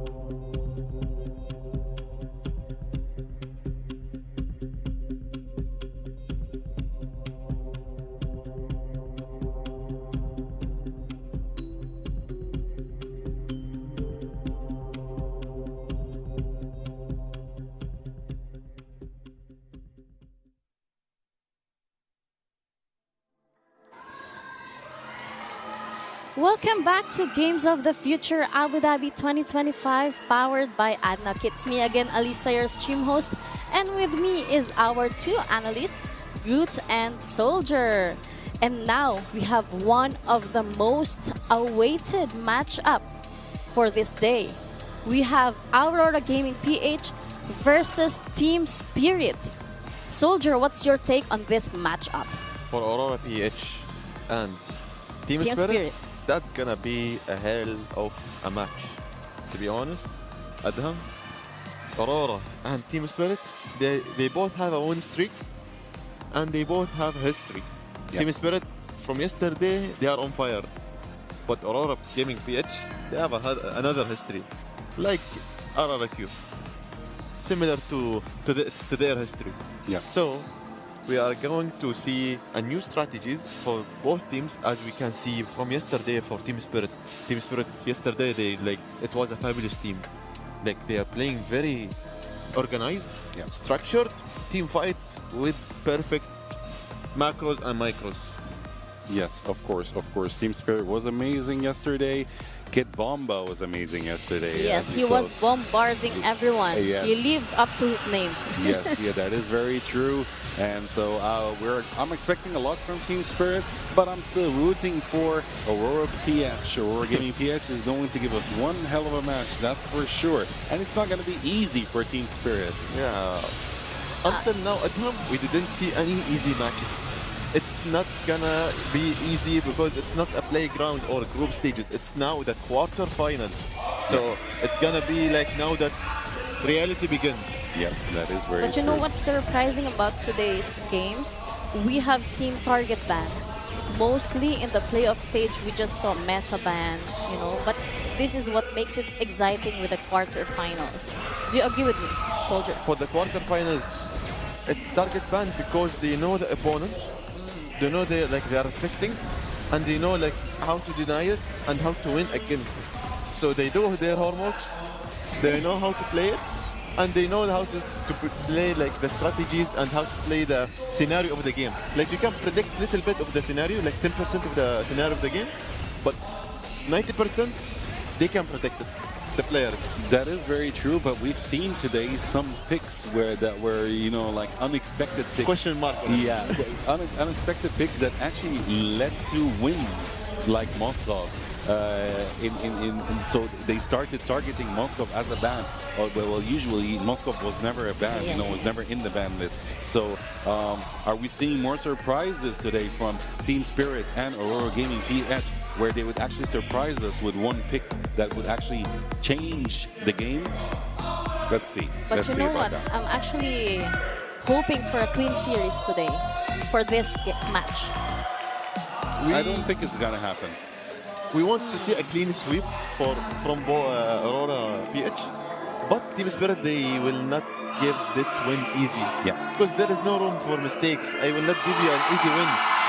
It's gonna be a hard game. It's gonna be 1-1, and you will come to me at third match, because third match is gonna be different mentality, different stress level, and different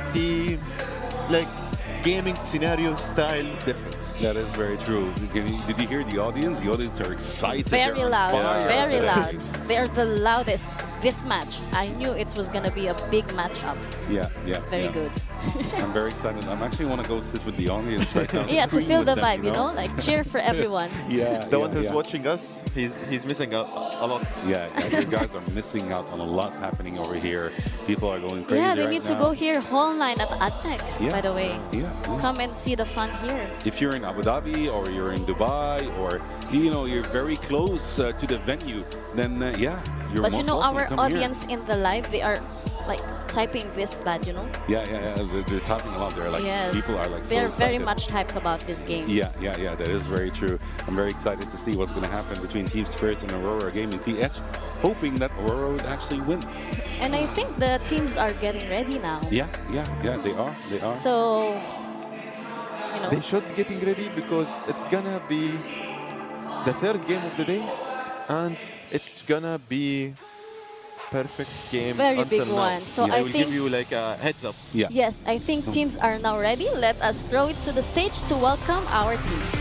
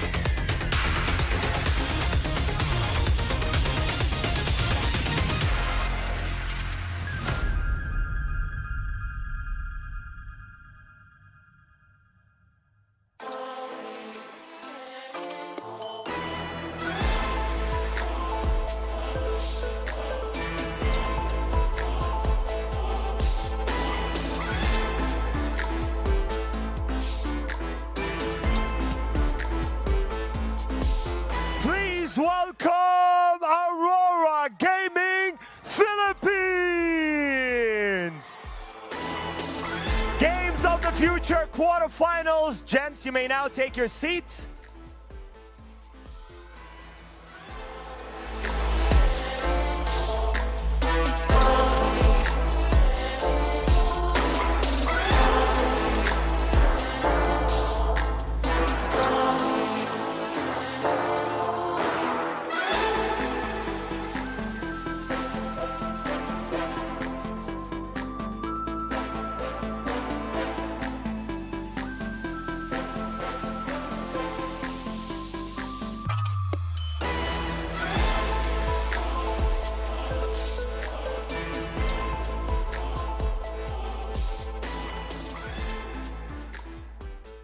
And now let's welcome Team Spirit!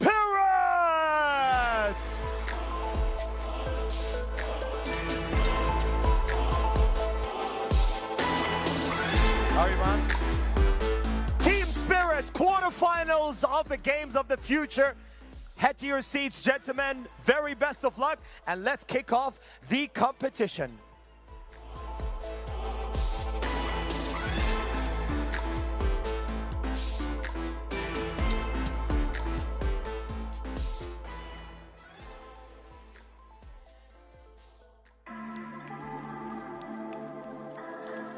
Welcome back to the quarterfinals of Games of the Future Abu Dhabi 2025, powered by ADNOC. We are now heading into match 3, game 1. This is one of the most anticipated series of the tournament. Do you agree with me? Yes, definitely. We're very excited to see today's match between Team Aurora These Gaming. are two elite teams we're talking about here. Yes. There are amazing teams. We've seen Team Spirit yesterday. We've seen Aurora Gaming PH dominate the scene. So we're expecting this to be one hell of a match. Two teams, but one spot only in the semifinals. Yeah, and wish them both all the best, actually.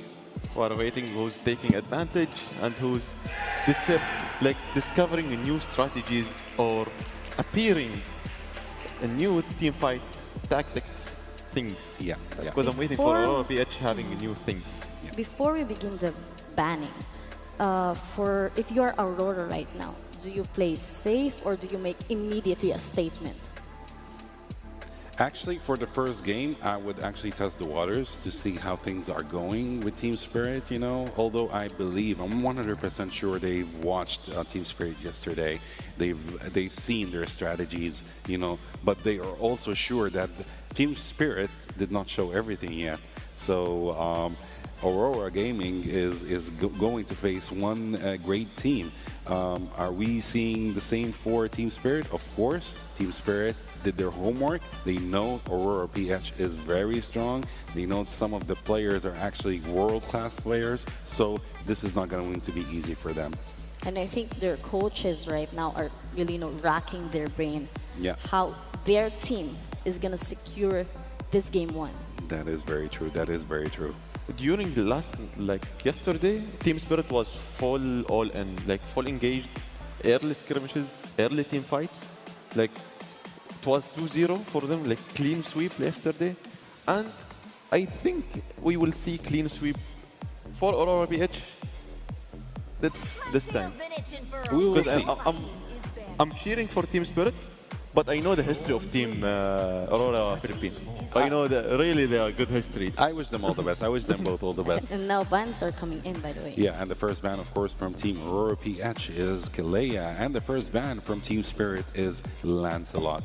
We still have lots of heroes which are not banned yet.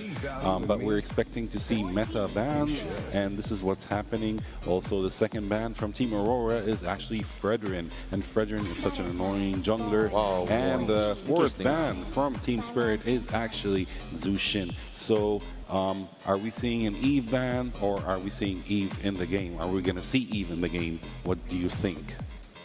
I'm waiting for the third ban because if we didn't see Eve, we will see Farsa. One of them. All right. Yeah, makes sense. Because you main Farsa. So. It's not the main, but always Farsa. Both are countering each other.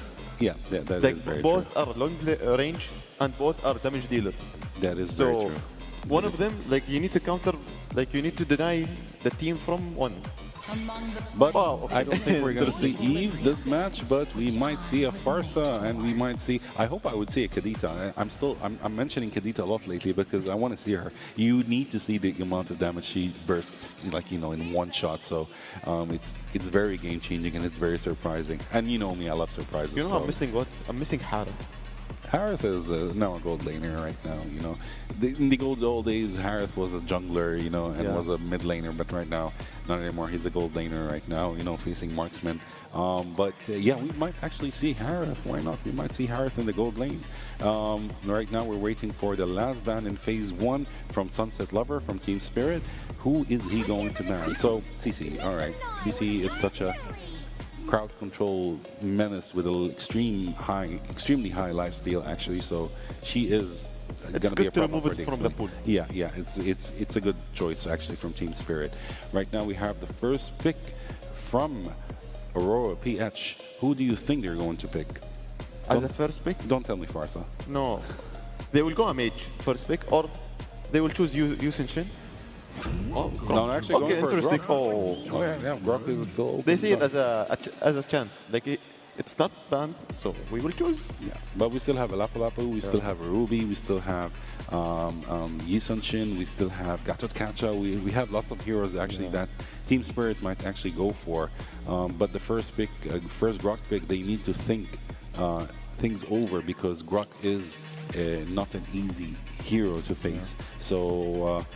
Who is Team Spirit going to pick right now? Are they going for the jungler or are they going for mid laner and roamer? See, Adam, as a first pick, as a Croc, it's a confident pick. So they're not scared. All right, so we have a Yuzhong, we have a Hilda. Okay, all right, that's very ballsy from Team Spirit, to be honest, to go for these picks right now. There are still other picks that we go for. Edward and Domenkite they're still going to pick right now. Are we going to see a jungler? Are we going to see a Yisun Shin? Or are we going to see other picks? I'm waiting for Labu pick. At least hover. Not a pick. Or just hover. Probably. Okay. I don't think so. I don't think so. We will see. All right, there's a Basha and there's a Claude. Actually, Aurora PH is going full on this game. They're not kidding. And okay, this is quite interesting. Actually, the first 5 picks right now are all top meta picks, and they're not joking anymore. Yeah. Both of the teams are not joking right now. So this is going to be fun to watch. But are we going to see, like, since Claude is picked right now? There might be a Moskov in the field, or there might be a carry in the field. And actually, carry would be such a great pick since Basha is there, Grok is there. I would think Team Spirit would actually want to go for that pick, because if they don't, then it's going to be not easy for them to actually try to counter both those tanky heroes, The Yisun Shin as a jungler. That's a good pick. It's a not bad pick. But it's not going to be easy for Yisun Shin to go facing the first 3 heroes. But right now we're going in the second ban phase to see who else are we going to ban. Right now, Team Aurora PH are lacking mid laner. Still, they're lacking a mid laner. Maybe we'll see Kimi. Maybe. Actually, Kimi might be a good choice. Yeah. For Team Spirit? Esmeralda is still open as well, yeah. Xborg is still open, Esmeralda. But I don't think they're going to pick. Team Aurora might actually pick an XP laner. So Team Spirit might actually ban Esmeralda because they still have an XP laner to choose, so to go for. But right now, Team Aurora might think of banning a mid laner, or they might continue banning XP laners since Team Spirit banned Esmeralda. So we're gonna see what they're gonna do. As for now, Eve is out, and we want to see a mid laner for both, because I want to see the fights of the mid lane. Mid lane and roam. Until now, it's not a full picture. Yeah, they banned an XP laner, as expected. Esmeralda for export. And and you're noticing both teams are actually delaying the mid laner pick. Yeah. You know, so Maybe it's a last pick for both. yeah, most probably it might be actually a last pick for both because they want to see who's gonna choose who and who's gonna counter that mid laner. So yeah, very smart of both teams. But yeah, we'll wait and see. For blue side, it's easy to counter. Cool. Because they will choose like after that. Maybe.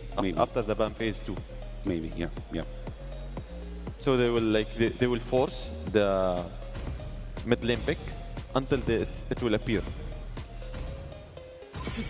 Oh, we have a Farsa ban. Farsa and Eve out. So we still have a Valentina. Yes. We still have a Zayshan. We still have a Kadita. We still have Louis. We have Lunox. We have Lunox as well. So there are lots of mages that they can pick. There is a Valir as well that they can pick. Harith is also out. So okay, this is going to be very interesting. But we still have a Ruby, by the way. Ruby is there.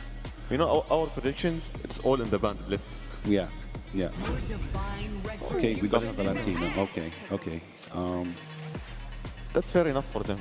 Questionable, but to choose Valentina after like ban phase 2, like we will not force it. Like we will choose it and get enough, you know.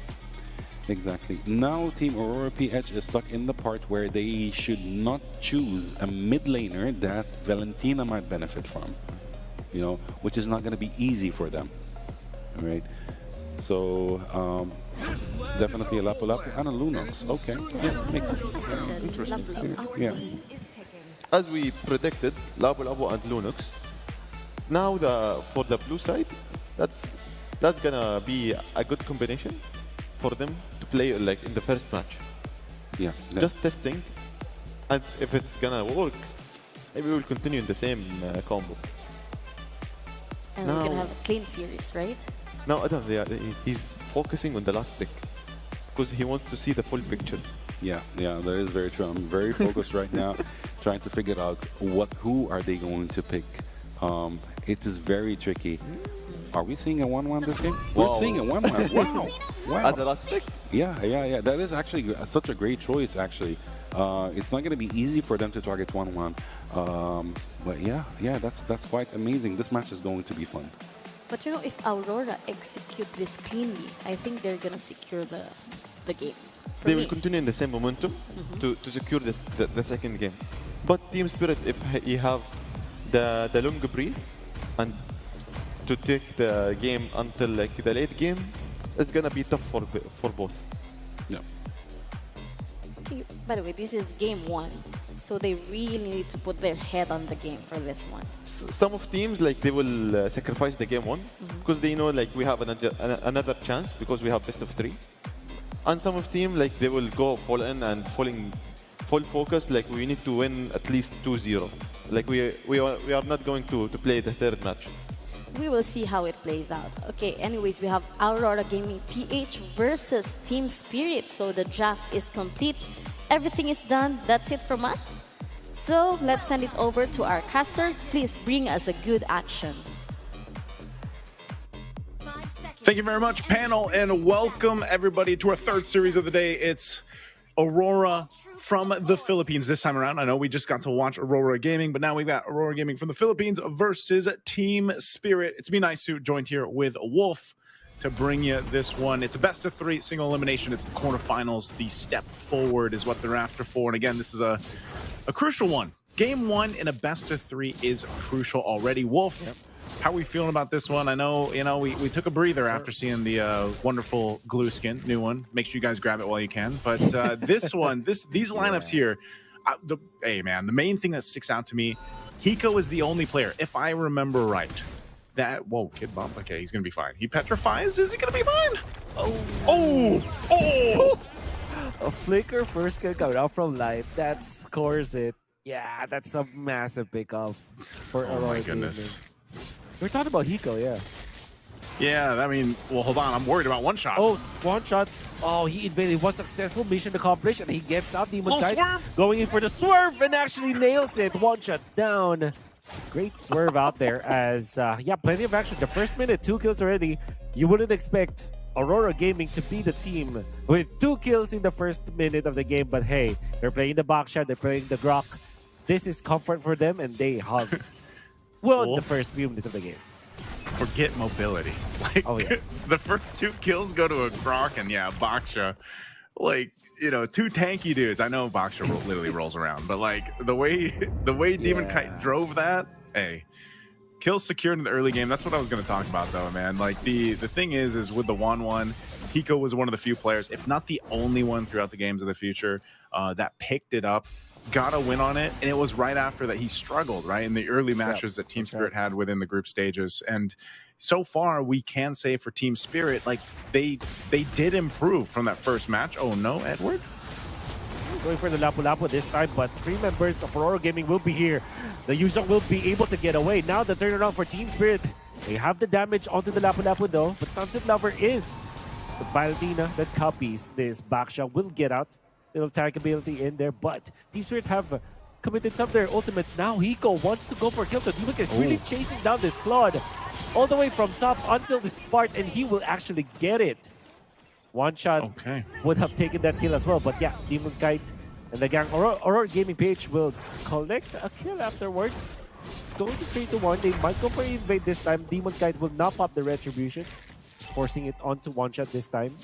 It's 1,000 golden for Aurora Gaming PH though. Okay, so a big lead already. I mean, at this point in the game, 1,000 ahead is quite an advantage to go ahead and build in. Because again, you're looking at your first items being picked up a little bit earlier here for Aurora Gaming, and this lineup that they have, you know, naturally Domikite did go down, and the kill went over to Hiko, which is great for Team Spirit in a way because they usually play into that plan, like having Hiko scale up later on. Domikite being behind actually isn't that big of a deal because Claude just takes a while to build up anyway. He does get a Corrosive Scythe right now, but the rest of the team from Aurora Gaming is doing the majority of the pressure and a majority of the moves around the map for now. And that's the game plan for them. You know, that's why you see so often when Aurora Gaming Philippines plays, they are so aggressive with these roles. You know, the jungle, Light always on the roam when it doesn't matter what roam he plays. Like, he's going to be playing aggressive. And then, of course, you have Edward as well. So they're all about fighting for that control and getting that space to work with. And it just allows Domikite to farm up all the time that he needs. So far, this is one of the rare moments where we'll see Domikite being taken out first, being the first blood for Team Spirit out there. But again, Demon Kite, you mentioned about how aggressive he is. He's now level 7. Eventually, one shot will get there. But Demon Kite already have stolen away important resources. Okay. All right, for that, they're going to go ahead and set up here. Let's see if they're able to go ahead and get in position. You have Sunset Lover holding on to that tech charge. You still with me, Wolf? Yeah, I think I'm back. I don't know what happened. I honestly don't know what happened. Hey, I don't know. The stranger things have happened, and here we are. But anyways, just trying to keep it together because your voice. I don't know.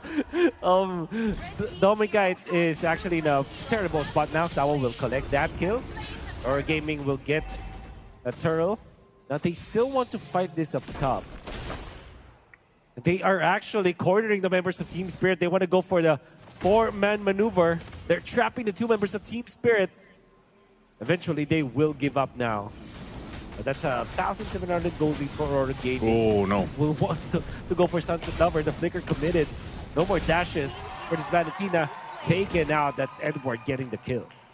Okay, so that's a whole lot. You know, that's a whole lot happening here just in the last minute after that take. This is Tier 1 is going to stand, but I think Team Spirit wants to fight. Oh, they do want to fight. They fend up the attack for now, but they don't have the proper heroes to eventually complete the kill. Light is still, you know, for the longest time full HP. Now Demon Kite actually bumps onto Sawa. Oh, there you go. The tech charge after the stun. Hiko is dead. Couldn't even react to that. Even having the needles and flowers was not enough. Oh my goodness. Now, that's why you don't want to give the Grok to Light, no. So aggressive with it. You know, this Light on the Grok many times whenever he gets his hands on it is such a, setter. Like if he can set with a tech charge, he does. If he just messes things up with the Rampart, that wall, he'll do it just like this, making it more chaotic and more difficult for their opponents to deal with, but they fight again. They're going to be fighting against always in trouble now. He's the first one to go down. In comes the stolen tech charge. Nailing 2. In comes the flight coming out from the 1-1, but the damage is just not there. Sunset Lover next to the docket. And it looked really surprising for Team Spirit, but Aurora Gaming were far more prepared for it. And now they want more. Demon Guy driving by, but not land the stun. Instead, they will shift their attention to the mid lane. Maybe put this turret low. Oh, the tech charge open through the blazing to it on top. Oh my goodness. How sick the Aurora Gaming is. They have taken out more. And now the turtle is going to be the next target for Aurora Gaming. Hey man, Light going for MVP here. How many tech charges and ramparts have we seen to set things up? And Edward too. Just Edward falling around because he's like, Light, if you do your thing, I'm going to be able to just jump in too and capitalize on these kills. Again, it was that, those roles specifically that get to shine in the early game. Domeng, he might have struggled, 2 deaths, but again, that's not that big of a deal on a Claude. Yes, you start to get behind a little bit, but when the rest of the team is doing all this around the map, you have plenty of time to catch up here. Now, for Domeng, you know that he's going to be able to farm up too. That's one of the great things about the Claude. Even if he's down, you can double lane. You can move back and forth between these lanes to farm up, to catch up. And I think even if we look at the gold differential between him and Hiko, it's probably not that big of a difference, right? He's going to work on this tier 2 turret because, again, the team as a whole is just winning all these exchanges. Oh, they want to go for Yue, but Yue is going to survive now. Oh, the huge Kid Bomba. Tried to go for Light, but he was rewarded by a death. Aurora Gaming comes to blazing to it once again. Texture to counter it for the cancel, but Sawa is still in trouble. They're trying to run away. The members of Aurora Gaming still wants to go for the kills. Fortunately for Team Spirit, the tech charge is enough to disengage Aurora, but they will still lose the Yuzhong and the bottom lane turret. All right, man. I don't expect Light to get the Grok again in the series. Like, and maybe in the future games too that they play, people are just gonna be like, you know what? Yeah, don't let that Grok slip through. Like, it's not possible because every single play, or majority of these plays, have had some impact with the tech charge or rampart again, or even just the skill 1 and the passive that comes with Grok. And mind you, the patch that came out just a few days ago, Grok was technically changed a little bit, but it's not that. It's not. Oh, all right. Well, that was just a test tech charge, right? he's just keeping them in check. But, that's the thing. Grok is still a crucial roam that fits into so many team compositions. Yeah. And when you get this kind of lead, well, if we're talking about 7.5 thousand ahead right now, under the 10-minute mark, you've got yourself all the room to work that you want to. You basically control the map. And it's really difficult because if you do get caught from a tech charge or you get cut off with the rampart, you're in a very tough position to be in. And with this kind of power differential between the teams, that's why we see these health bars being deleted so quickly. And here's what I mean, right? Look at the gold from Domeng to Hiko. Yeah, Domeng died a couple times, but look at the difference in gold. Domeng just farms. He does that so well, even if he's behind. 2,000 means a full item ahead. It's well over the free item power spike. And look at that, the Chastise Border being picked up on the Grok, on the Baxia. That means that they are prepared for this 1-1. Prepared to see a 1-1 attack so slowly this ever happens. Now, everyone wants to start the fight this time. Will miss the mark. It's the ultimate. One shot taking so much damage from the pokes of Yue plus Dominic Guy. And in comes the tech charge. You can see it blazing to it on top, but the flank coming up from the 1-1 goes from 10. It's gonna be there. In comes the usual as well. The damage is not there for Team Spirit. Whereas for Aurora Gaming, they're dealing it. Kid Momo's down for the count. Edward is gonna fall, but Dominic is gonna take the second kill. That Sunset Lover down. And that is a wonderful start again coming out from Light. Yep, defense. It's that tech charge, and Doming is basically exactly where it needs to be. It doesn't matter how the early game went. That's why I kept saying that. With a Claude, you're playing into that late game anyway. So now it's his time. Whoa! He's feeling it definitely. Can he get a kill now? What is going on? Oh, Yue with the flick for play. Completed and the brilliance to get out. He's safe. Daylight robbery coming up from Aurora Gaming PH. They still want more. Team Spirit, they're feeling angry at this point. They still want to fight. Kid Bomba in the face of danger. They will eventually lose their turret this time. That's going to be Light to get out of there with that tech charge. Okay, they caught Domikai. This is a passive kill. That's a shutdown. But a 3-1 stun coming up from Edward. He gets 2 kills for the team. And now Hiko in trouble. Solo gets the double. Edward. How many times have we seen this man land the bravest fighter on multiple heroes, and we're gonna see it once again. Aurora Gaming, they're looking for the jugular. They really want to end this time. Kid Bomba being chased down. My goodness, they don't have the claws, but they still have the damage. Edward just diving. Kid Bomba in trouble. Kid Bomba alive for now. Oh, actually jumps back, but no, Edward cleans it up. Sunset Lover will be here. Sawa, okay, we'll be pushing them back. And Aurora Gaming. What is going on? Plays. Take a deep breath, Wolf, because my goodness. It was seeming like Aurora Gaming Philippines had a point to make. I mean, it all started with Domeng jumping into 3-4 blazing duet, and then just the forced initiation of the fight. I mean, they wanted to go to game 2 right now. Well, it's not going to happen, says Team Spirit. And clearly, Aurora is just, I don't know. This is way more than momentum, man. This is just dominance right now in game 1. And for Team Spirit, if you think about what are you going to do in this situation, you know, and when it is the 1-1, the rest of their lineup isn't going to do much here. Now, the miracle play would basically be to buy enough time. You're 13 minutes into this game. You're probably not going to want to contest this Lord. And if you do, you're probably going to lose a team fight. So what do you do in this situation if you're Team Spirit? You want to delay it. You want to farm up what you can, get Hiko to where he needs to be. If Sunset Lover is the miracle play because he has a tech charge himself, most likely he'll get a tech charge off, but then he'll probably die because he's a Valentina, right? And he's just going to get shredded down. So with that in mind, Aurora Gaming will actually delay this Lord take themselves to potentially bait out. I mean, look at this. Domeng gets the Dragon Form out himself. Yeah, that's a verified Dragon Form as well. So in trouble in the middle of the 5 members of Aurora Gaming. That's the hill, the down for the count. Kid Bomba getting jumped, but no ultimate anymore. One shot is here. Light with a conceal actually gonna get cancelled. Sunset Lover on the other side of the bush. This Lord Pit. Lord will be reset for now. A soft reset at that because Demon Kite attacks it. Team Spirit will now have to mind their lanes. Yeah. That's the decision. They will just go back. Aurora Gaming will claim the Lord.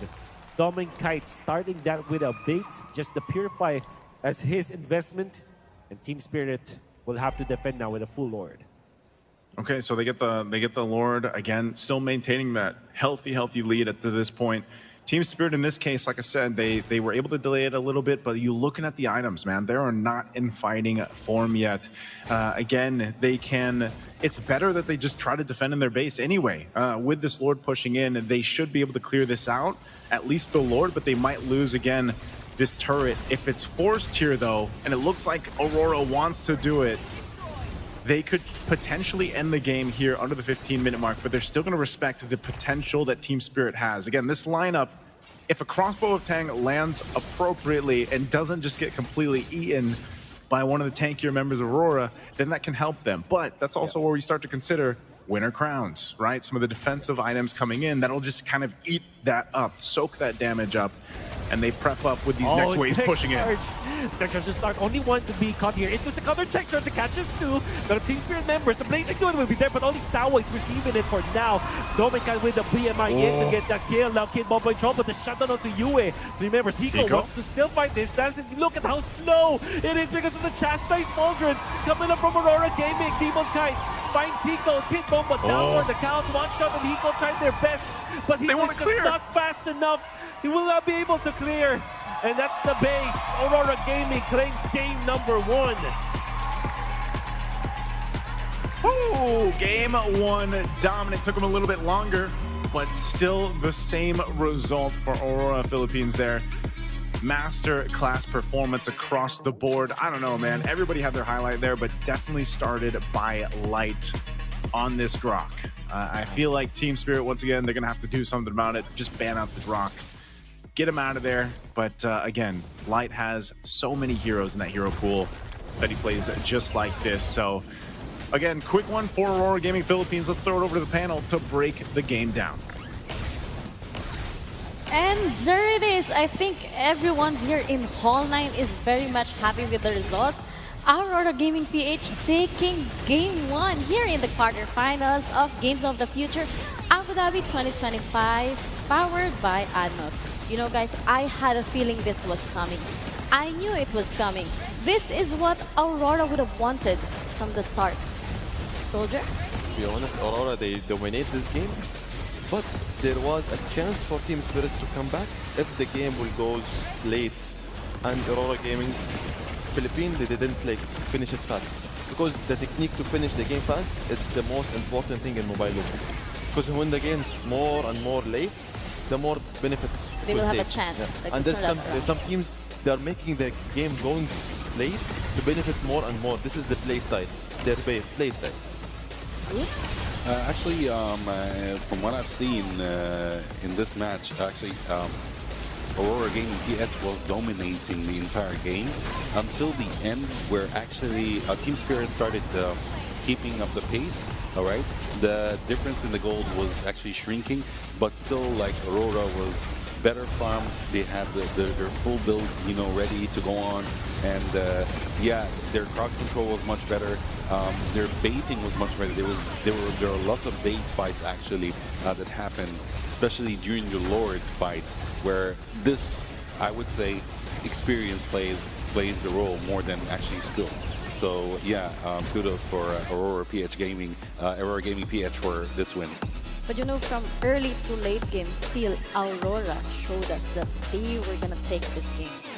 From the early, Aurora Gaming PH was going straight to the win, like going full engaged, full aggressive, and Team Spirit wasn't like predicting, because Team Spirit, like, they was like, we want the early fight, but like early fights, like even like plus and plus together, no, it's not gonna happen. The more stronger will happen, will win. Okay. So Aurora Gaming has won and like had proved themselves. We are going to win the early fights. Yeah. Yes, and looking at these statistics, I can see dominance here. To be honest, I will focus only on Light. He was the man of the match with the Grok. Yeah, actually, Light was amazing with Grok. Actually, he was the main initiator of the fights. But in some cases, actually, I've seen Claude was actually initiating the fight. Although he's the marksman, he's the one who's supposed to be in the back. But Claude used to initiate the fights. Lunox would follow, and then the rest of the team would actually follow Lunox and Claude. So, and then when the Light, he's initiating the fights, all the audience here are cheering up. Yeah, they were screaming, man. They were screaming like crazy. So yeah, good job for Team Aurora. As you can see from the score, the gold, the towers destroyed, the Lord slain, Turtle slain. It was complete dominance for Aurora, even 22 kills to 5 kills. So good job for Aurora. I believe Team Spirit is not done yet. I believe they still might have something up their sleeves that they didn't show yet, that they might show in the second match. So we're hoping for that. So for you both, it's Light who's the MVP of the game. For me, yes. It's Light. That's right. Definitely Light with Grok. 3 kills, 0 deaths, and 11 assists. Light was amazing with Grok. I believe Team Spirit would immediately ban Grok in the next match. They're not going to keep him. You know, I think if they keep this momentum, I think they can close this series quickly. Yeah. For me. If they can keep this strategies and this combo like to the end, they can having a clean sweep for them. Definitely. But until if Team Spirit have an announcer for that, like, maybe. Don't forget about Team Spirit yesterday, what they did. Yeah, maybe. Of course, they might have actually an answer for that. They might have actually a comeback. But now let us look at the game too. All right. What do you think Team Spirit can do now? Because Aurora is there, you know, they are focused and they delivered really. For Team Spirit, they will focus now. They will not focus on the early fights. They will like just remove it from their head. I will focus maybe in mid games, because for Aurora Gaming, they are sometimes weak in the mid game and they are strong in the late.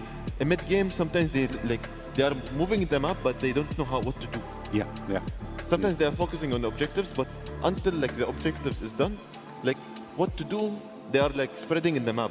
Yes. But for Spirit, there was farming. They are like focusing, trying to defend their bases until like they are getting more advantage and more. That's the thing like they need to focus on, like the mid game for a team spirit. I agree with you. But for them, it's all about survival now.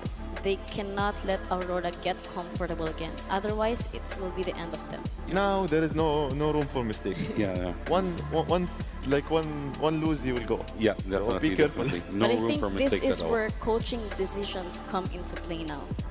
Yeah, it's a coaching and mental. Just remove the stress, just relax, take deep breath, and the one who's having that long deep breath will win.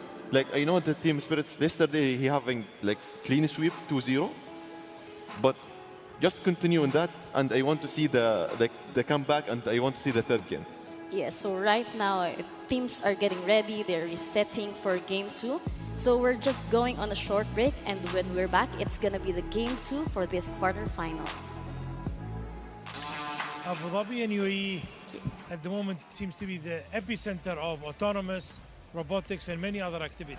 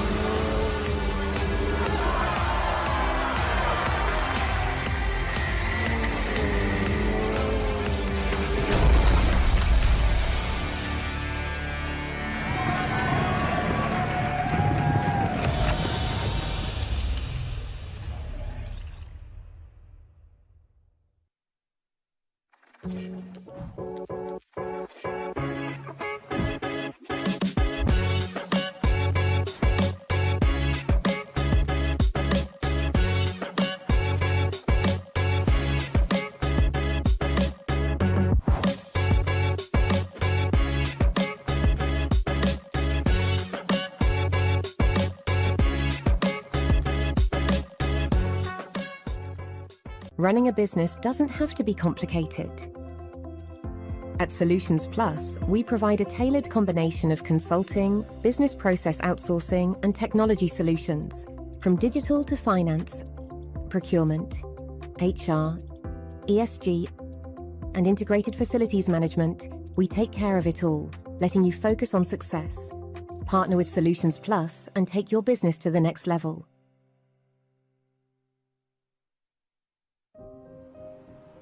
Health is the essence of who we are.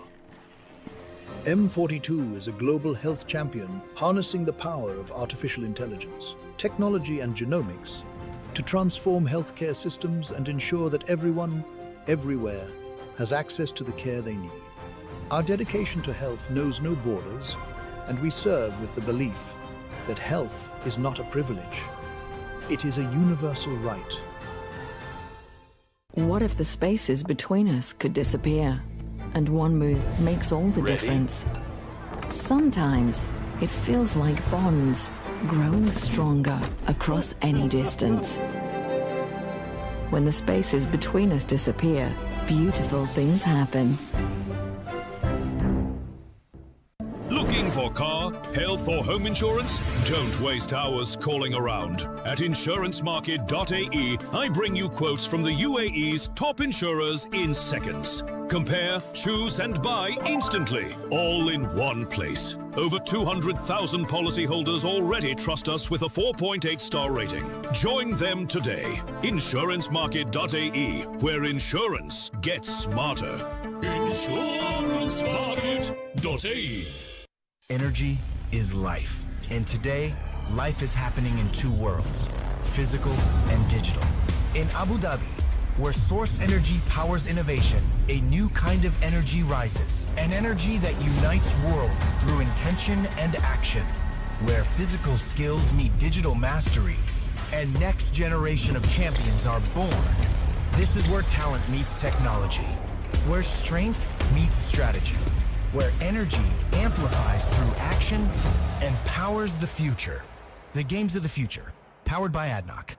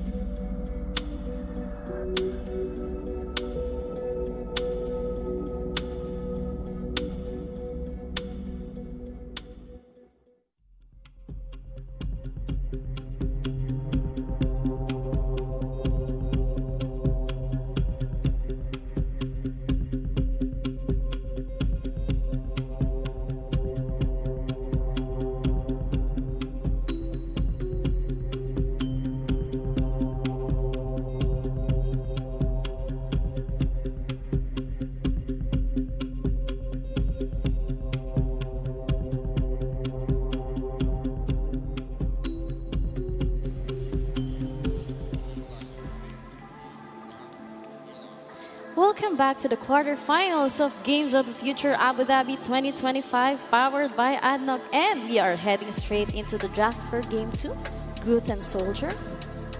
To be honest, it's gonna now, as I can see for the draft, Team Spirit, he's not joking with the bans. Yeah, definitely. Actually, with the Lancelot and the Zushin ban, it's a meta ban, but yeah, they don't want to leave any chance for Aurora to go for the top meta heroes. And the third ban is Sisi.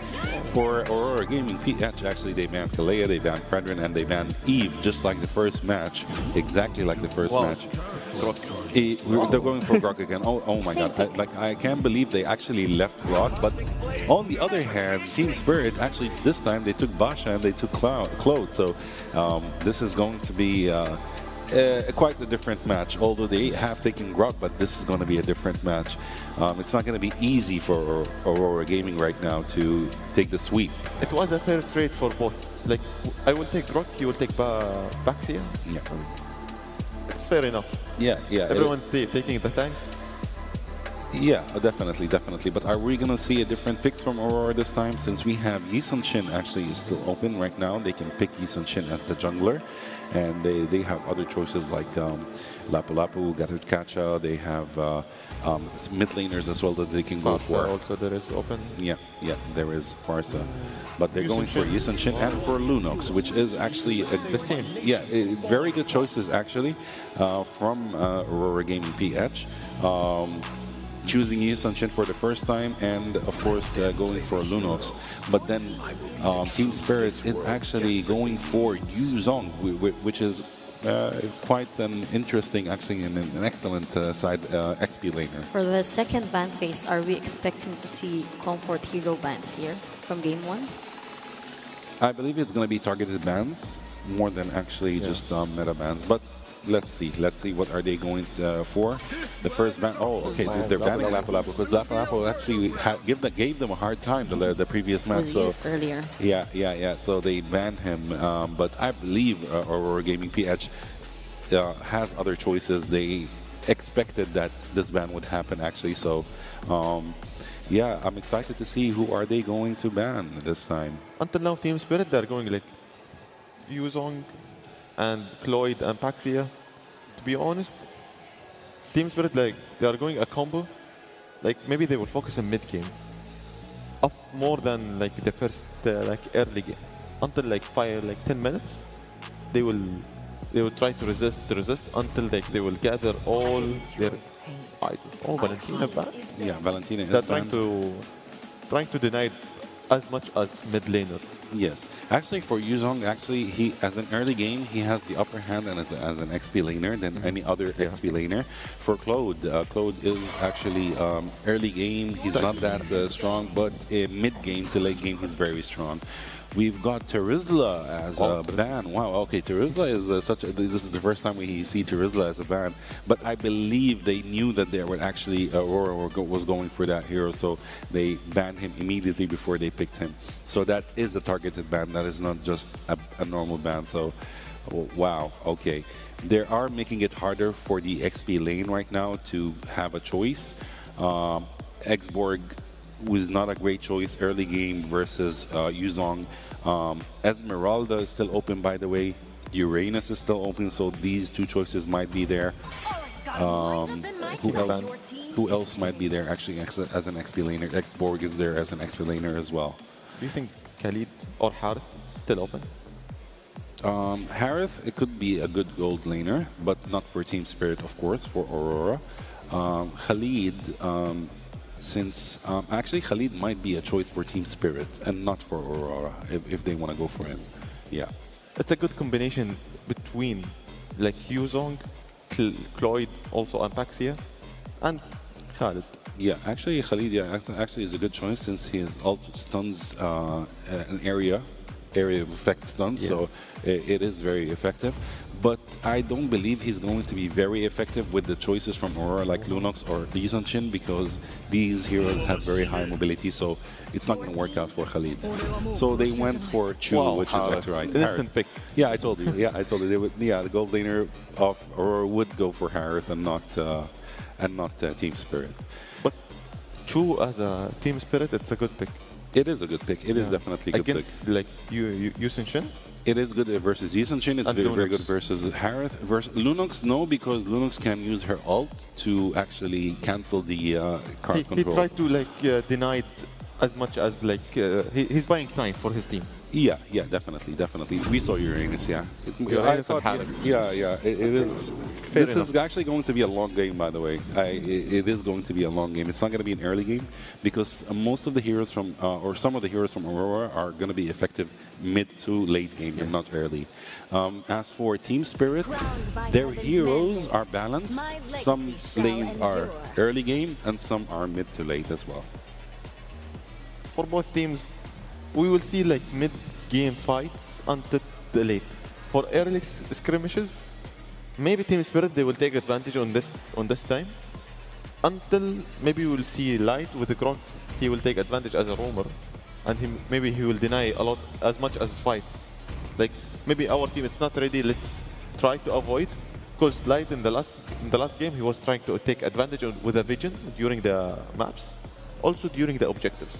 Yes, that is very true. And I think in the early game right now, in the mid lane fights, there will not be a huge fight just like the first game because Basha is tanky. He has very high HP, so it's going to be very hard for Aurora to actually get the kill in the beginning of the game. So yeah, let's see. Can Aurora finish this clean, or will Team Spirit fight back?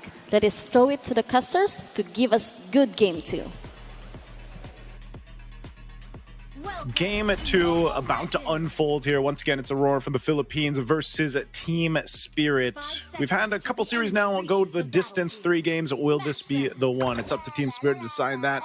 It's me, nice to joined here with Wolf, bringing you guys the action for Game 2. Hey, Wolf, we saw this yesterday, man. The Zetian came through with Team Spirit's game against Team Max, but that was paired up with an Arlot. Now it's a Yuzhong. What do you think about this combination? Is the quote-unquote, technically kind of sort of buff that Zetian got valuable here? It will be valuable, especially if they get to that good point where it's the late game.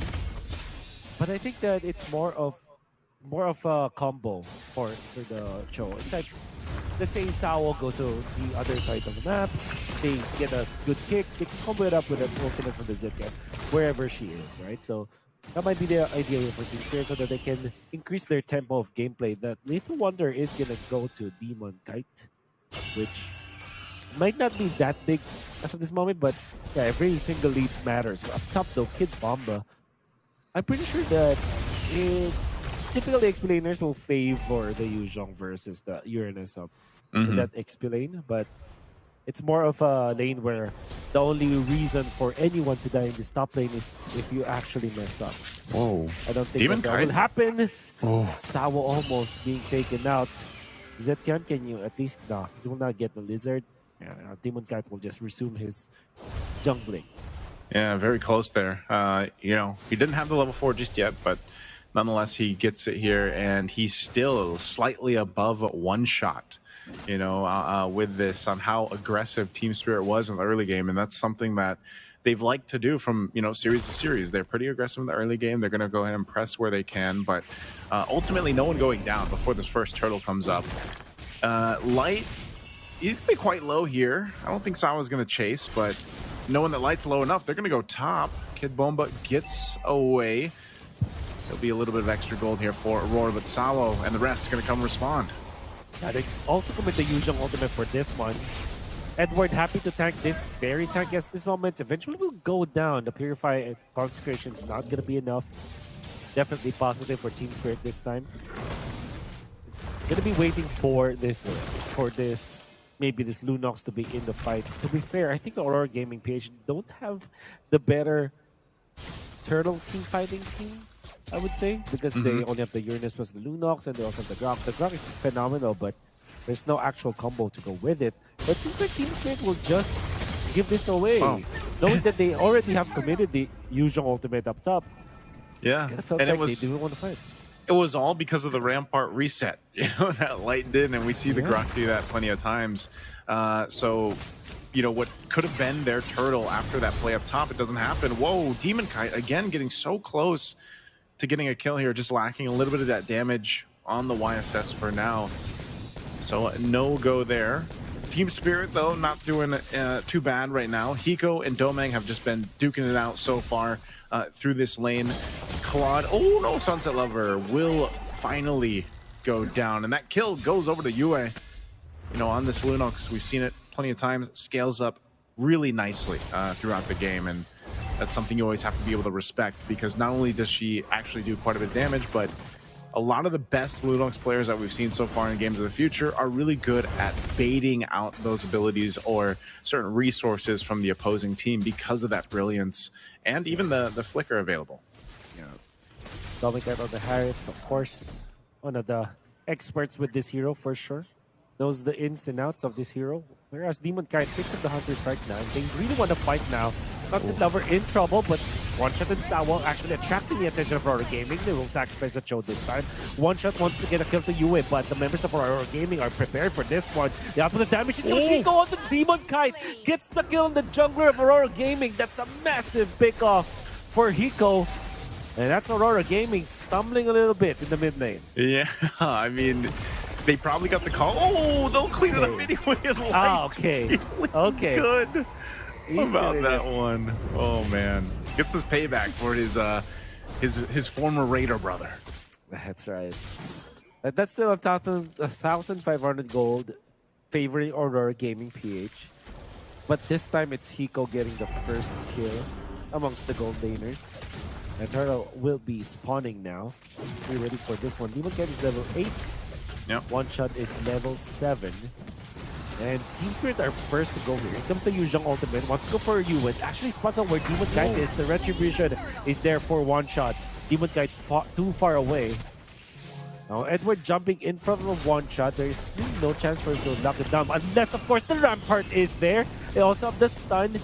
Aurora Gaming felt like they cannot proceed any further and will just give up that second turtle in favor of Team Spirit.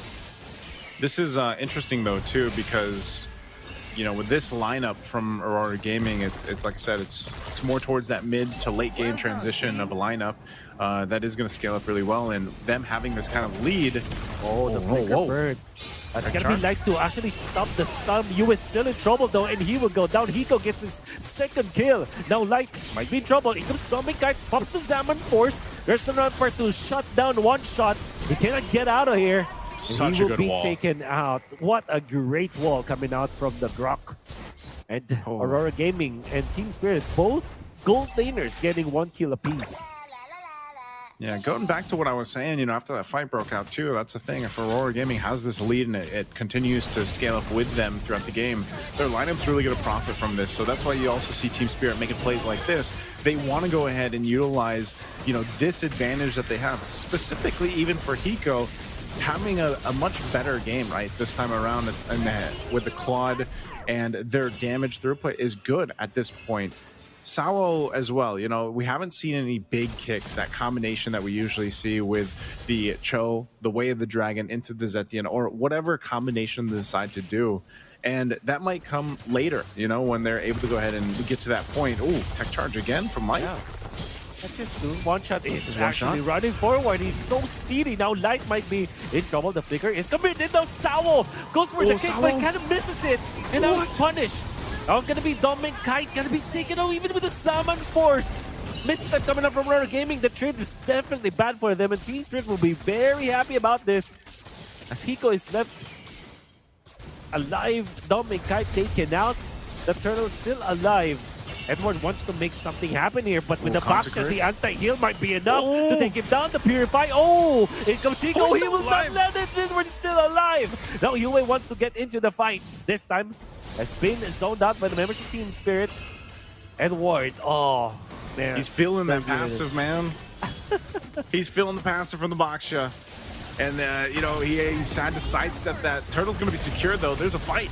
Oh, another fight. Salmon Force. Dominic is back. Hit Bomba might be in trouble because of this, and indeed he will die. Dominic still wants to go for one shot this time, but that is a back shot. Very tanky at this point. They're going to be happy with one takedown on Kid Bomba. Aurora Gaming, they're giving some opening to Team Spirit, and Team Spirit are happy to collect. Yeah, good thing, once again, as long as Hiko doesn't die, Team Spirit's in a decent position. Zaman Force going to be dropped down just to push him off.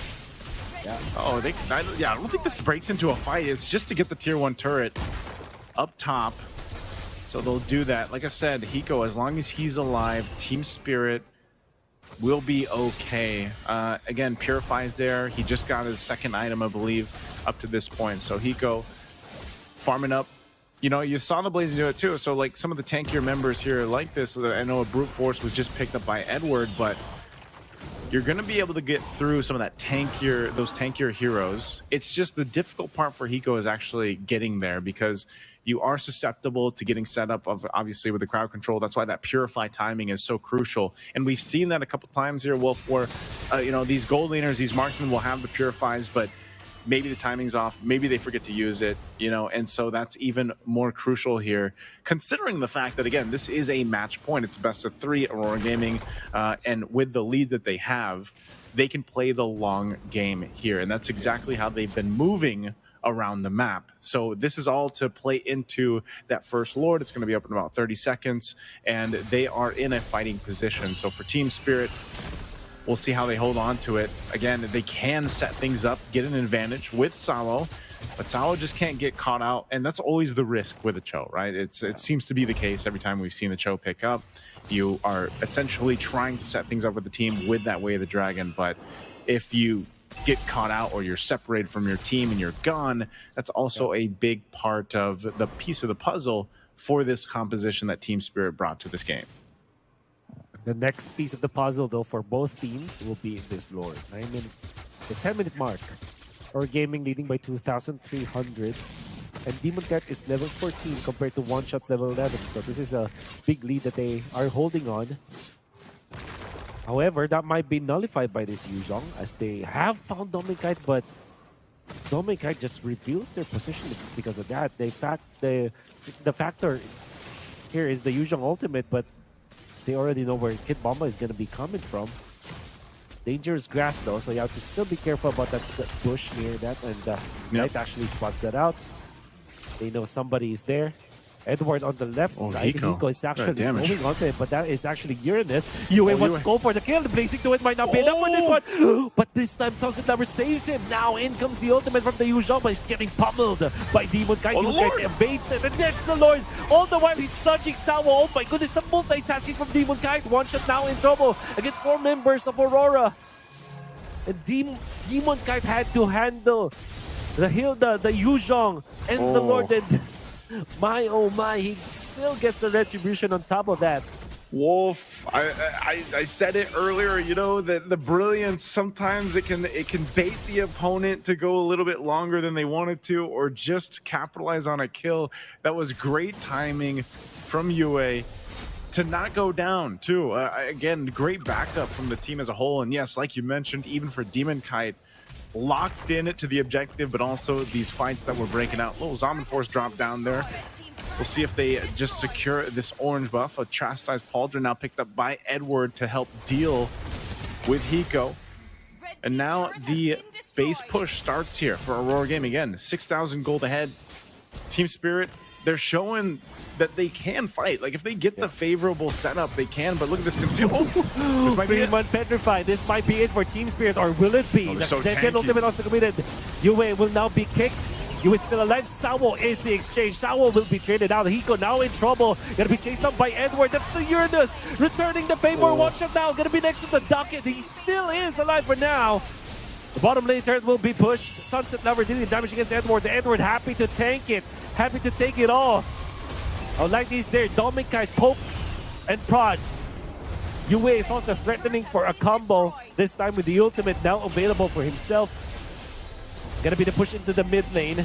Kid Bomba fends up the attack. They're zoning out members of Aurora for now. And they will be able to take up top lane though. Aurora Gaming. Great aggression that will net them 2 inhibitor turrets at just 11 minutes. 12 minutes, I mean. Yeah, very, very good push with that Lord right there. Take a look at the items here. You can see that, right? The defensive items are in place for Aurora. Those double 2 chastised pauldrons really helping them out to deal with that. Plus, again, the blade armor, even to an extent, the brute force there. You've got plenty of ability to deal with the majority of this damage, which is physical from Team Spirit. I know the Zetian is there. She is able to provide somewhat of damage. Now, even with the patch coming out and they buffed, I believe it was, they buffed her second skill damage and then they reduced the mana cost for it. But in the majority of these team fights, you're using that Fury of the Phoenix, you're trying to get that stun off. But then, as we saw with the kick earlier on from Sawo, he might get the space to kick, but then there's no follow-up. They're going to force a fight again. Exactly. Sawa will kick Edward. Not a good target. Now Sawa will be taken out because of that damage output from Domikai is phenomenal. At this stage of the game, a fully locked item, Harith will be a threat to any member of Team Spirit.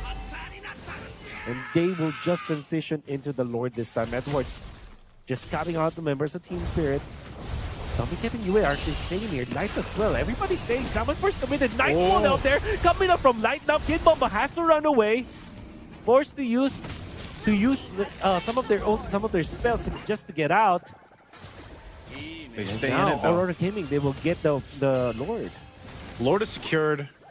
Aurora Gaming is basically just saying, we'll hold up this front. 4-man, let Demonkind do his thing, secure the objective. Edward's taking some shots. Sawa's going to be careful here, man. It's been a couple times now, and that's what I was saying. The risk of the Cho pick, every single time we see it in the team comps, is that case. Like, you'll go for the kick, and at this point, when you're down this much too, you're most likely going to die in that setup, so you got to make it count. Like, that's one of the things about it. Where in comparison to a Grok, it's like, all right, I'm going to tech charge, but then I can also try to escape from here. I have a couple other things up my sleeve in Grok's kick. Whereas, again, Cho, he is mobile, but then mostly you need to go ahead and just get the kick off in the right direction. And so far, that has been so difficult for Sawo.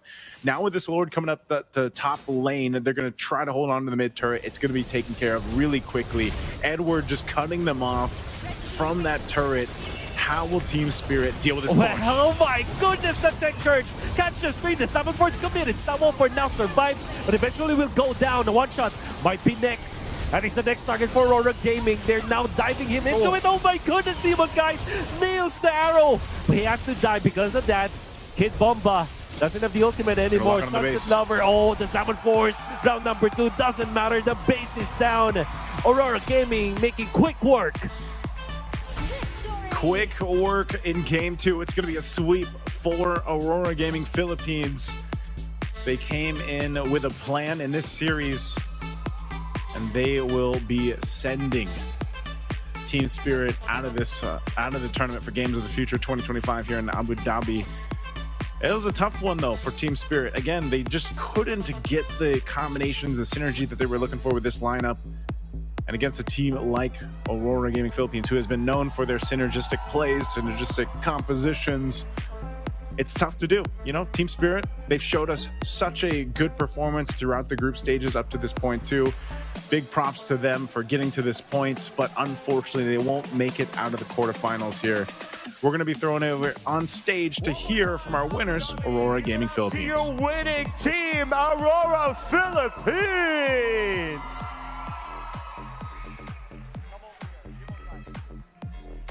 Well done, guys. Congratulations. You came off a clean 2-0 win right now, officially in the semifinals. So many incredible fans are here to support you guys. Demonkind, how do you feel like being the best player in this match? I'm just very happy because I performed good. Amazing. Listen, what's the tactic like?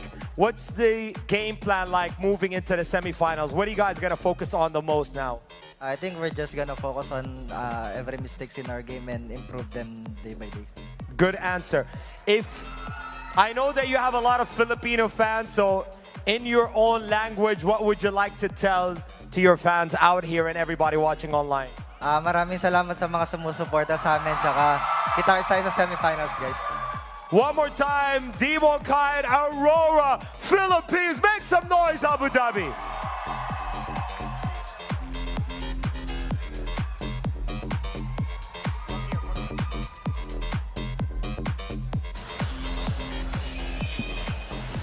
And they close it out in style. Aurora Gaming PH secured this series with a 2-0.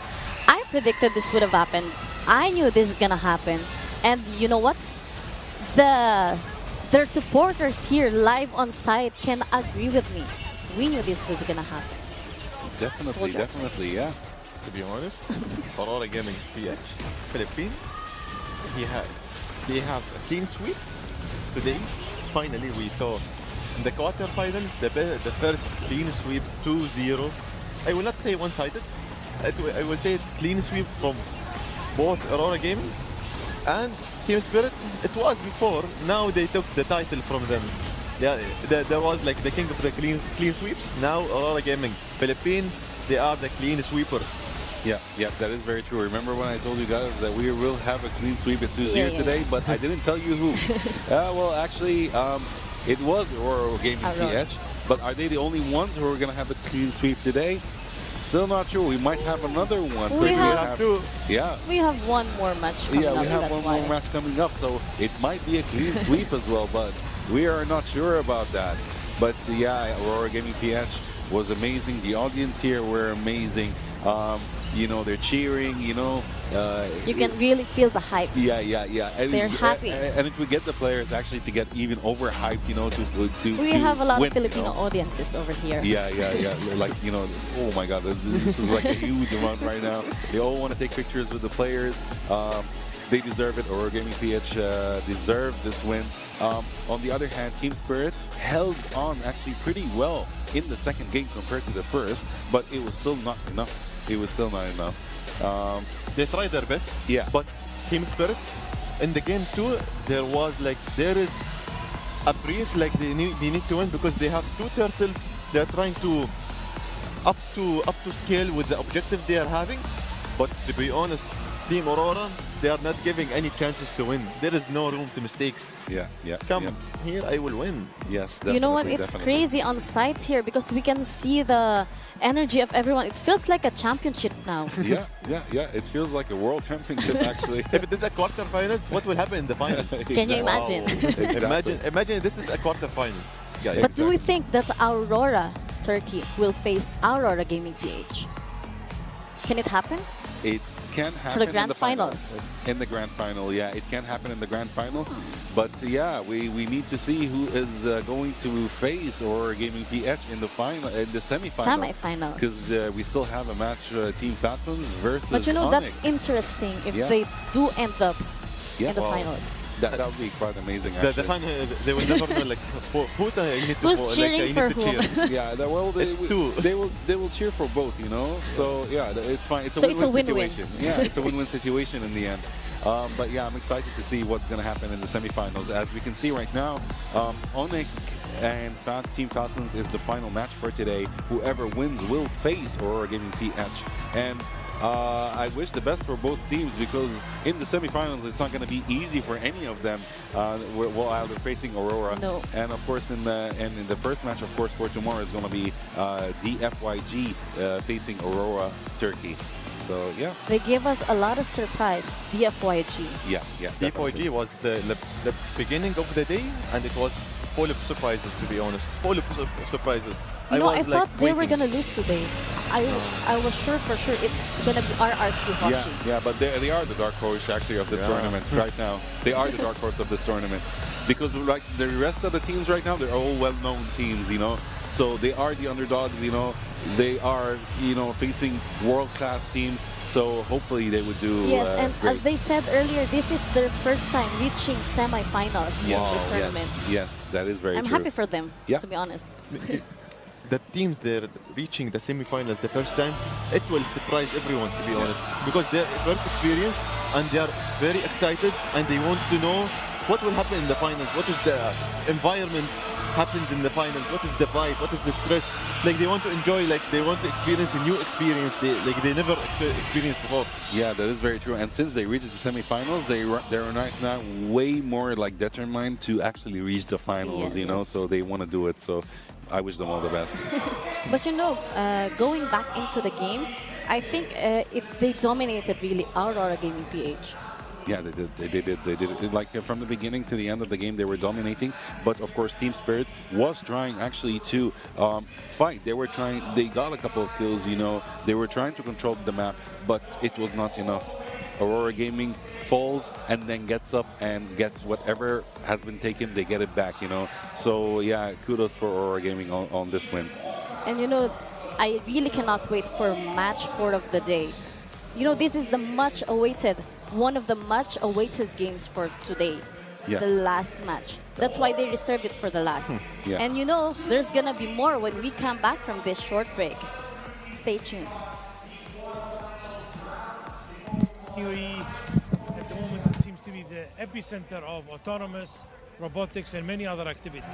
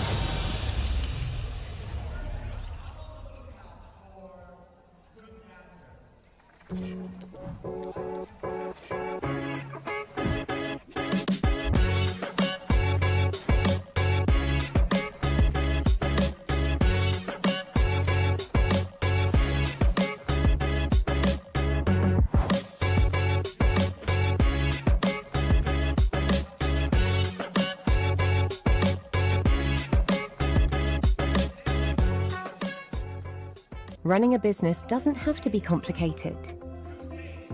At Solutions Plus, we provide a tailored combination of consulting, business process outsourcing, and technology solutions, from digital to finance, procurement, HR, ESG, and integrated facilities management.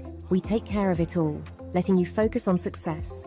Partner with Solutions Plus and take your business to the next level.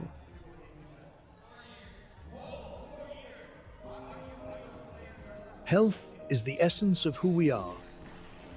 M42 is a global health champion harnessing the power of artificial intelligence, technology and genomics to transform healthcare systems and ensure that everyone, everywhere, has access to the care they need.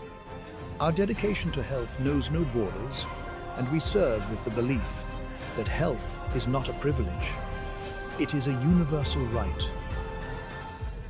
What if the spaces between us could disappear? And one move makes all the difference. Sometimes it feels like bonds growing stronger across any distance. When the spaces between us disappear, beautiful things happen.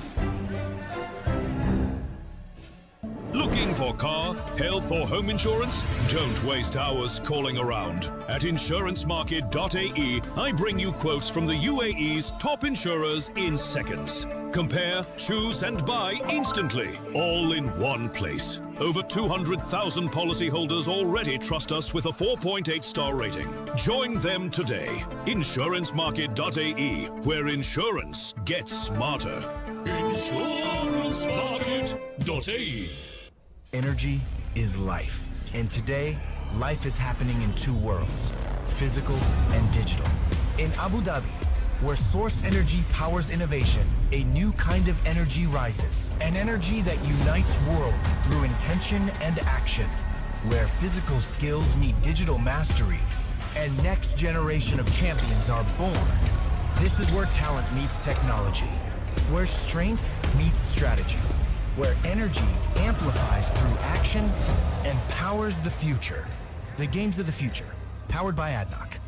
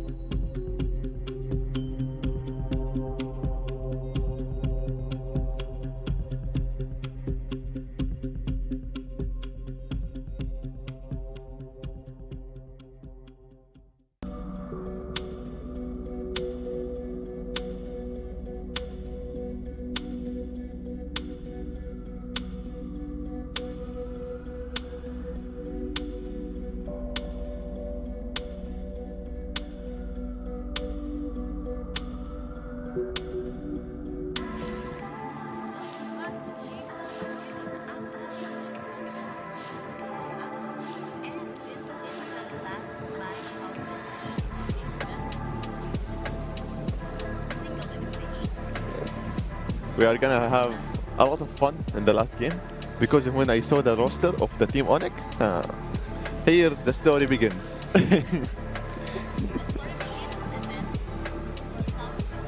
Yes, and it will end for us like today because we will end the quarterfinal story. But for others, they will go home. And then we are going straight to the semifinals after the quarterfinals. So as we can see here again, DFYG is facing Aurora Gaming Turkey. And we're still waiting who's Aurora Gaming PH is gonna face for the semifinals. Until now, we are seeing a lot of, in the schedule, it's a little bit curiosity, like who's gonna win. Like semifinals tomorrow, it's gonna be hectic for others. Adham, what do you think? Onyx, oh my God, Onyx. When I saw the team, when I saw the guys, we're talking about Sans, we're talking about Skylar, we're talking about Keyboy, we're talking about Kyrie. This is going to be extremely hard for Team Falcons. Yeah, it's not going to be easy at all for them. We're talking about world champions right now. We're not talking about just any players. We're talking about world champions. Team Falcons are facing the world champions. So, yeah, this is going to be so much fun, you know, for us to watch and for everyone actually who's watching the stream to watch this match. Yes, I just want to say this is the last match, but the energy here in Hall 9 on site, it's very much high. You can see the viewers here, they stayed from the beginning till the end. After game Aurora, the vibe here it's totally different. After winning 2-0, like now I want to see up 2-0 again. Okay, I'm just gonna say it straight. I think Onyx is gonna finish this series clean. I think so too. You are forgetting about Falcon. They are winning like some major tournaments. We're talking about the world champions here. But sometimes they're winning on the Onyx. See, I would love Team Falcons to win, definitely. You know, they're such a great team. They're such a wonderful team. They're great people. I would love them to win, but it's not going to be easy. You know, it's not going to be easy. But I'm right now, I'm past this phase, and I'm imagining Aurora Gaming PH facing Onyx. How is it going to be? It's gonna be crazy. Let's find out. Yeah, for you, that's what you want. But for me, I have this curiosity that Aurora Turkey and Aurora PH will face in the finals. I want to see this. How about you? I want to see Onyx in the finals. Onyx as well. So you're basically with Onyx. Why didn't you say from the first place? No, I need to hide it. I need to play in your mind. It cannot just be all Onyx, you know. We need to. I want to see Onyx in the finals, but at the same time, I want to see Falcon what they will do against Onyx because I'm waiting from yesterday. Yeah, I'm predicting. Yeah, I'm watching the Falcon liquid video, and I want if they will choose this champion, what they will do, and if they will go for this strategy, what they will do. Yeah. So I'm predicting, I'm studying, you know. Yeah, very true. Well, we can say. I think what you want to say is that you think Onyx is gonna win, but in your heart, it's Team Falcons. Yeah. Is that right? And here, Team Falcons. On the favor. Same here. My mind says Onyx, my heart says Falcons. Okay, I think our teams are ready now. Let's throw it to the stage.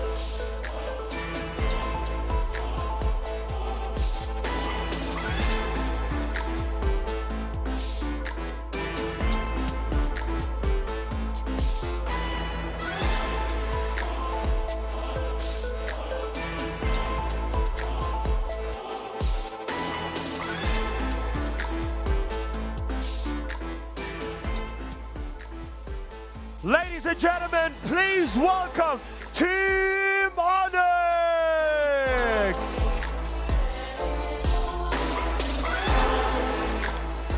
Games of the Future quarterfinals. Good luck to you, boys. You may now take your seats.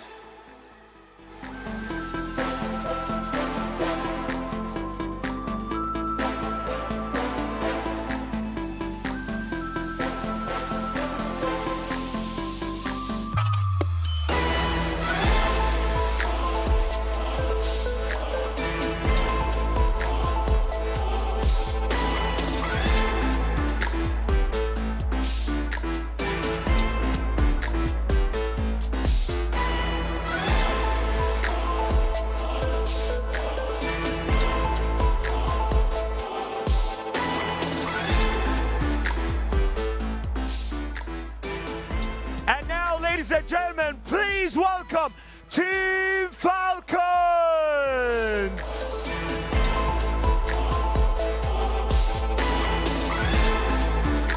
That's right, final quarterfinals match of the day. Good luck to you, boys. You can now head to your seats and let's get the competition started. Abu Dhabi!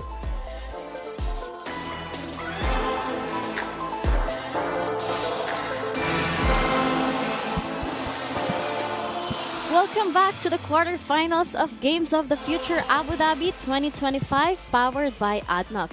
We are moments away from the draft for the last match of the day.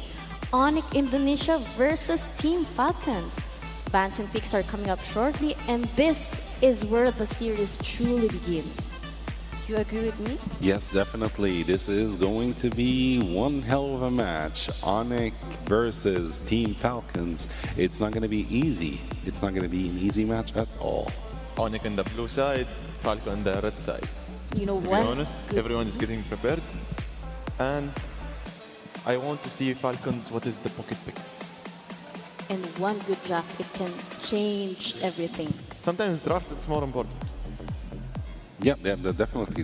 The draft is number one. As we said, draft is 70% skills and in-game and experience is 30%. Both of them are experienced anyways. Yeah, definitely. Both the teams are very experienced. They have been in the world stage, both of them. So it is going to be such a challenge for both teams. So yeah, now we're starting with the ban phase. The first ban, of course, is Fredrin and Lancelot for Team Falcon.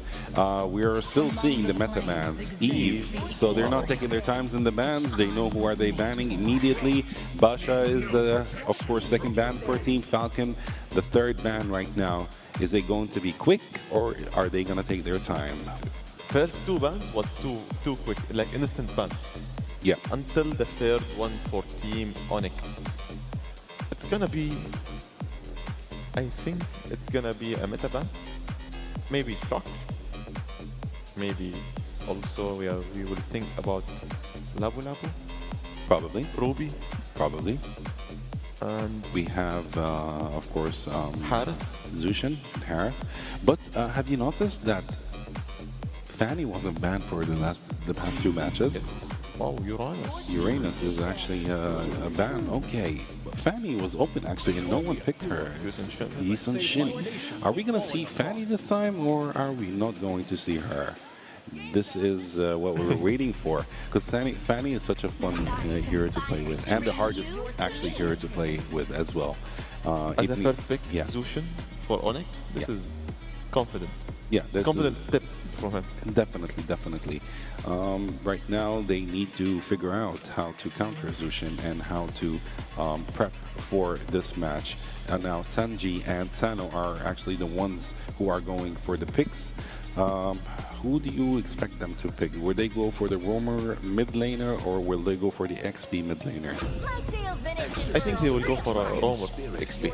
Actually, they went for roamer XP, so they picked Yuzong and they picked Kalea, which are two actually meta picks, to be honest.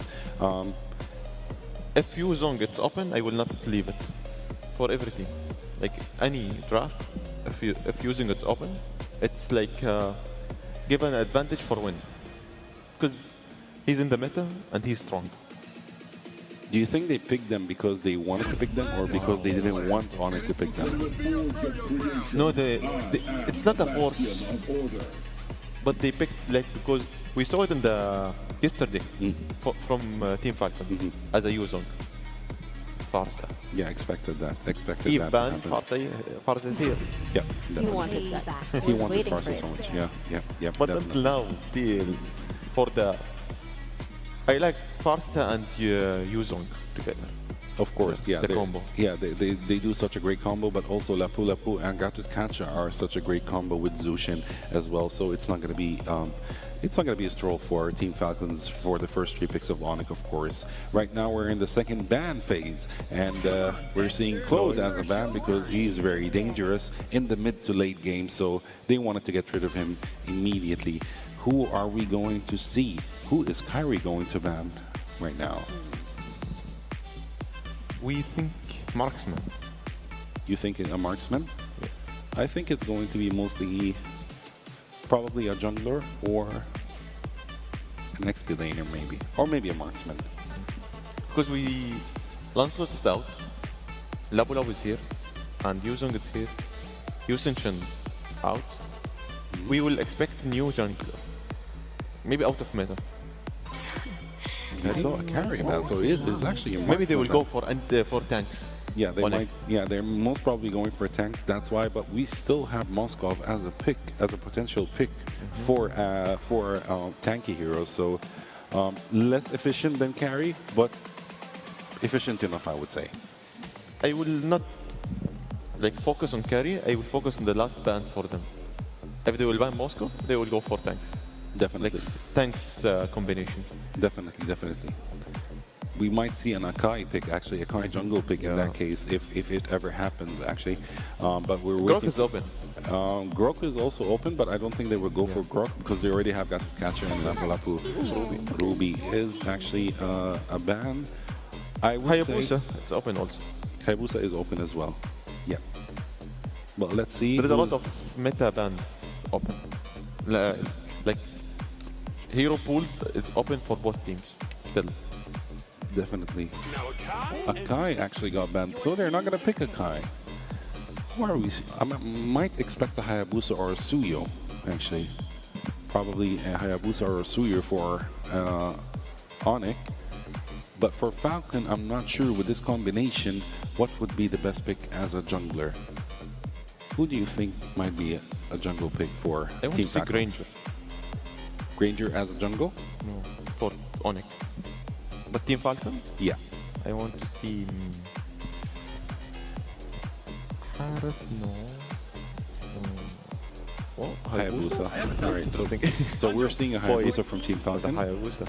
Yeah. Hayabusa is it's picked, and it's like he can do the movement faster because there is no only the cat. He can counter him. Also, Labu Labu some crowd control. Well, we still have Suyo, we still have Eamon, we still have Fanny as a pick as well. Eamon is not actually pretty meta, but probably a potential pick, let's say. Or they might have something else to say. They can go for Ling as well. Ling actually might be a choice as well. But no, we're seeing Fanny and Harith. Yeah, we're seeing Fanny and Harith. They're going all in. They're taking all the risks of the world, actually, Onyx. So yeah, that's. Still, we are talking about Fanny, and they pick it. And you have no He's idea. the king for this, Kyrie. Kyrie is the Fanny king. Yes. So basically, yeah, it is his pick. It is his main. So I don't know why they do you didn't think ban it. Falcon they miss it? no, I don't think so. I think they actually are confident enough for them to play against Fanny. So yeah, let's see if their confidence is. That's a +1 for Falcon. Yeah. Let's see. So we have the last pick from Sano for Falcon, and let's see who is he going to pick. I want to see the full picture for Falcon. Yeah, we still have a gold laner. We still have a gold laner remaining. This is very interesting. For Onyx, they will play for Esmeralda. Okay. Predictable. Yeah, actually, it's actually predictable since they're going, they're going to face Fanny. Fanny is going to have a hard time right now since she is actually facing 3 semi-tanky heroes, I would say, 1 super tanky hero. So it's not going to be easy for them. As for now, Team Onyx, they will focus on early games. Yeah. They will focus with Fanny more. But for Team Falcon, they need to disengage a lot, and they need to avoid unnecessarily fights, and they need to focus on objectives more than kills. Yeah, true. But a last comment I would say before the game starts, Team Falcons is actually missing. Better draft. No, they are missing damage. Actually, they are missing a damage factor right now. They have the tanky factor, but they are missing the damage factor. But the damage factor is actually with Onyx more than Falcons. Yeah. Okay, once again, Onyx Indonesia versus Team Falcons. Everything is on the line. Casters, please take it away. Thank you so much to the panel for breaking down this last series for us. It's a best of 3. The quarterfinals to move on to the semifinals. What is up, guys? It's me, Nice, joined with Wolf one more time for tonight. Well, hopefully we get 3 games. Wolf, what do we think of the draft here? Kyrie's on a Fanny. And I know, you know, there's a bunch of fans out there that are rejoicing for the Fanny pick for Kyrie. I was hoping for the Barretts, man. I know he brought it up during their group stage games. And what do you think about this? How's this matchup work? The Fanny, the Hayabusa, but the rest of the compositions as well. And when people say, when you start a sentence with Kyrie's Fanny, typically the response is say less. Right? Say less. This guy knows this hero so well. It's one of the best players to ever touch this hero. And I'm legitimately scared for Team Falcons here. However, I think that Team Falcons have drafted well against it. They did not get a marksman, so they're not that dependent. They are answering Kyrie. That's the first blood. They are indeed prepared for it, Taisu. And what that's the fear? first blood. Oh my goodness, this is pretty bad for Kyrie. Now they want more. Troll. Falcon is Kalea. That's also been always banned against them. They're gonna get more out of this, but Kyrie not having the purple buff. He did take it, but he lost it thereafter. That is even more frustrating if you're a Fanny player. Yeah, and they know he's going to be going to this orange. So look at the rotation here from Team Falcons. Are they actually going to go and pressure him here, or is Boya just going to take this little camp? Okay, he does do just that. So he'll get his orange buff protected here as well by Key Boy to help him out. But yeah, losing that purple buff early on, that sucks for Fanny. You know, everybody that's played Fanny, everybody that's played, you know, we saw the Ling yesterday, by the way, and we had this discussion about the Fanny and the Ling, right? Yeah. And how equally that purple buff is so important for these heroes to make it work. But nonetheless, Kyrie's still going to play, still go with the rotation they're looking for, and they might just give up this first turtle because they don't want to continue to fall behind. Now, gold-wise, it's nothing incredible for Team Falcons, but slowing down a Fanny, when a Fanny is opposing you, is one of the best things you can have in the early game, right? So Team Falcons, hopefully with that, they can continue to put pressure, especially now that Troll is level 4 in this Kalea. They can continue to put pressure where they choose. That's one of the great things about it. And if I can say something about Team Falcons, what the games we've seen previously, Troll has done an amazing job with the roam role. Usually it's either the Kalea or the Cho picks that he picks up, and he's able to set things up really well for the rest of the team. Even so, this is super comfort for Boyet. You know, Boyet's played the Hayabusa multiple times in Games of the Future alone, and it's worked really well for them. At times, he's able to go ahead and carry some of the momentum throughout the game where the rest of the team then shows up, you know, that mid to late game here. So Team Falcons in a good position 3 minutes into this first game. Super good position. They have stopped the onslaught of this Fanny coming up from Kyrie. The fact that Hayabusa is having a way better time compared to the Fanny, which will mean that the next few turtles will be in their favor easily. And they can even activate the heroes early on. What will happen is that the next following cycles of the purple buff or the entire buffs, they should be contesting. And if they are playing it correctly, if there's Yuzhong, Esmeralda with the Kalea Farsa, this could be a very strong composition to take over the opposing purple buff. So you would expect there will be a lot of wars between around that purple buff later on. Maybe even more than the turtle, because Onyx, I think that what they're going to be trying to do now is to forego the turtle and get that one. Now, initiation onto T-Boy. Very tanky, AOG out. Going to be safe. Onyx popping the Revitalize. Yeah, and you would feel Onyx will not be contesting this turtle. They will focus on their purple buff. Team Falcons are giving it away though. It's gonna be a little bit of mercy here being shown by Team Falcons, but I think that they are more concerned about the upcoming turtle as they are. Yeah, they wanted to make sure Boy got his, but they're fighting for it. Oh, they are indeed fighting for it. Onyx actually starts this on now. The Jushin actually kills off the Kalea. Now it comes Boyet. They really want to go for the Fender. There's like Boyet takes the turtle, while Sanji in trouble in the middle of the fight. Now Kyrie dealing the damage right now. Casually going for the cables. Not the fastest you were seeing it, but what a nice lift up coming out from Sans, forcing the flicker out from Sano.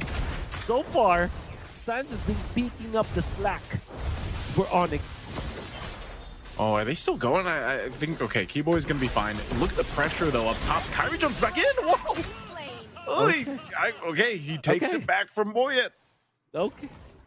I mean, you would not expect that for sure if you are Boyet. You're feeling very confident of the start that you've had. I understand why he was in that spot. He really wants to take away some of the green caps away from Carry, because that's what you really do against the Fanny. You take away the purple buff, you take away the green caps. It doesn't matter if you kill off the Fanny or not. What matters more is you stop it from farming, and I think that could be the answer for Team Falcons. However, yep, it seems like Kid Boy and the other members of Onyx, they're prepared to defend Kyrie's farm. Yeah, this is the thing, you know, for a bit, Boyet had a bit of a lead against Kyrie, but a couple fights will put him back in position where he needs to be, and that's one of the things you want to kind of keep track of, right? Team Falcons, like I said, in that little bit of a league game, it's now gone over. This next turtle that count that Onyx and contest that one. And for some reason, Troll is able to go ahead and get a pick off. Again, we're seeing them play around here. And again, he's providing a lot of that for them, scouting things out on the scouting contract. And, you know, Troll's got to do the same thing. But far so good both sides. I mean, Team Falcons slipping behind in the game. They're actually, the momentum they're carrying on through fine. They don't have to press any of these fights just so much, because again, when you're looking at the scaling that they have, and Esmeralda here, you need to build up. Oh, this turtle though. Yeah. This is what I'm saying. They're going to contend it. They're going to contest it for now. Far too far away from the fight, actually. So far. Want to really get a kill onto that one now. Points gets the turtle, but Skyler bursts down Sanji. Will get a kill on the troll as well. Now Team Falcons are being obliterated by the members of Onyx. Stop out from Sano. Coffin might run away, and indeed he will. But now Sano's getting lifted up. You want to try to fight this. Boy wants to go for it, but a stun from T-Boy and a ton as well. They are prepared for this. Boy wants to run away, but the damage from Skylar might be there. The flicker from Ludwig, the finish of the Hayabusa. Last hit, of course, was Skylar, which is the perfect scenario for Onyx. 3 kills for the gold laner. Just like that, Onyx are in control again. Man, that's timed so well. You know, Skylar at 3-0 right now on that Harith. Great usage of just kind of juggling what they had for the main part here. And, you know, all that under a turret too, Wolf. You know, that's the thing. So, yeah, that gets him the Starlium Scythe, the Feather of Heaven. He's going to build into his next item. And the thing is like, again, with that early kill against Kyrie, he's fine. If you notice the way he's moving into these fights with the Blade of Hepsis plus that Malefic Roar, it's enough to go ahead and do quite a bit of damage to even the tankier heroes of Team Falcons, and then he lets the rest of the team clean up from that point. So for Team Falcons, again, they've really got to choose the battles here correctly. Troll on the Kalea can always go for one of these members. There's only one Purify over there, right? And that's on Skylar, but the main thing is if Troll goes in, chooses to actually initiate a fight, the follow-up has to be there. And unfortunately with this kind of lineup, if the feathered airstrike is off target and it's that far away like we just saw, you lose a ton of damage potential for a team fight, especially around an objective. So you don't want this Allure to go that same way that last turtle did. And it's 10 seconds away here. And you can see Onyx is going to go ahead and make this macro move. Not sure if Keyboy's actually going to jump in for this, just making sure things are okay. Lord spawns on the other side of the map, and they'll start to rotate up. So for Team Falcons, that's the big test ahead of them. Can they get the favorable positioning in this fight? Can they actually potentially pick someone off? Because even if you go, if they go for Skylar, they go for the Harith, and they are able to get the Purify out, that's one thing. They still have to follow through after that. Onyx are moving as a unit. His 4-man squad from Onyx Philippines are just always yards away from each other. They jump in from Troll. They want to go for this kill on the keyboard, but it's very tanky. Now Troll getting punched because of that. The jump, the stun of the Sano. They can lift him up afterwards, but now from the backlines, that is actually the jump from the Yuzhong to fend off the attack, allows Sano to get out of that fight. Already Team Falcons have lost their roamer. They also have spent some of their battle spells in there. All the while, Keyboy and Lutpi gaining more ground. Zushin on the forward push as well. Onyx will just collect this Lord as Team Falcons have lost control of that part of the map. While Lutpi already setting up for a push up top. Yep, tier 2 down. Does the work there.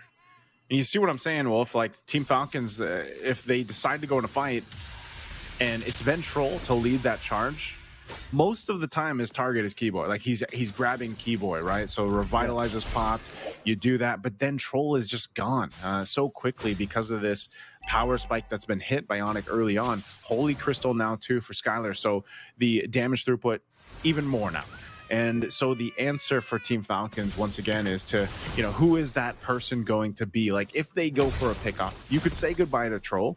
Troll's been mostly just, setting things up, but then dies. And unfortunately, you don't have, other than the Feathered Airstrike right now, you don't really have that much. Like, Sano, again, picking up the Esmeralda against the Harith makes sense, in terms of the matchup, but it's just not working here. The fact too that Boyet is on this Hayabusa, even if he goes into Shadow Kill, it's not enough damage to actually make Onyx worry, and it's just a case of the composition that Team Falcons brought to the table here. Even a Black Dragon form, which we usually see a big threat, it doesn't matter. He's even whittled down when he's in that form because of what Onyx is capable of doing. So right now with this lead, 5,000 gold, they do continue to take resources here from Team Falcons. They'll continue to focus down these tier 2 turrets in the mid and the bottom. But at least, if I could say the shining light here. Whoa, hold on. No, that's the combo brace right into the AOG. Sanji got me melted down, and they want to go for Troll this time. Sans collects that kill. They get 2 just like in the snap. Initiation coming up from Luthi with the flicker and the AOG to follow it up. My goodness, Onyx are explosive this time. Now they want more. Oh no. Sana jumps into the zone of Sans. This Jushin. You cannot do that against Sans, but fortunately he gets out. Skylar sees an opportunity in here, but he want to transfer into the middle. Zaman first to middle. Once again, the Fanny onto the counter this time. Fanny, can he get a kill? No. Oh, yes, he will. Some damage spill over out there to take down that Farsa. Now the wave clear is out for Team Falcons. They're going to find under this turret. Boy's just trying to clear this minion out so they can save this. Petrify used, but won't be able to get that bottom turret, potentially the top. What I was going to say earlier before that initiation happened by Lutpi was one of the great things about Team Falcons, or one of the hopes of Team Falcons lineup, is the Feathered Airstrike clear ability. Like, you can clear out these minions, you can defend on the high ground with it. But you saw what happened, man. As soon as that Feathered Airstrike was used to clear that lane, Onyx was like, all right, they don't have that. Let's just fight them. And so that's the other thing. Cuffin even needs to be wary of how he uses that in those situations, because once it's down, again, you don't have a big portion of your damage profile. So they are going to actually, seems like they want to go for this. Oh, but the counter AOG for that one, they did take on Lutpi. Now the shadow kill's not going to be enough to get the bonus kills. Skylar dancing over the Zaman Force. Troll is tanky for now, but he will eventually go down. Sano wants to take advantage of the shields, but 4 members of Onyx now onto this Esmeralda. It's taking a lot of time. Sano's surviving for this one. Flickers to the left onto Skylar. He might get a kill, but no, Skylar uses the wall. And now Sano getting lifted up. Sano survives all that. Well done coming up from the Esmeralda and almost taking out Skylar in the process. You think about it, that's a win for Team Falcons, as they did take out Lutfi in that clash. Wolf, imagine if they weren't 8,000 gold behind, right? I know this is still going to be a Lord for Onyx unless Boyet is able to pull out a miracle. Now, Unbreakable. Oh my goodness, a 2-man Unbreakable. Converted a 2-man meltdown to Boyet with a Steamer Engine. Kyrie will take him down with the retribution of all things. And now it's only out to Troll into Sano. Coffin is down for 24 seconds. Oh, Troll's trying to delay this. Defense, Troll with the flicker out. Trying to delay things right now. It seems very difficult. Skylar fends him up with that Salmon Force committed. It seems like Team Falcons will last for another minute, a few more minutes now, as the Fanny will focus on taking this Lord. Yeah, great choice there from Troll to delay that mid-wave to push in. So buys them enough time to go ahead and get back into the game. You know, everybody's up here, but man, again, you saw the health bars were just gone when they decided to go and fight. And ADNOC, you know, with this lead, look at this. Look at their items, man. Again, even for Skylar, now with the Divine Glaive locked in, Kyrie picking up a Radiant Armor, right? He's already got the bases covered for physical with the Brute Force. Now he went with the Radiant Armor. You know, his whole job is just to kind of swoop in, do a little damage, and let the rest of the team shine from there. So now with this Lord in the mid, base turrets nearly down, bottom one to follow. Team Falcons down massively. Can they defend? Two zone pops, the ultimate buoyant onto left. Both assassins under the backline. Scary, the first one to show himself. Troll catches free, but it comes buoyant. Oh, he gives a Tsunami Slam on the T-Boy, but Sandy will fall. Now Kyrie onto the backline. He wants to go kill Troll, and he gets it onto that far-size Lutpi. Now the buoyant is down, and the base is also in trouble. ADNOC making quick work as well of Team of Falcons. Victory! ADNOC will take game one off of that ending triple for Kyrie on the Fanny. Again, after dying to the first blood, what an adjustment there, but tough one to see. You know, again, you know, the Team Falcons, they seem to have a game plan in mind. They weren't able to execute it, unfortunately. That lineup, that composition that they had here, just very difficult. And that's why I said, yeah, it was great to see Sano go 1v4, 1v3, but he's just, again, you're down 8,000 gold. Let's throw it over to the panel, though, to break down a game one further. ADNOC Indonesia made a statement. ADNOC came prepared, they came focused, and they are clearly not kidding around in this series. They did not give Team Falcon a chance on that game. Good?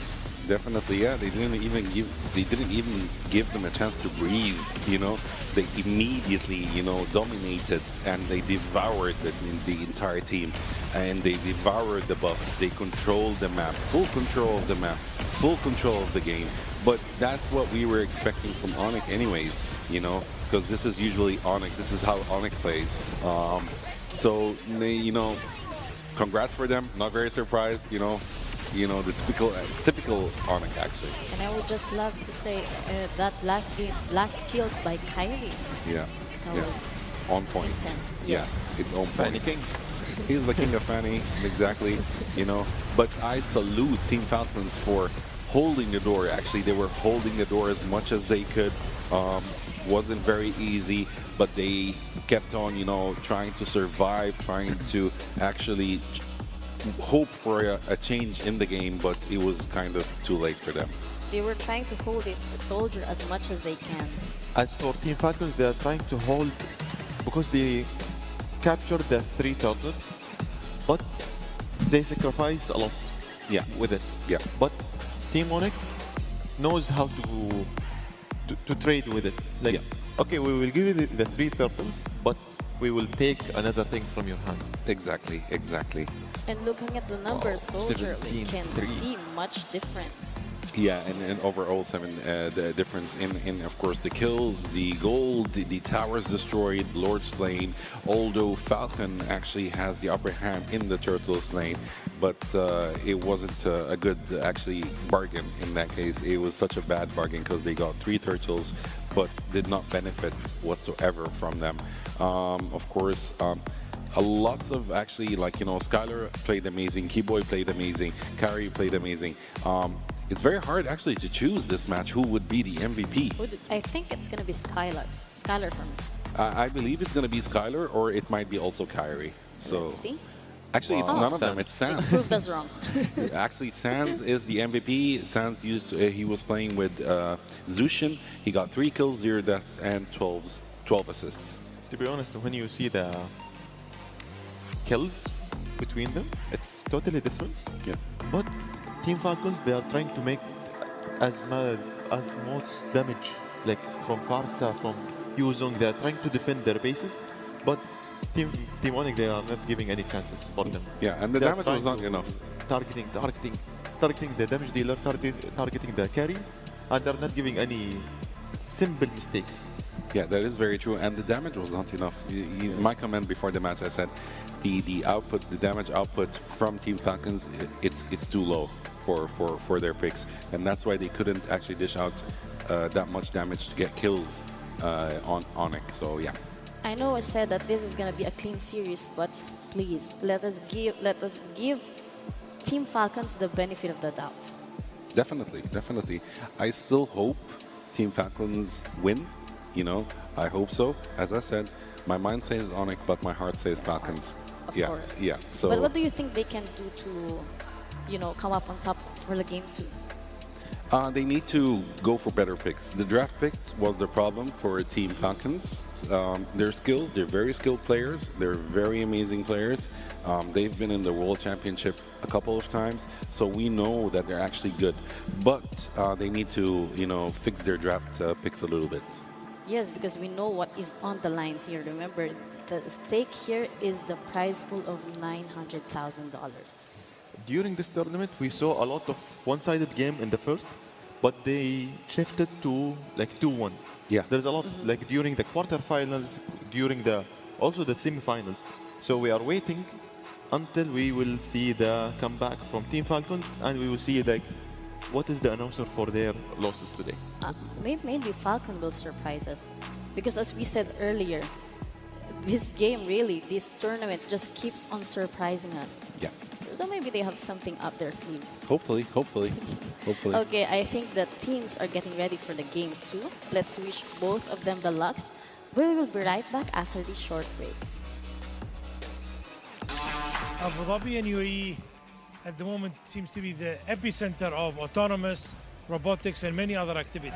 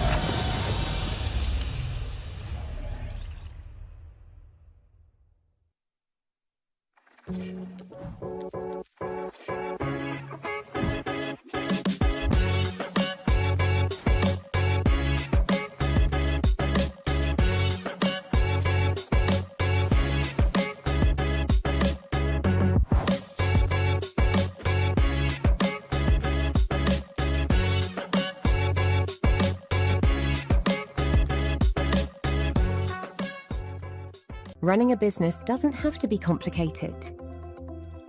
At Solutions Plus, we provide a tailored combination of consulting, business process outsourcing, and technology solutions, from digital to finance, procurement, HR, ESG, and integrated facilities management. We take care of it all, letting you focus on success. Partner with Solutions Plus and take your business to the next level.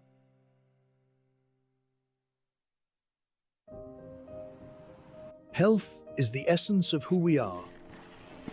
M42 is a global health champion harnessing the power of artificial intelligence, technology and genomics to transform healthcare systems and ensure that everyone, everywhere, has access to the care they need. Our dedication to health knows no borders, and we serve with the belief that health is not a privilege. It is a universal right. What if the spaces between us could disappear? And one move makes all the difference. Sometimes it feels like bonds growing stronger across any distance. When the spaces between us disappear, beautiful things happen. Looking Looking for car, health or home insurance? Don't waste hours calling around. At insurancemarket.ae, I bring you quotes from the UAE's top insurers in seconds. Compare, choose and buy instantly, all in one place. Over 200,000 policyholders already trust us with a 4.8-star rating. Join them today. Insurancemarket.ae, where insurance gets smarter. Insurancemarket.ae. Energy is life. And today, life is happening in two worlds, physical and digital. In Abu Dhabi, where source energy powers innovation, a new kind of energy rises. An energy that unites worlds through intention and action.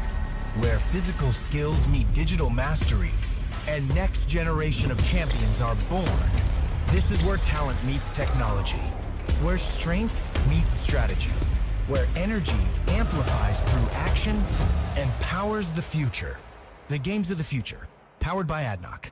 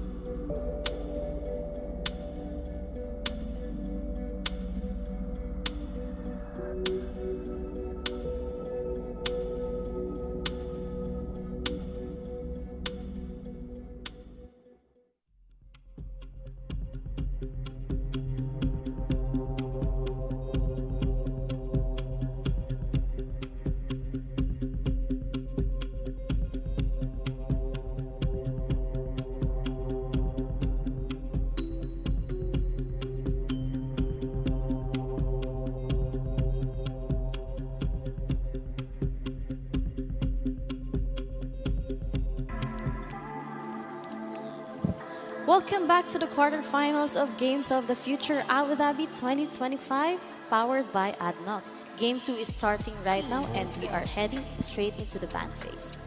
Soldier? Wow. Lancelot. Interesting. Until now, we have game 2 for Team Falcons and Onyx. We are seeing a lot of meta bans, a lot of targeted bans. We are seeing Paxia also for Falcons. Now Falcons have the priority to choose the first one, also the ban first one. Because they have the blue side priority. Interesting at home. What do you think of these 4 bans until now? For these 4 bans are very expected, but is Falcon going to leave Fanny again? That's the question. Are they going to leave it for? They are leaving Fanny for carry again.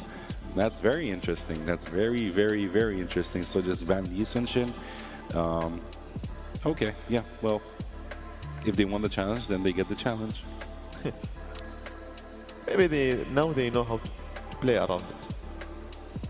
Because they tested in the first match, and they know how now they are prepared during the break. But they shouldn't be taking risks. Yeah. I don't think so. Yeah. Falcons is a risk taker. During that, a lot of tournaments, they are risk takers. But you know, right now they are playing for survival. Interesting. Maybe they have something on mind. Maybe Falcon has something else on mind. Maybe they have a plan. They have a ready draft. They know who to pick. So that's why, you know, whatever they're going to face, they are going to counter. I hope so, actually. You know, since actually Team Falcon are very, very, very skilled players, to be honest, and they deserve to win. So yeah, hopefully they would actually grab that win for the second match, so we can go to the third one. For Sanji. I'm expecting maybe mid. They're still going for Kalea, actually. They're going for Kalea. They don't want to take any risks that Onyx takes the Kalea, which is going to be much harder for them. So, yeah, they picked her instead. Very understandable. But right now we're waiting for Skylar and Kiboy to see who are they going to pick. For Onyx, if they will go for Fanny straight away, that's maybe it will maybe 50% win for them. But still, Falcon, they can counter it easier. But I don't think they're going to pick Fanny in the beginning. It's a stretch, but yeah, it's possible, but it's a stretch. I believe they will focus on other lanes instead. I think they're going for the same lineup. Yeah, probably a same lineup. Slight changes to be honest. So let's see. Maybe look, they secured Gato Gat and Labu Labu. It's very perfect for them, because if they secured Labu Labu and Gato Gat, the rest it's easy, because Gat and Labu Labu it's in the meta, and like a lot of times we are seeing in the ban. Oh, Uranus again.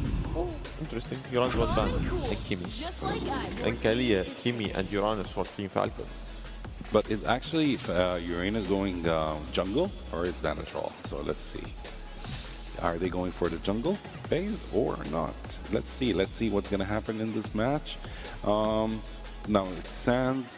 Who is Sans going for? Is he going for Farsa this time, or is he going to pick another mage? Let's see. I would like to see Farsa. Also, Yusenshin. No, Yusenshin is yeah, it's already banned. Yuzong. Yuzong is actually a choice, but why would they pick Yuzong if they have Lapu Lapu and Gatakacha? So there is no need for them to pick Yuzong right now. Maybe they will choose for Farsa. Yeah, they're actually going for Farsa. Yeah, they're actually going for Farsa. Yeah. But the previous game, I believe Falcon was playing with Farsa. Yeah, yes. not Onyx. Yeah. Onyx was playing with the Zushin. Farsa and Yuzong was for Falcon. Yeah, yes. Yeah. Now it's the second ban phase. We're waiting for Kari to go for the ban. Who is he going to ban? Right now, I think we are still waiting for an XP laner and a gold laner for Team Falcon. Oh, look. For me, Team Onyx as a Farsa, I want to see like different playstyle than usual. Because Farsa we saw a lot and during this tournament, but not with Onyx. Okay. I've been waiting for too long.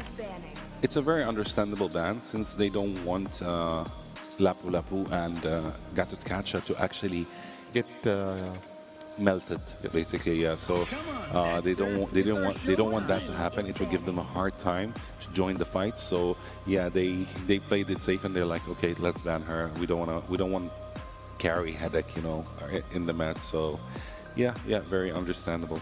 Right now we're waiting for the last ban from Lutfi from Onyx. But Team Onyx, they're depending on Gatu and Labu Labu more because they are trying to deny anti-tanks and anything that and be annoying for them.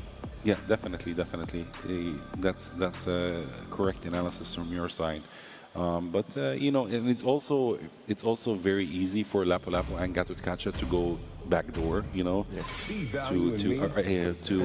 you know, target mages or target marksmen or target, you know, gold laners, squishy heroes basically. So yeah, it's a good choice for them, and they're very good at crowd control as well. So the last ban from Onyx was Fredrin, so this is going to be interesting actually. Now we're waiting for the last ban from Sano, from Team Falcon. Who do you think he's going to ban? Maybe Harith. Yeah. Harith. Yeah, Harith it's such a great ban. On the point. Yeah. But I want to ask you about Arlott ban. Why?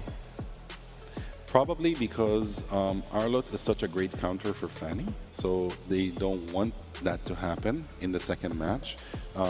You know, Fanny's counters are not that much heroes that can counter Fanny, so they wanted to, since they didn't ban Fanny, so they were like, okay, maybe they are actually planning to go for Arlott, so no, let's keep Arlott out of the game.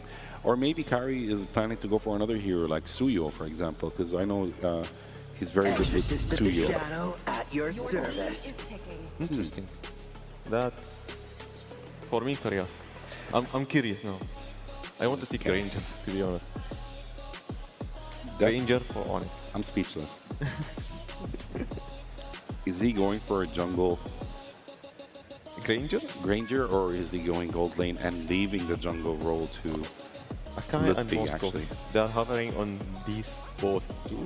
Most interesting. They remove carry and they have another pick for Moscow for anti-tanks, and they can like easier. If they are comfortable with Moscow, it will be like some chances on their hands. Probably yes. Now we're waiting for the last pick from Onyx, Lutfi. Is he going to play the jungle role, or did actually Kyrie pick Granger for Lutfi? Okay, Bharat. Okay, Wow. so Bharat is going to be the jungler for this match, and Skylar is actually playing with Granger, so they were actually picking for each other. So yeah, that's very, very nice of them. Now the draft, it's equal for me. Like the picture, the puzzle, it was like missing piece, but now little equal for both, because there is Akai in the jungle and there is Baratis in the jungle. It's not going to be an easy game, by the way, for both teams. It's not going to be an easy game. Yeah, it's not going to be an easy game because I see the damage output for both teams are actually almost equal, and the tankiness and the sustainability is also, and the survivability also is equal for both teams. So, not right now, the people with the highest experience will show up right now. You will go with who? The heart or the mind? Mind. Onyx. Alisa. You know, Onyx Indonesia has the advantage after the game one. So the big question right now, are we going to see a clean series, or Team Falcons is going to prove us wrong? Hopefully, yes. Casters, Hopefully, take it away. Welcome to game 2 here. Once again, a do or die right now for Team Falcons going against Onyx from Indonesia. And it's me, Nice Dude, with Wolf to bring it the action. Man, Wolf, I've been asking for this, man. I finally got it. It's my wish list for games of the future. I wanted to see the Barretts come through. I know it was played by Kyrie earlier on in the group stage. That's right. And it had to be the longest game so far that we've had. I think it was a 31-minute game. And whoa, Troll, 1 HP, by the way. Flicker burned. That's not good for Team Falcons off to the start. But here, this is the interesting thing. This is what I wanted to pick your brain about this. The Barretts, after the buff that from the patch, look at the emblem Kyrie's running with, too. Killing spree. Yeah, I guess because it's very difficult for you to proc the ignition. Impure Rage is not gonna help you. Concussive Blast is not gonna be useful for a jungler anyways. Yeah, even for the killing spree. I think this is a damage barrett as well. You get so much sustain actually, because you don't have to really worry about your HP. What you want to do is make sure that you put your enemies low enough. Be active in the map. That's what I'm very saying. And now, speaking of being active, B-Boy and Suns got that Kacha as well as the Farsa. This is such a strong combo in the mid lane. But they're going to be up against Kalia with his Kimi, which is also, I would say, a stronger kind of duo. So it's going to be a lot of aggression coming up from Team Falcons as well as Onyx. The advantage that you get from the Barretts, because there was one time where it's like Baksha versus Fredrin, Barretts, and Akai. Where Akai counters Fredrin, but Barretts counters Akai in a way that you cannot get stunned when you're casting Daytona's Welcome during the ultimate. So it kind of nullifies the overall strength of an Akai, wherein you want to pin down your opponents during that threat-free battle. But if you're crowd controlling units, the Barretts, it's going to be difficult. So that's the ideology here for Onyx, as Troll is going to be jumping up and about. Sanji on the back. He want to kill Stance this time, but look at that. Daytona's Welcome already committed. It's going to be Troll under duress, taken out. Key Boy. It's going to be sustainable for now. Eventually will be taken out by Coffin. And it looks like Team Falcons has achieved what they wanted to do. They have fended off the attack from Onyx. Actually forcing Kyrie out of the zone. No more Daytona's Welcome means that this could be an easy thorough take for Team Falcons. And really will be unless Sans does something about it. Heavy spin retribution is there. Yeah, Onyx will not get that W. Team Falcons will get the turtle. Yeah, it was a good attempt, and they knew once that Daytona's Welcome was gone, plus the Bravest Fighter that was to secure the kill, that Team Falcons had the opening window to go ahead and secure that, and that's what they did. It was a trade for the roamers basically across the board, but it's the farming that's happening here too that's giving Onyx that bit of an advantage, and you'll see that happen here time and time again, the way that they rotate around the map. Now, I do like this better for Team Falcons, just in the sense that Sano is actually on a traditional marksman. We've been seeing them pop up more and more, especially on the non-YSS lineups, right? You do see a lot of fighter and even a double fighter lineup when the YSS is picked up. But in this case, they've got Sano on the Moskov. Moskov has been able to do really well so far through the majority of Games of the Future. Here's a lockdown. Yep. I want to go for Skylar, and that is a great pickup coming up from Team Falcons. They take on the gold laner. They might even take more. Key Boy getting melted. They've just forced the AOG, but the kill onto Skylar, that's the bigger objective that Team Falcons were able to get. Sanji just forcing the retribution. Onyx has to be careful about this, because when it comes to late game scaling, they really have to depend on Skylar. They do have the Farsa though, so at least there is an additional way for them to do the damage, but if you're just going to be focusing on that Farsa, it will not be enough as they take out They just got the Sky Piercer too. What the? I mean, yeah, that's going to be great for Skylar. You just mentioned Skylar, and as soon as you mentioned him, he gets a kill. That was a setup there that they went for. I'm not sure why Team Falcons and Troll stayed around that area too, but yeah, early stack for Skylar to go ahead and build up with.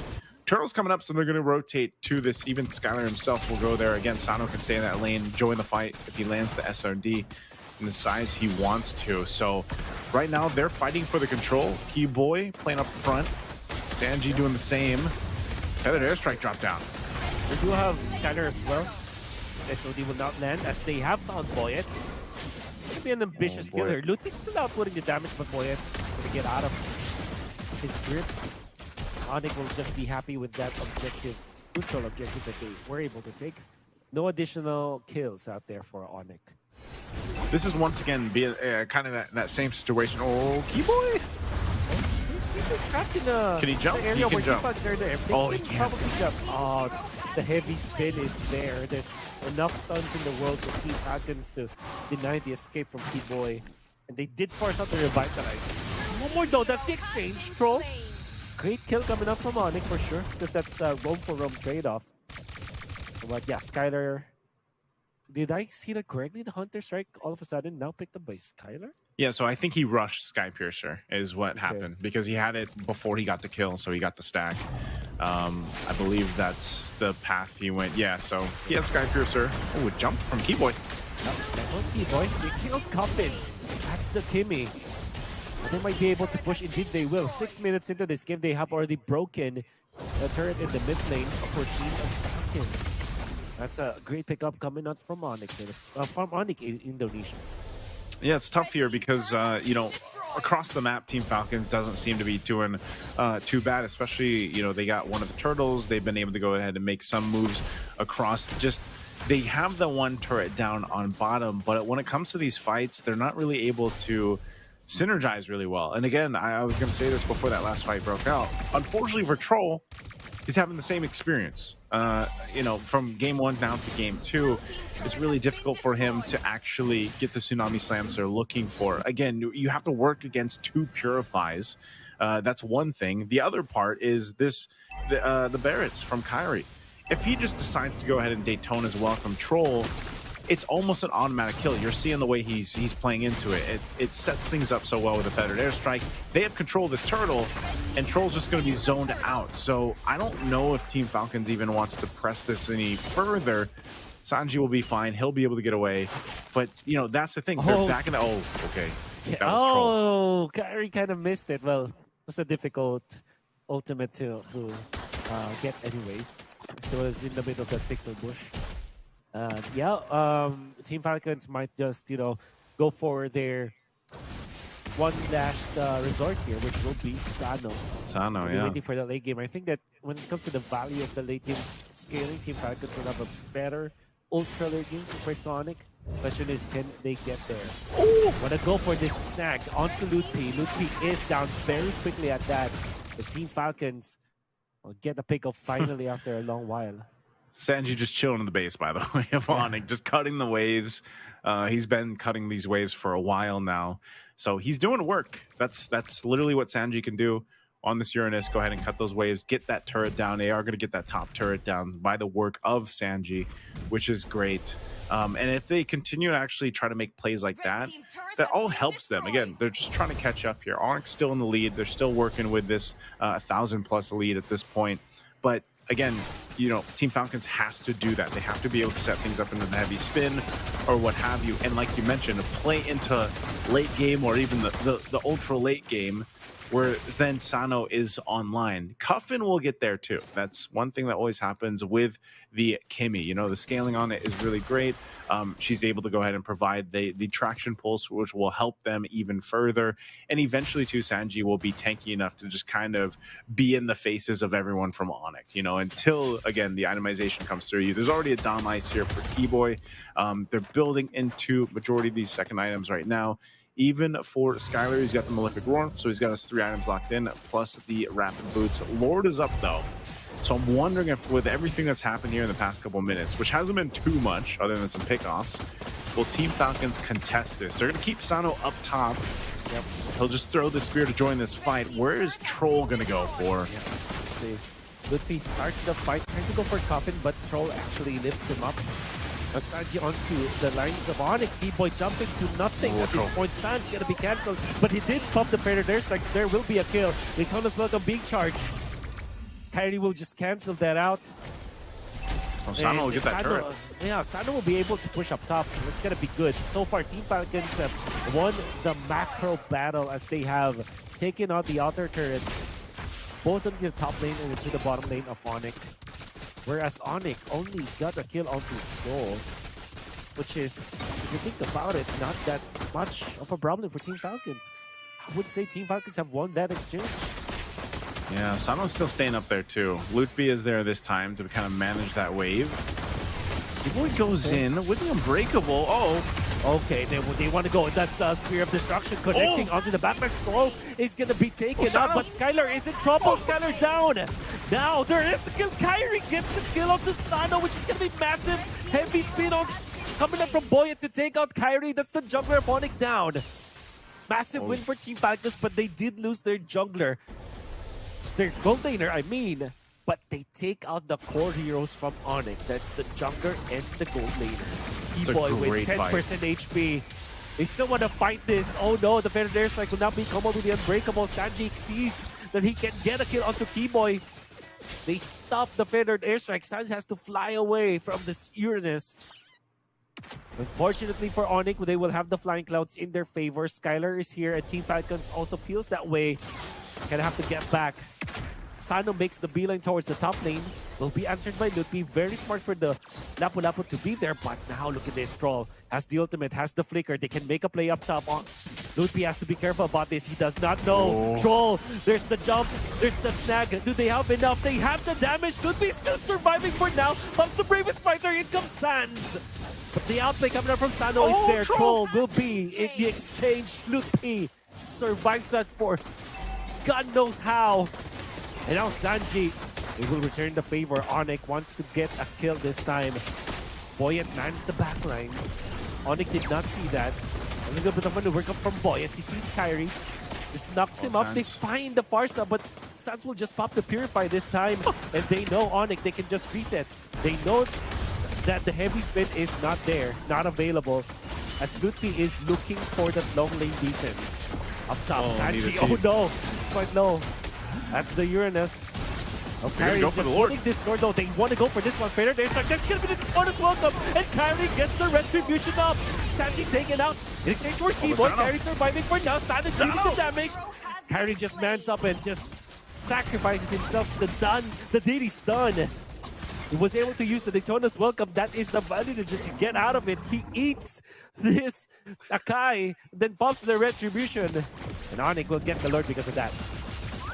Oh man, that was probably the longest fight for like the first Lord of the game right there. And you know, it's so funny to see that interaction between a Barrett, how he can just go ahead, Daytona's welcome the Akai, but the Akai can essentially kind of do the same thing if he's able to go ahead and get past that Daytona's welcome and push him away. So Lord was secured. They're still playing into this. Troll could be in trouble here. Yeah, Troll just manhandled by Skyders with a Sans. Look at the kiting that they did. Lutpi, AOG? Is he in trouble? No. AOG is there to save him, to help him. In comes the heavy spin out of Sans. Perfect target coming out from Boyet.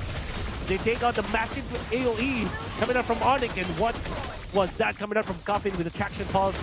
Catching two members of Onyx. Did not score a kill though, but they did defend. Team Falcons are really, really good at this when it comes to their re-engage. They might not have taken out the lead that Onyx has built, but they have survived. And that is what matters most here for the Moscow. Yeah, that's great. Again, Team Falcons, despite, you know, that bit of a deficit they had against Onyx, they're able and capable of fighting against this lineup with this composition that they have. Like you mentioned, a big component to that was Cuffin's traction pulse. If they can get that, and it's a little difficult for Onyx to actually catch Cuffin too. Like if he has a flicker or not.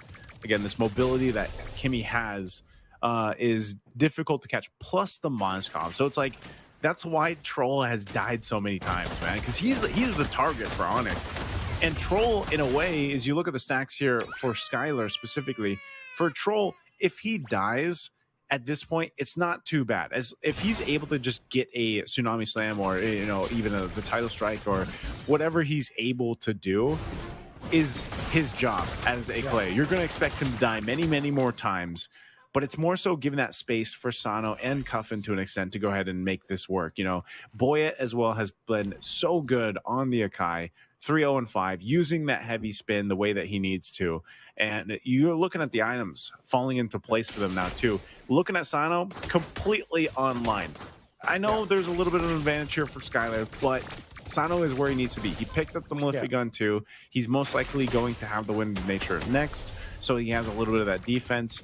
And even for the rest, that's why Cuffin's damage hurt so much. He's got his Divine Glaive, the wings, and then the Glowing Wand. So it's all good. It's all stacked up. And you can see this with the build that Troll has too. His job is just, I want to go get these, I want to get these Tsunami Slams off. I want to get these abilities off. If I die, I die. Yeah. Even when Onyx is leading by 1,000 kills, you can argue that there's a distinct advantage for Team Falcons, which is Coffin having that. Because if you think about the gold laners, they're pretty much even at this point. Kyrie as well as Boyd have essentially the same amount of farm, but Coffin has a little bit of an advantage over Suns, and this is a DPS. But now, Lutfi wants to go for this kill onto Sano. Sano is life stealing though, but Lutfi reaches him. Troll trying his best to control this Lapu-Lapu, but they're trying to outplay this one. Look at that, another stun. Lutfi is surviving for now. And this is a 3 versus 4 in the turret. Lutfi still surviving. Meanwhile, Kyrie looks for that ultimate onto Boy, and they want to get this retribution up. Who gets this? This is going to be Kyrie. T-Boy now going to be pinned down, but in comes the ultimate. Lutfi's still winning the 2v1 out there. Kyrie is low, but in comes Skylar to deal with damage. Coffin misses the bolts, and now the damage is there coming up for Skylar. Boy, might be in trouble because of this. And that's the shutdown indeed. Suns and Skylar combining to deal the damage that they needed to take out Boyet. They also take the Lord. And while that's happening, Lutfi just bought enough time, dude. He should not survive that long, but he did. Wolf. Oh, no sense. He purified. Oh, he's not getting away from that. Good layering there from Team Falcons. But I was going to say, Lutfi, the bravest fighter, man. 2v1. But once again... Literally the bravest fighter. Yeah, but once again, it doesn't matter. This Lord results into basically nothing for ADNOC. Team Falcons keeping it together. Let's look at the replay here. All right, we got 3 cams, but this is the Lord fight. Lutfi doing 2v1. Channeling that Lapu-Lapu right here. Amazing that he's able to do that, but once again, because of the way this went, ADNOC essentially doesn't get too much off the Lord take. And it was just a great way to go ahead and defend and make things work for Team Falcons. Staying into that game, you can see they're not getting what they want off these Lord takes. Yeah. Seems like ADNOC Indonesia or ADNOC Esports with this Barretts. It's just so difficult to close out games already at a late game. Eventually, Team Falcons will have better scaling overall against ADNOC. Not to say that ADNOC doesn't have their late game prowess. I still feel like they can. But when it comes to just the quality of heroes that they can get, Team Falcons, with this Kimi, with this Moskov, definitely having the tools to deal with ADNOC in this latter portions of the game. In fact, you can argue that this 1.4k lead of ADNOC doesn't matter as much, especially because they haven't been able to push an inhibitor turret against Team Falcons. So this is such an even game up at this point, despite the fact that ADNOC has led by, when it comes to the goal, they have led by 1,000, 2,000 for the longest time. It feels very even as of this moment. Let's say the majority of the game has been very even. The way this is played. Whoa, Keyboard jumping in. They just want this turret, I think. Yeah, they actually forced the flicker to Sano. The feathered airstrike is not going to be used yet by Suns, but just the AOG is enough. The fact that Keyboard did not die, it's actually important here. Getting the purple buff, they will get it. All the while, Lutfi has been able to push. A little bit of war of attrition in there that ADNOC won by a little bit, just because of the fact that they have taken on the turret. Yeah, so again, it's those small things that kind of add up here. Oh, are they going to go for Sano? To go for display. They know he doesn't have flicker. Yeah, that's right. And Sano, if you overstep here, it's going to be difficult for you. They do have the sentry. Will not pop it just yet. Yeah, he'll be okay. He'll be okay. Lutfi's gonna stay there. Look who's coming up there, though, too. Troll, just in case, So the senses of Team Falcons here are on point. Again, they know the timer for the flicker. It's still down for a whole minute. And so if they choose to make a play, and that's why you see ADNOC trying to decide, do we actually want to make a play here for Sano? Because obviously if Sano's out of the picture, that's a big part of Team Falcons lineup gone. And so it's a stalemate for this Lord. Again, with this Lord being nearly at 20-minute mark, evolved, much stronger, much more difficult to take. And that's why you see this kind of positioning here from ADNOC plus Team Falcons. Really undeciding that. So, yeah. Sana, as long as that flickers up, he'll be fine. So they just want to delay for now. Up the sentry up top to scout up where Lutfi is. 3 versus 3.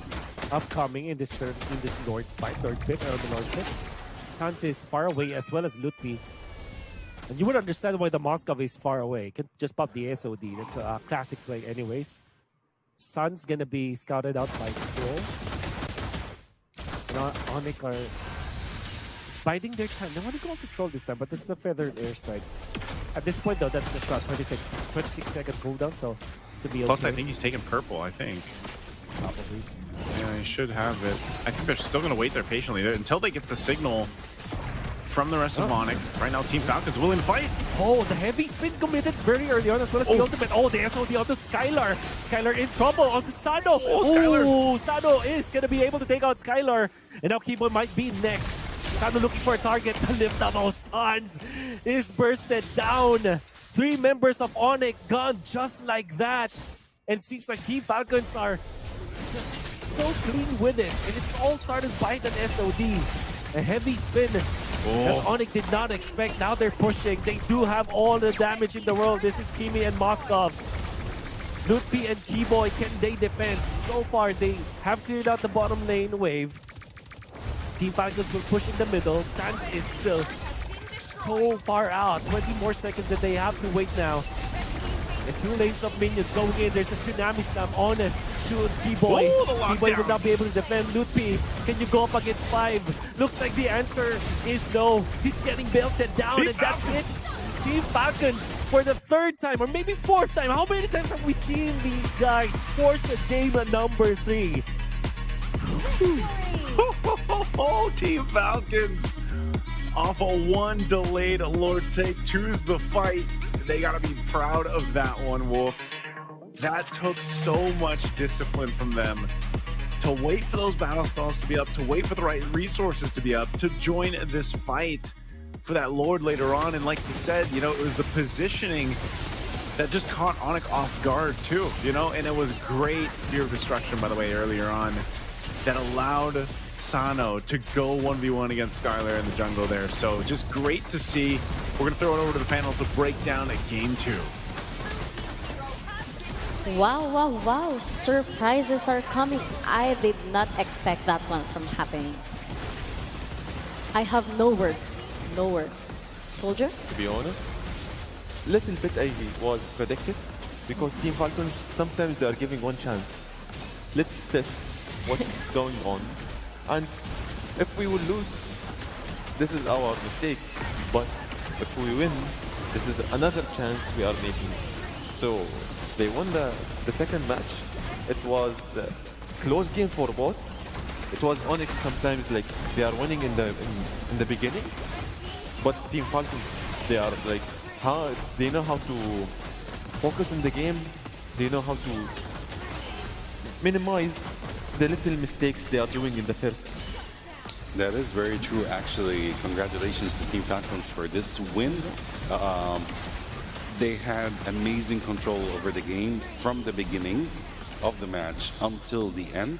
It was actually not very easy for them, but they managed to actually get the win by their patience, by their planning. They were very, calm while they were playing. They were very strategic. They didn't get emotional, and that's what we got from them. That's the win that we got for Team Falcons. So I'm very, very, very proud of them to win a match against Onyx. And I know both of your hearts are happy right now. Yeah, definitely, definitely, yes. To be honest, the elements of psychological thing plays a good role here for Team Falcons. They lost the first game versus a great team, but they didn't surrender easily. Yes. They fight again and again, and they won the second game. And we will go for game 3. As we can see, the leaderboard is saying a lot because there is a lot of Team Falcons. They are MVPs during this game.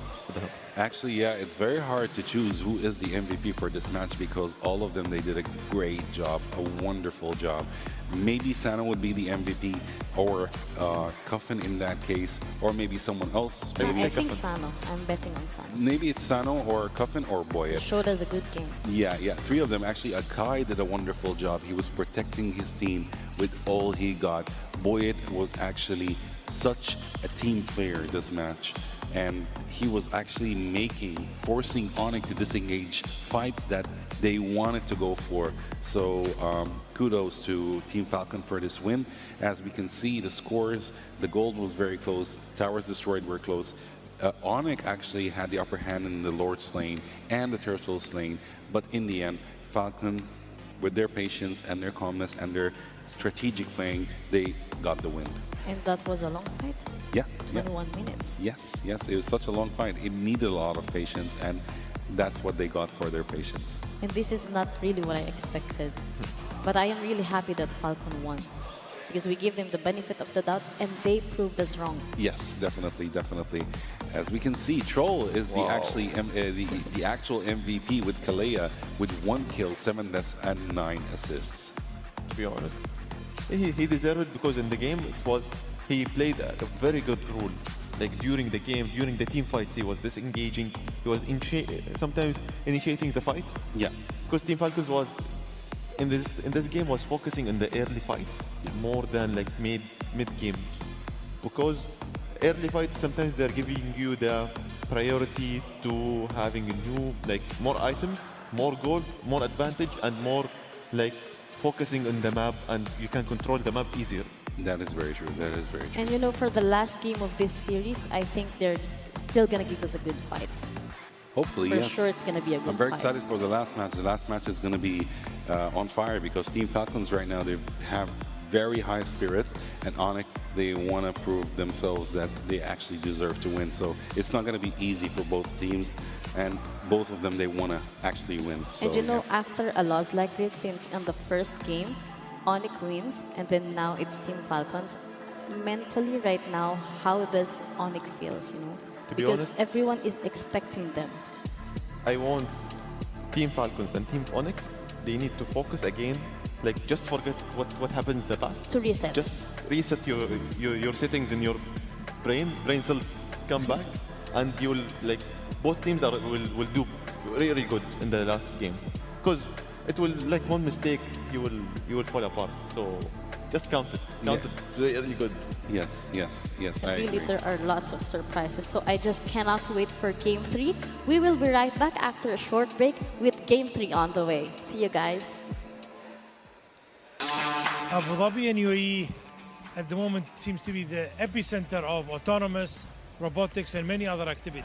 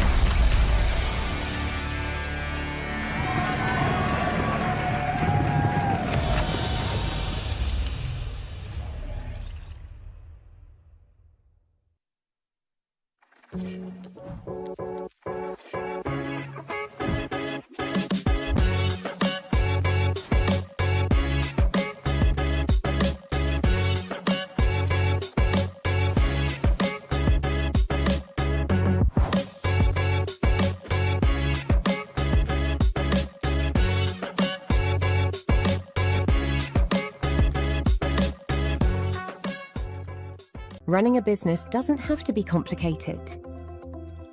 At Solutions Plus, we provide a tailored combination of consulting, business process outsourcing, and technology solutions, from digital to finance, procurement, HR, ESG, and integrated facilities management. We take care of it all, letting you focus on success. Partner with Solutions Plus and take your business to the next level.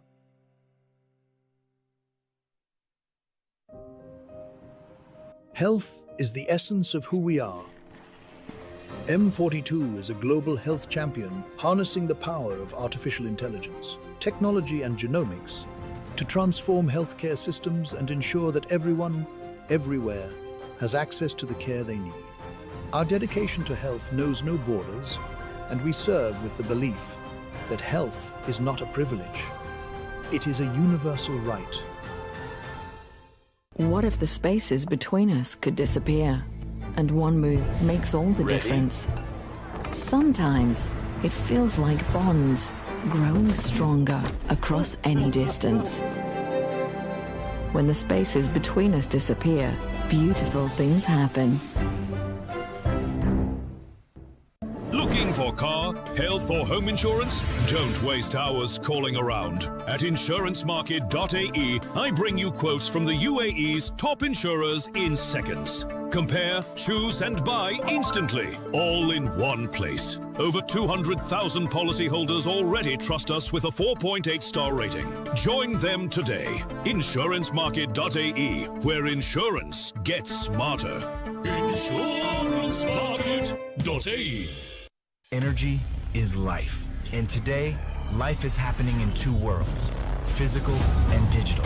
In Abu Dhabi, where source energy powers innovation, a new kind of energy rises. An energy that unites worlds through intention and action.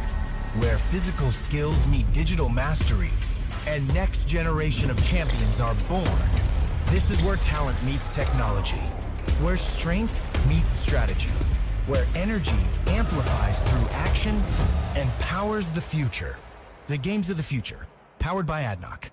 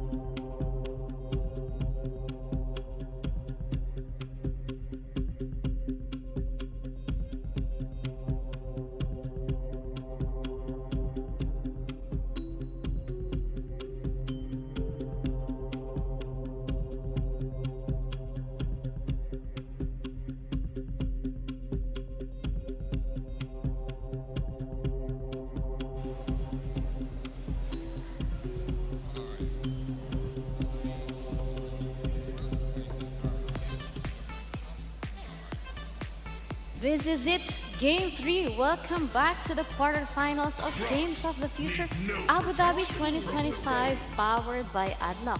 This is one final game to decide who moves on to the semifinals. Once again, ADNOC Indonesia versus Team Falcons. Who do we think is going to come up on top of this? And the bans are underway.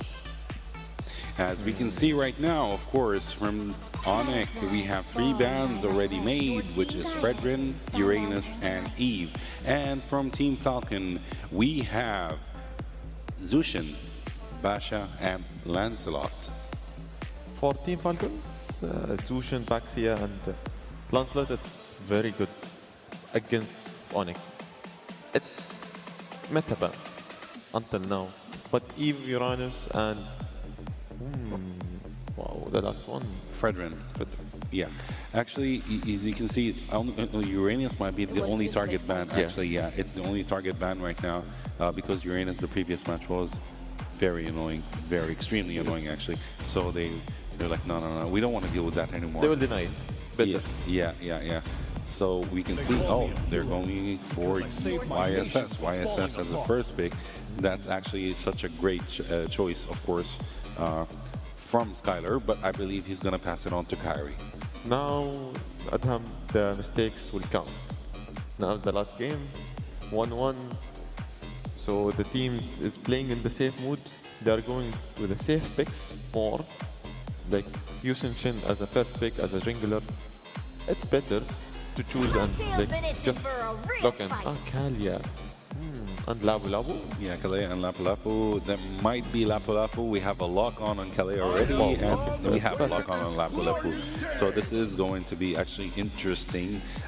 As we know, both teams, they are aware that there is $900,000 on the stake right now. So yeah, they're gonna give it their all right now. They're gonna make it hard. Yeah, they're not gonna, play right now. Yes. They're not gonna take it easy. They're going full on because it's a lot of money. Both of them under pressure. Yeah, definitely. Timmy and Gatugat. We're kind of actually seeing that they're switching roles a little bit since the previous game. Kimmy was with actually Team Falcon. Right now ADNOC is like, no, we're taking it this time, give us a chance to play Kimmy this time, so to show you how to actually play with Kimmy. But Kimmy, the previous match, was actually amazing as well, so yeah. But let's see how good ADNOC will do with Kimmy. Do you think Fanny we will see it in the last game? I don't think so, because Kyrie already took YSS. Boyet, of course, went for Farsa. But I believe, do you think Falcon would go for Fanny this time? Maybe. That's what I want to predict. Challenge Kyrie face to face. Wow, the king. Fanny King. So who is the king? Yeah.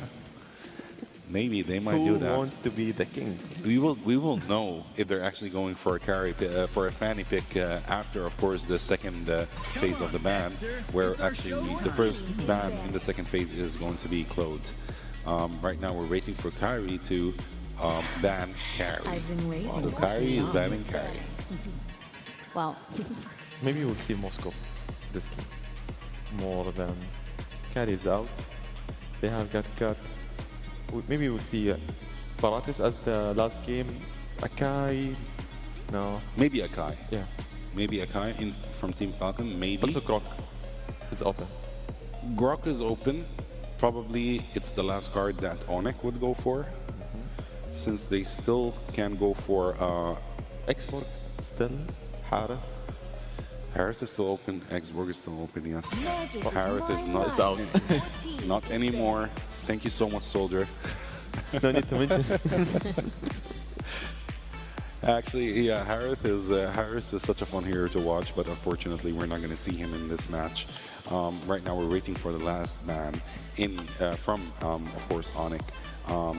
I believe they would go for a jungler ban. Yep, they did go for a jungler ban, which was Akai, another annoying jungler. So let's see, who is Sano going to pick for Team Falcon? Until now, we are seeing the same picks as for the last games, but changing some rules. Maybe. Because Kimi was with Falcon's hand, now Kimi with Farza, it was Onyx earlier, now back to Falcon. Yeah. You're just changing it up a bit.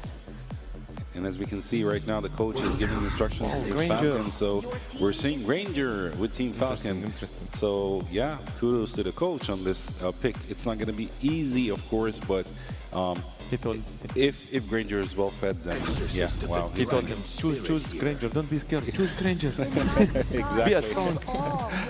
Be a man. Choose Granger. Esmeralda and Yuzong. Esmeralda and Yuzong. This is going to be very, very, very hard for Falcon right now.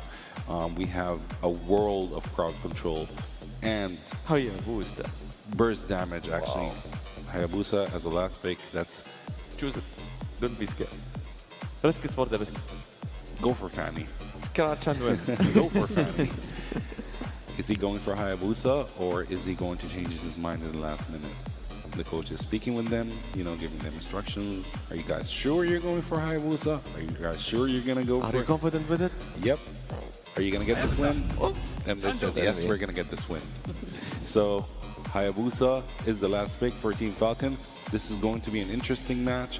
There is a balance in the damage output. Slightly more damage output from Team Falcon than Onyx, but Onyx has more survivability and sustainability than Team Falcon. So we're going to see what's going to happen in the match itself. I really like Falcon's strat more than Onyx, but Onyx, I think they will focus on mid-late game. Objectives more. Yes, that is true. Okay, I think that's it from us.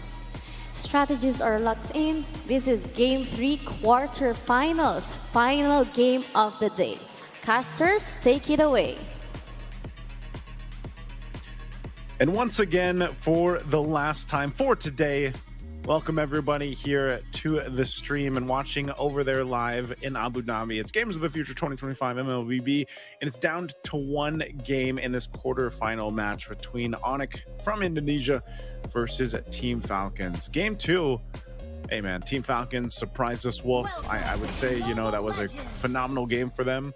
But now we've gone to drafts that are a little more standard for Game 3.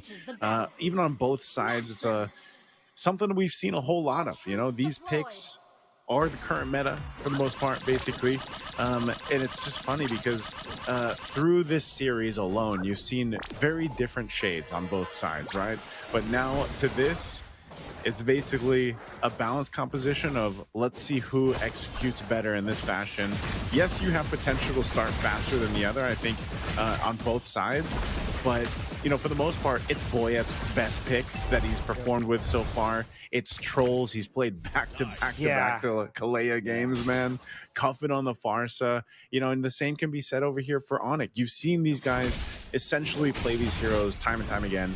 And Skylar even going with the Esmeralda against the Granger and the Goldling. Somehow like if you're Onyx as well as Team Falcons, at least you played a good hero in your last game, potentially your last game, no matter what happens. And Sun's already taking some, zoning out copy. I think he's able to deny at least 1 or 2 minions away from that Farsa, which is going to be instrumental in them getting Eternal One of them. Oh, Ludpi. Shy, since it's enough. Ludpi takes out Sanji. See that. Best usage of the Petrify. And you would think that that's not a possible way to do it if you're Yu Zhong, especially under the Outer Threat and Shields. But yeah, seems like Ludpi has played this hero way too much and he knew the limits in Zero. It's always the thing about the Yu Zhong, man. One of the best laners to go 1v1 against, usually has the advantage in a lot of matchups. And that Petrify. I mean, there's not too many heroes that can do that, right? Fighting under the turret with those shields like that. So, a great start for Ludpi. They're still going to go ahead and start up this turtle, though. Look at the positioning here from Team Falcons, though. Ludpi avoided that gank coming out from Team Falcons, and he knew that because of that first blood, it's going to be easier for him to get to level 4. Just because of that read coming out from Onyx, it kind of wasted the time of Team Falcons. Coffin is not level 4. Troll is not as well, whereas Onyx, they have taken that turtle just like that. What a great maneuver and the hard lead from Onyx. But now Keyboy in trouble. As the AOG, how many times have we seen this, man? Keyboy is just baiting out some commitments from his opponents. Yeah, with that, I mean, there hasn't been too much happening here, but because of the way that the rotations have gone, look at the lead that Onyx has been able to build already. Again, it's only one kill on the board from Loopy earlier in the first blood, but because of, you know, the gold from the turrets are being taken here, the way they're moving around the map, the objective, of course, Team Falcons will find themselves at an early game disadvantage. That's not too bad because this lineup allows them to go ahead and actually have some pretty good skirmishes now that the level 4s are available. That again is usually between, oh, Tsunami Slam actually in the mid. They love the Keyboy, no AOG during that moment, and that. As I was saying, you know, those level 4s. Yeah, so important. The Tsunami Slam with the Feathered Airstrike early game potential is just massive. You throw in Boyet on this comfortable pick of the Hayabusa, it's almost a guaranteed kill if they're able to get it. Again, eventually, you know, these Purifies are going to come into play. Troll's job will be much harder in the mid game towards the late game, just like we saw before. So you might as well capitalize on having that available to you right now. 20 seconds away from this turtle to come up. Onyx obviously still with this bit of a lead, not losing too much if Keyboy is the one to go down here. And so they'll get in position. Boyet will go ahead and grab his buff. Kyrie is going to go ahead and wait for some information plus the rotation for the rest of the team to come through. Again, the YSS a little bit susceptible to this lineup, so he's got to be really careful about his positioning, but they're going to go here on the bottom side. Yeah, because they get Tsunami Slam, won't get AOG far too late. Duty down for the count. Kyrie in exchange will get a kill in control. Want to kill Sanji? No, they will just focus on Crab. And eventually, they'll be able to take this Turlo. But going with the Retribution, so maybe Onyx will not be interested in taking this like just yet. However, I think the timing might be just off. Or it might just play himself unless Keyboy going to delay him, I guess. So far, or try to anyway. Try to delay him. In comes the Yuzhong with the ultimate from out of nowhere. Looking for a target this time, but it's just more for zone out. The Squad Shadows has been prepped up. Kyrie is here, but he was stunned up. Sanji takes this turtle for himself, and Kyrie is down. Now Keyboy with a taunt to punish Coffin as well as Sanji, but I think the Team Falcons are very much happy with whatever happened in there. Boyan has to run away from Luffy. Very tanky. Sanji can kill Troll. Yes, he can. I don't know if that's glowing one that he was able to get now. That was very early to get that item. We're going to see the item. Oh, it is. There it is. Yeah. It's the glowing wand. Yeah, just enough. Just literally enough to take that kill there. But yeah, it was unfortunate for Kyrie. He wasn't able to get the Retribution off at the right time. I know he used it, but just the turtle was secured for Team Falcons, which is great for them because they still have so much grounds to cover. You know, and this lead that Onyx has will continue to build up. It's spread out pretty well, too. The fact that Sans has the 2 kills and the one that he just got him this bit of an advantage is kind of troubling because, again, with a Kimmy, naturally you're thinking, you know, late game she's going to be a bit more of a menace, but now that you're scaling up earlier than you normally would, the traction pulse isn't the only thing that you have to watch out for your Team Falcons, right? So we'll see what Sans is able to do, and now with this bit of a lead against Cuffin, who, you know, the Feathered Airstrikes have been there, but it hasn't been as valuable just yet. So Cuffin's positioning needs to be kind of fixed here a bit for Team Falcons, and we'll see if they're actually able to convert anything here for now. But both teams still trying to work on some of these tier 1 turrets. It's only that one turret down that Loopy got. He's still on that bottom side, but it looks like Onyx might go ahead and start to put some pressure to open up the map up here on the top side. You gotta take note that there are important items that Team Falcons have picked up as well. The Fleeting Time for Troll, which will mean that the Tsunami Slam will be more active.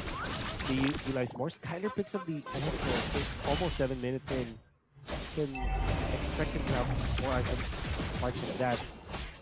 Prioritizing the Oracle over the Enchanted Talisman is going to be great for Onyx because that means that they can have someone to control their team. Sano gets out. I really want to see the items. If Skylar has both Enchanted Talisman as well as the Oracle at 7 minutes. That is such a big time. He does have it. He does. Wow. Yeah. 4.8k as of this moment. He's been farming like crazy, man. Yeah. You know, and against the Granger too, against Sano here. He said the whole plan was to go ahead and grab that objective. Now they're going to get the tier 1 turret down. It just seems like Team Falcons is a little more passive right now. And maybe that's part of the game plan to allow Sano to get to where he needs to be. I know he's got the 2 items already, Hunter Strike and Sky Piercer, but as you know with the Grangers, you need a little more time to cook there. But they're going to force it in the mid. Force it in the mid. Indeed, there is the Dragon Form going to be used. Sanji Lapu-Lapu is not getting any mark. In fact, he will be taken out because of the damage out of the Esmeralda. Luke P was there to kind of cut off any reinforcements coming out from Team Falcons, and Onyx will just get a clean kill onto Sanji. They will try to push this mid lane as well. So sliver away tree for this turret. I think that they will be able to take them down. Yeah, it's going to be very easy for them to get T-Boy charging up here. Team Falcons will do everything they can to hold on to it, though, so that they do. Yeah. It's inevitable for this turret to go down eventually because they got to deal with the rest of the map, and that's what I was saying. You know, Team Falcons is a bit passive right now. It's purely playing around Troll, and that is pretty difficult position to be in if you're Troll, because especially when your flicker is down, you know, you got to rely on the rest of your kit there to get these tsunami slams off, the tidal strikes and whatnot, and so it's pretty tough because really no one else is able to do it just yet. It is, oh no, Troll. Good info that they got from here. Troll is not the target. I think they want to get the Granger this time. Sano will try his best to get out. Gets a turret actually, flickers out there. And try to outplay Kyrie in here, but with so much members of Onyx. Okay. Oh, good space. Wow, Troll actually, whoa. Okay, the decision. Sano's still going. Yeah, he's still going. Eventually we'll get the dash. That's the nod that we used. Oh my goodness. AOG. Oh, the cancel. No. They cancel it out. And now he misses. Oh Sano escaping death from the bottom lane up to the top. Coast to coast. And now Team Falcons, they have the advantage. Now the Lord setup is there. Sanji going in for Sun. Suns has to pop the Purify for that one. Kyrie with the ultimate. Okay, they want to jump into that. It's up to Kyrie. And now he's taken out. That's a Parsa dealing the damage. Now Lupi tries his best to take out someone from Team Falcon. Sans, he don't want to close up a kill out to Troll. Sanji taken out. In comes Skylar. He has to streak ball. Boyet is down. Sano will be chased down by Skylar while Sanji tries his best to avoid Lupi. But he aids them. Now Sano and escape death once more. Oh my Sano goodness. takes out the Lord. And Onyx already losing that fight, but have found an opening. Skylar forces the flicker out. Sano, oh, he's taken out. Parcel with the ultimate. Skylar dances. He's trying to get away. He gets away. Onyx, oh my goodness. Miraculously won that team fight. Fancy feet, Skylar, man. The bomb, the weave. And what was that fight? It started by chasing Troll, then going to Sano. Sano went around, all the way around the world, basically, to the Lord, to nearly it being lost to Team Falcons because Kyrie was taken out with the Tsunami Slam and the setup from Sanji. And luckily, the rest of Onyx was able to get there in time to secure the Lord because, man, was that a crazy extended fight. I think we go for Boyet. Boyet, oh, he received so much damage. He could have popped the ultimate. Onyx played that perfectly. Team Falcons have lost their steam. They gotta have to rally around this top lane or maybe just give it up. Just defend from their base. They eventually will have the Holy Shields anyways. It's just 11 minutes and 30 seconds. It just allows that to clear out the minion wave for them. It will be the case. Gotta have to wait for Boyd for now. Onyx are just happy with the results of the first 11 minutes of the game. Yeah, well, I think it was one of those situations where, you know, Team Falcons saw a bit of that hope. Again, they've been down thousands of gold throughout this whole match, and then they saw a moment there where they potentially had it, but then with Onyx adjusting the play, securing the Lord, it kind of, you know, was a demoralizing for them a little bit, but they can still adjust from this. I know 7,000 gold. That's a lot of ground to cover here for Team Falcons, but you can't count them out just yet. We've seen games turn around before. We've seen games go 30 minutes here in the Games of the Future. So Team Falcons, as long as they're able to stay focused in on how they can turn this around. And once again, it usually falls on those shoulders of the gold laners, you know, getting the space to work with. Sano has the items he needs. Taking a look at him right now, he's got the Malefic Roar working on his next. You know, the damage output. Same thing with the Cuffin. Like, Cuffin just needs a little more time. He's got this glowing wand of Divine Glaive. They're able to go ahead and cover that, but they're too far behind collectively as a team right now. And the only way to solve that problem is for Team Falcons to kind of buckle in and get ready to defend. Their defense is great. So this kind of lineup should keep them into this game for the minutes that they need. That's one of the big things here. They don't want to get caught into a situation where they're scrambling to get a pick off and then they get collapsed on and they lose a team fight entirely. This next Lord coming up, though, it seems like they want to contest it, and that could be a little too risky. It might be better off just defending in the base, but with your tournament life on the line, do you risk it? Do you go for it? That's what Team Falcons is trying to decide here. Skylar will push out Sanji as the rest of ADNOC will start up this Lord. Cuffin was going to go handle these waves, but they're going to force this one. Troll could be in trouble. Flickers defensively. A little disconnected here. Sanji with the ult, and now AOG. Troll is going to get caught because of that. They want to get a kill of this one. Dynamics have defensively. Troll be able to get out. Troll's still alive. And they let go of that Lord. But nobody died for Team Falcons as well as ADNOC. However, ultimate's committed as well as the battle spells. I think this is the moment where if you're Team Falcons, you say, yeah, let's just give it up.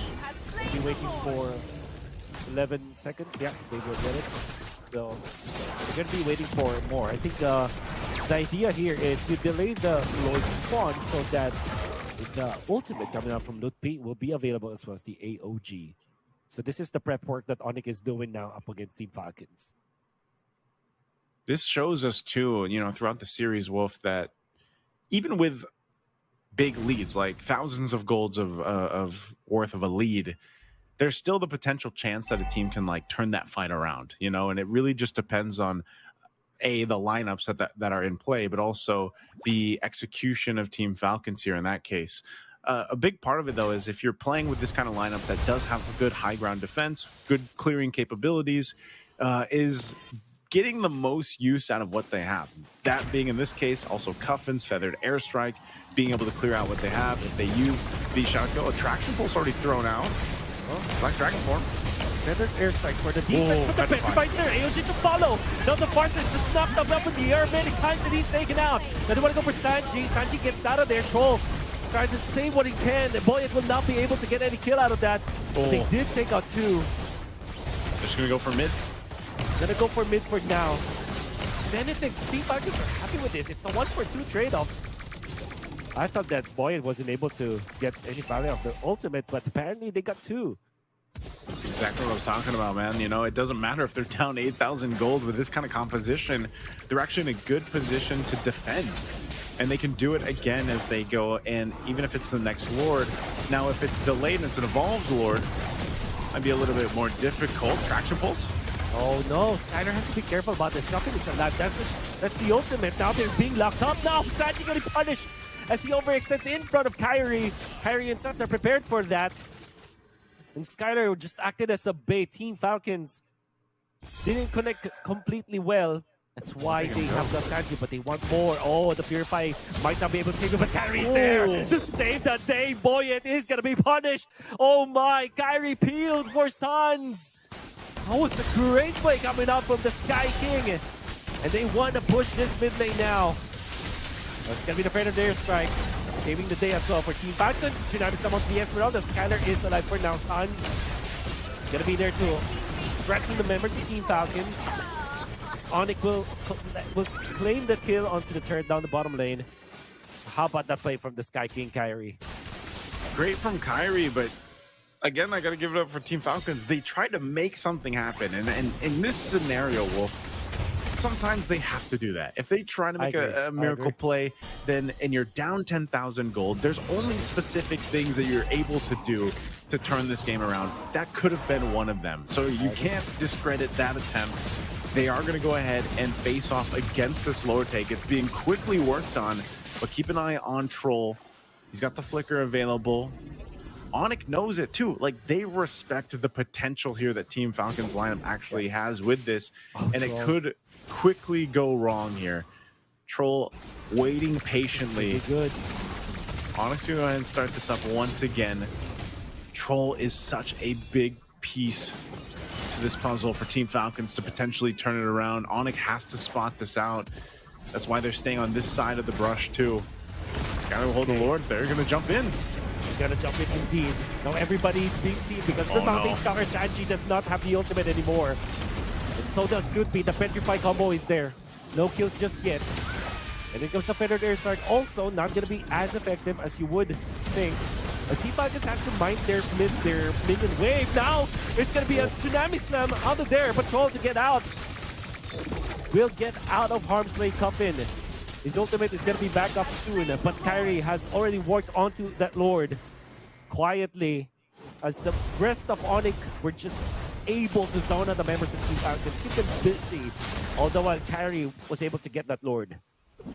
Yeah, they just had to wall them off. Again, with Team Falcons utilizing some of their ultimates before that fight even broke out. ADNOC knew they had the advantage, and that's why they were able to go ahead and just play zone with that. So this is an evolved Lord getting ready to go towards this base here. And this is what I was saying for Team Falcons. It's a huge obstacle to see if they've gotten enough time. Again, they've been down thousands of gold for minutes, and they've bought themselves 5 or 6 minutes to this point. Great job utilizing this composition to stay in the game. They are going to have to deal with this push-in, though, losing their base turrets here. Can they stay in a Feathered Airstrike drop down? ADNOC not going to initiate into that. They're just going to be waiting for the Lord. Sanji into the front lines. Here comes the Sky, this ultimate. Yuzhong Sanji is out now on the back lines. Ludwig knocks at the Barca. Coffin down. That's the way they're out. In comes the fight. The Shadow kill. Not going to be enough for now. And they can kill the Troll. And even Sando falls. Everybody drops dead. And now it's ADNOC to advance to the semifinals. Took them a little bit longer to end that game, but ADNOC will make it happen. Heading to the semifinals, and Team Falcons showing fight, showing grit to stay in that game for as long as they could, despite being down at the thousands of gold that they were. But a phenomenal performance through their run here at Games of the Future 2025 at Abu Dhabi. Team Falcons definitely one of the teams that has continued to improve from every international they've performed in. But ADNOC, once again, just one of the powerhouses of MLBB esports, and they continue to show it. You know, with these compositions, Wolf, it was a bit difficult to make it work, but at the end of the day, the best team with the least amount of mistakes will make it happen. Let's throw it over on stage to hear our winner's interview. Officially the last team to qualify into the semifinals of the MLBB competition right here at the Games of the Future. Kyrie, come over here. I heard that you are the most talkative person and you have the biggest fan base here in Abu Dhabi. People absolutely love you. What would you say, Kyrie, is the thing that helped you guys the most, although you fell through in the second round, but what helped you the most to win this match? I think it was my teammates, especially Skylar with his Esmeralda. Amazing. And what's now the plan moving forward into the semifinals? A pretty tough match you guys have got. What's the plan? We're just gonna try our best, and that's all. Amazing. Well, good luck to you guys. I'm sure you've got a long night now. Tomorrow, big day for you guys at the semifinals. One more time, Abu Dhabi. Give it up to Team ADNOC one time.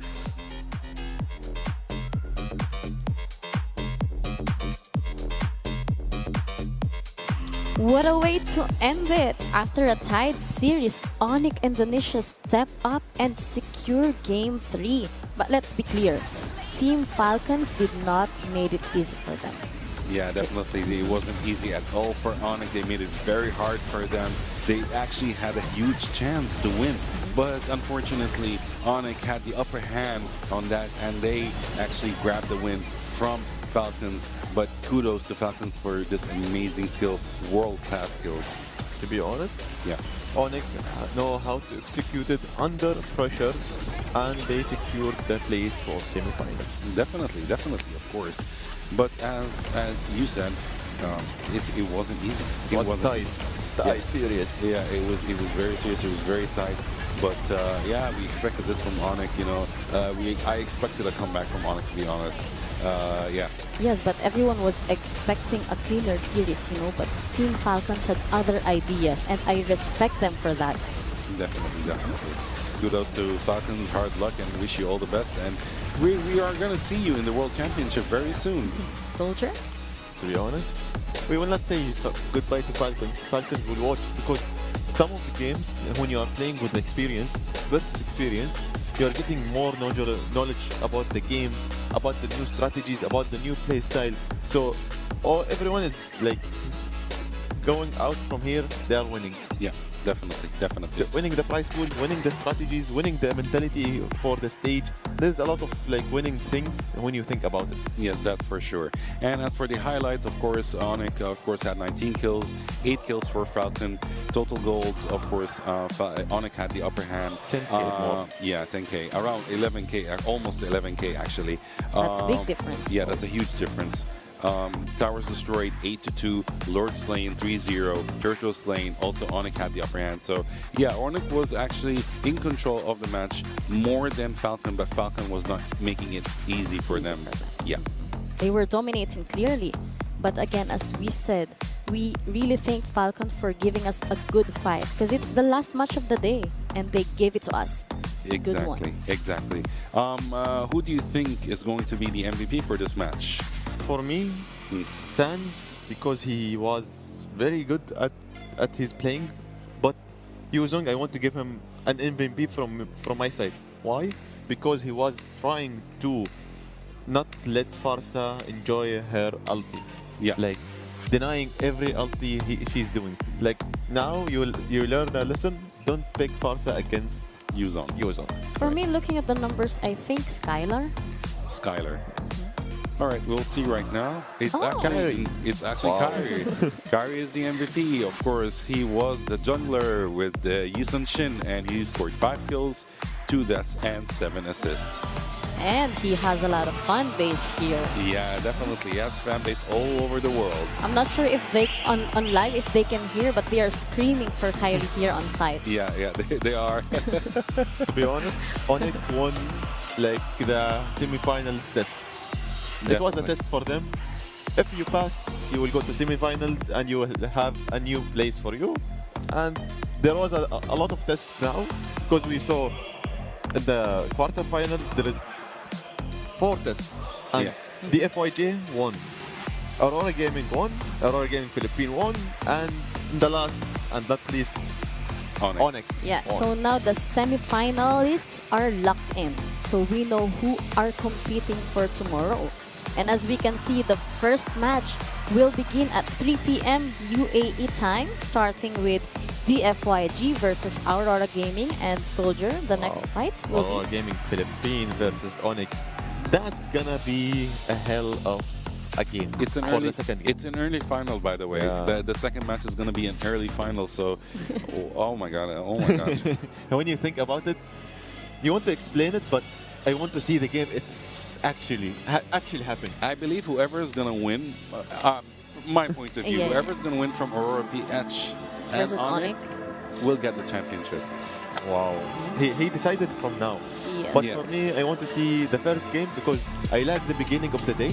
Like it writes everything for me. But for the second game, I'm patient for it. I will wait. Very patient. Let's see. Yes, I'm just really excited for tomorrow's game. So I think everyone here live on sites and who are tuning online, they need to watch for the tomorrow's game. We have some lineup, very big ones. To be honest, the FYG, Aurora Gaming, and Aurora Gaming Philippines and Onyx. Imagine Aurora Gaming and Aurora Gaming Philippines, they are going to finals. Wow. Okay, we're just really looking forward to tomorrow. And please, everyone who's watching right now, don't go. Please stay streaming on our official YouTube page. Keep on watching for us and for tomorrow's game. So, because tomorrow we will be back with more massive matchups. Stay tuned, and this is goodbye for now. But see you tomorrow. See you.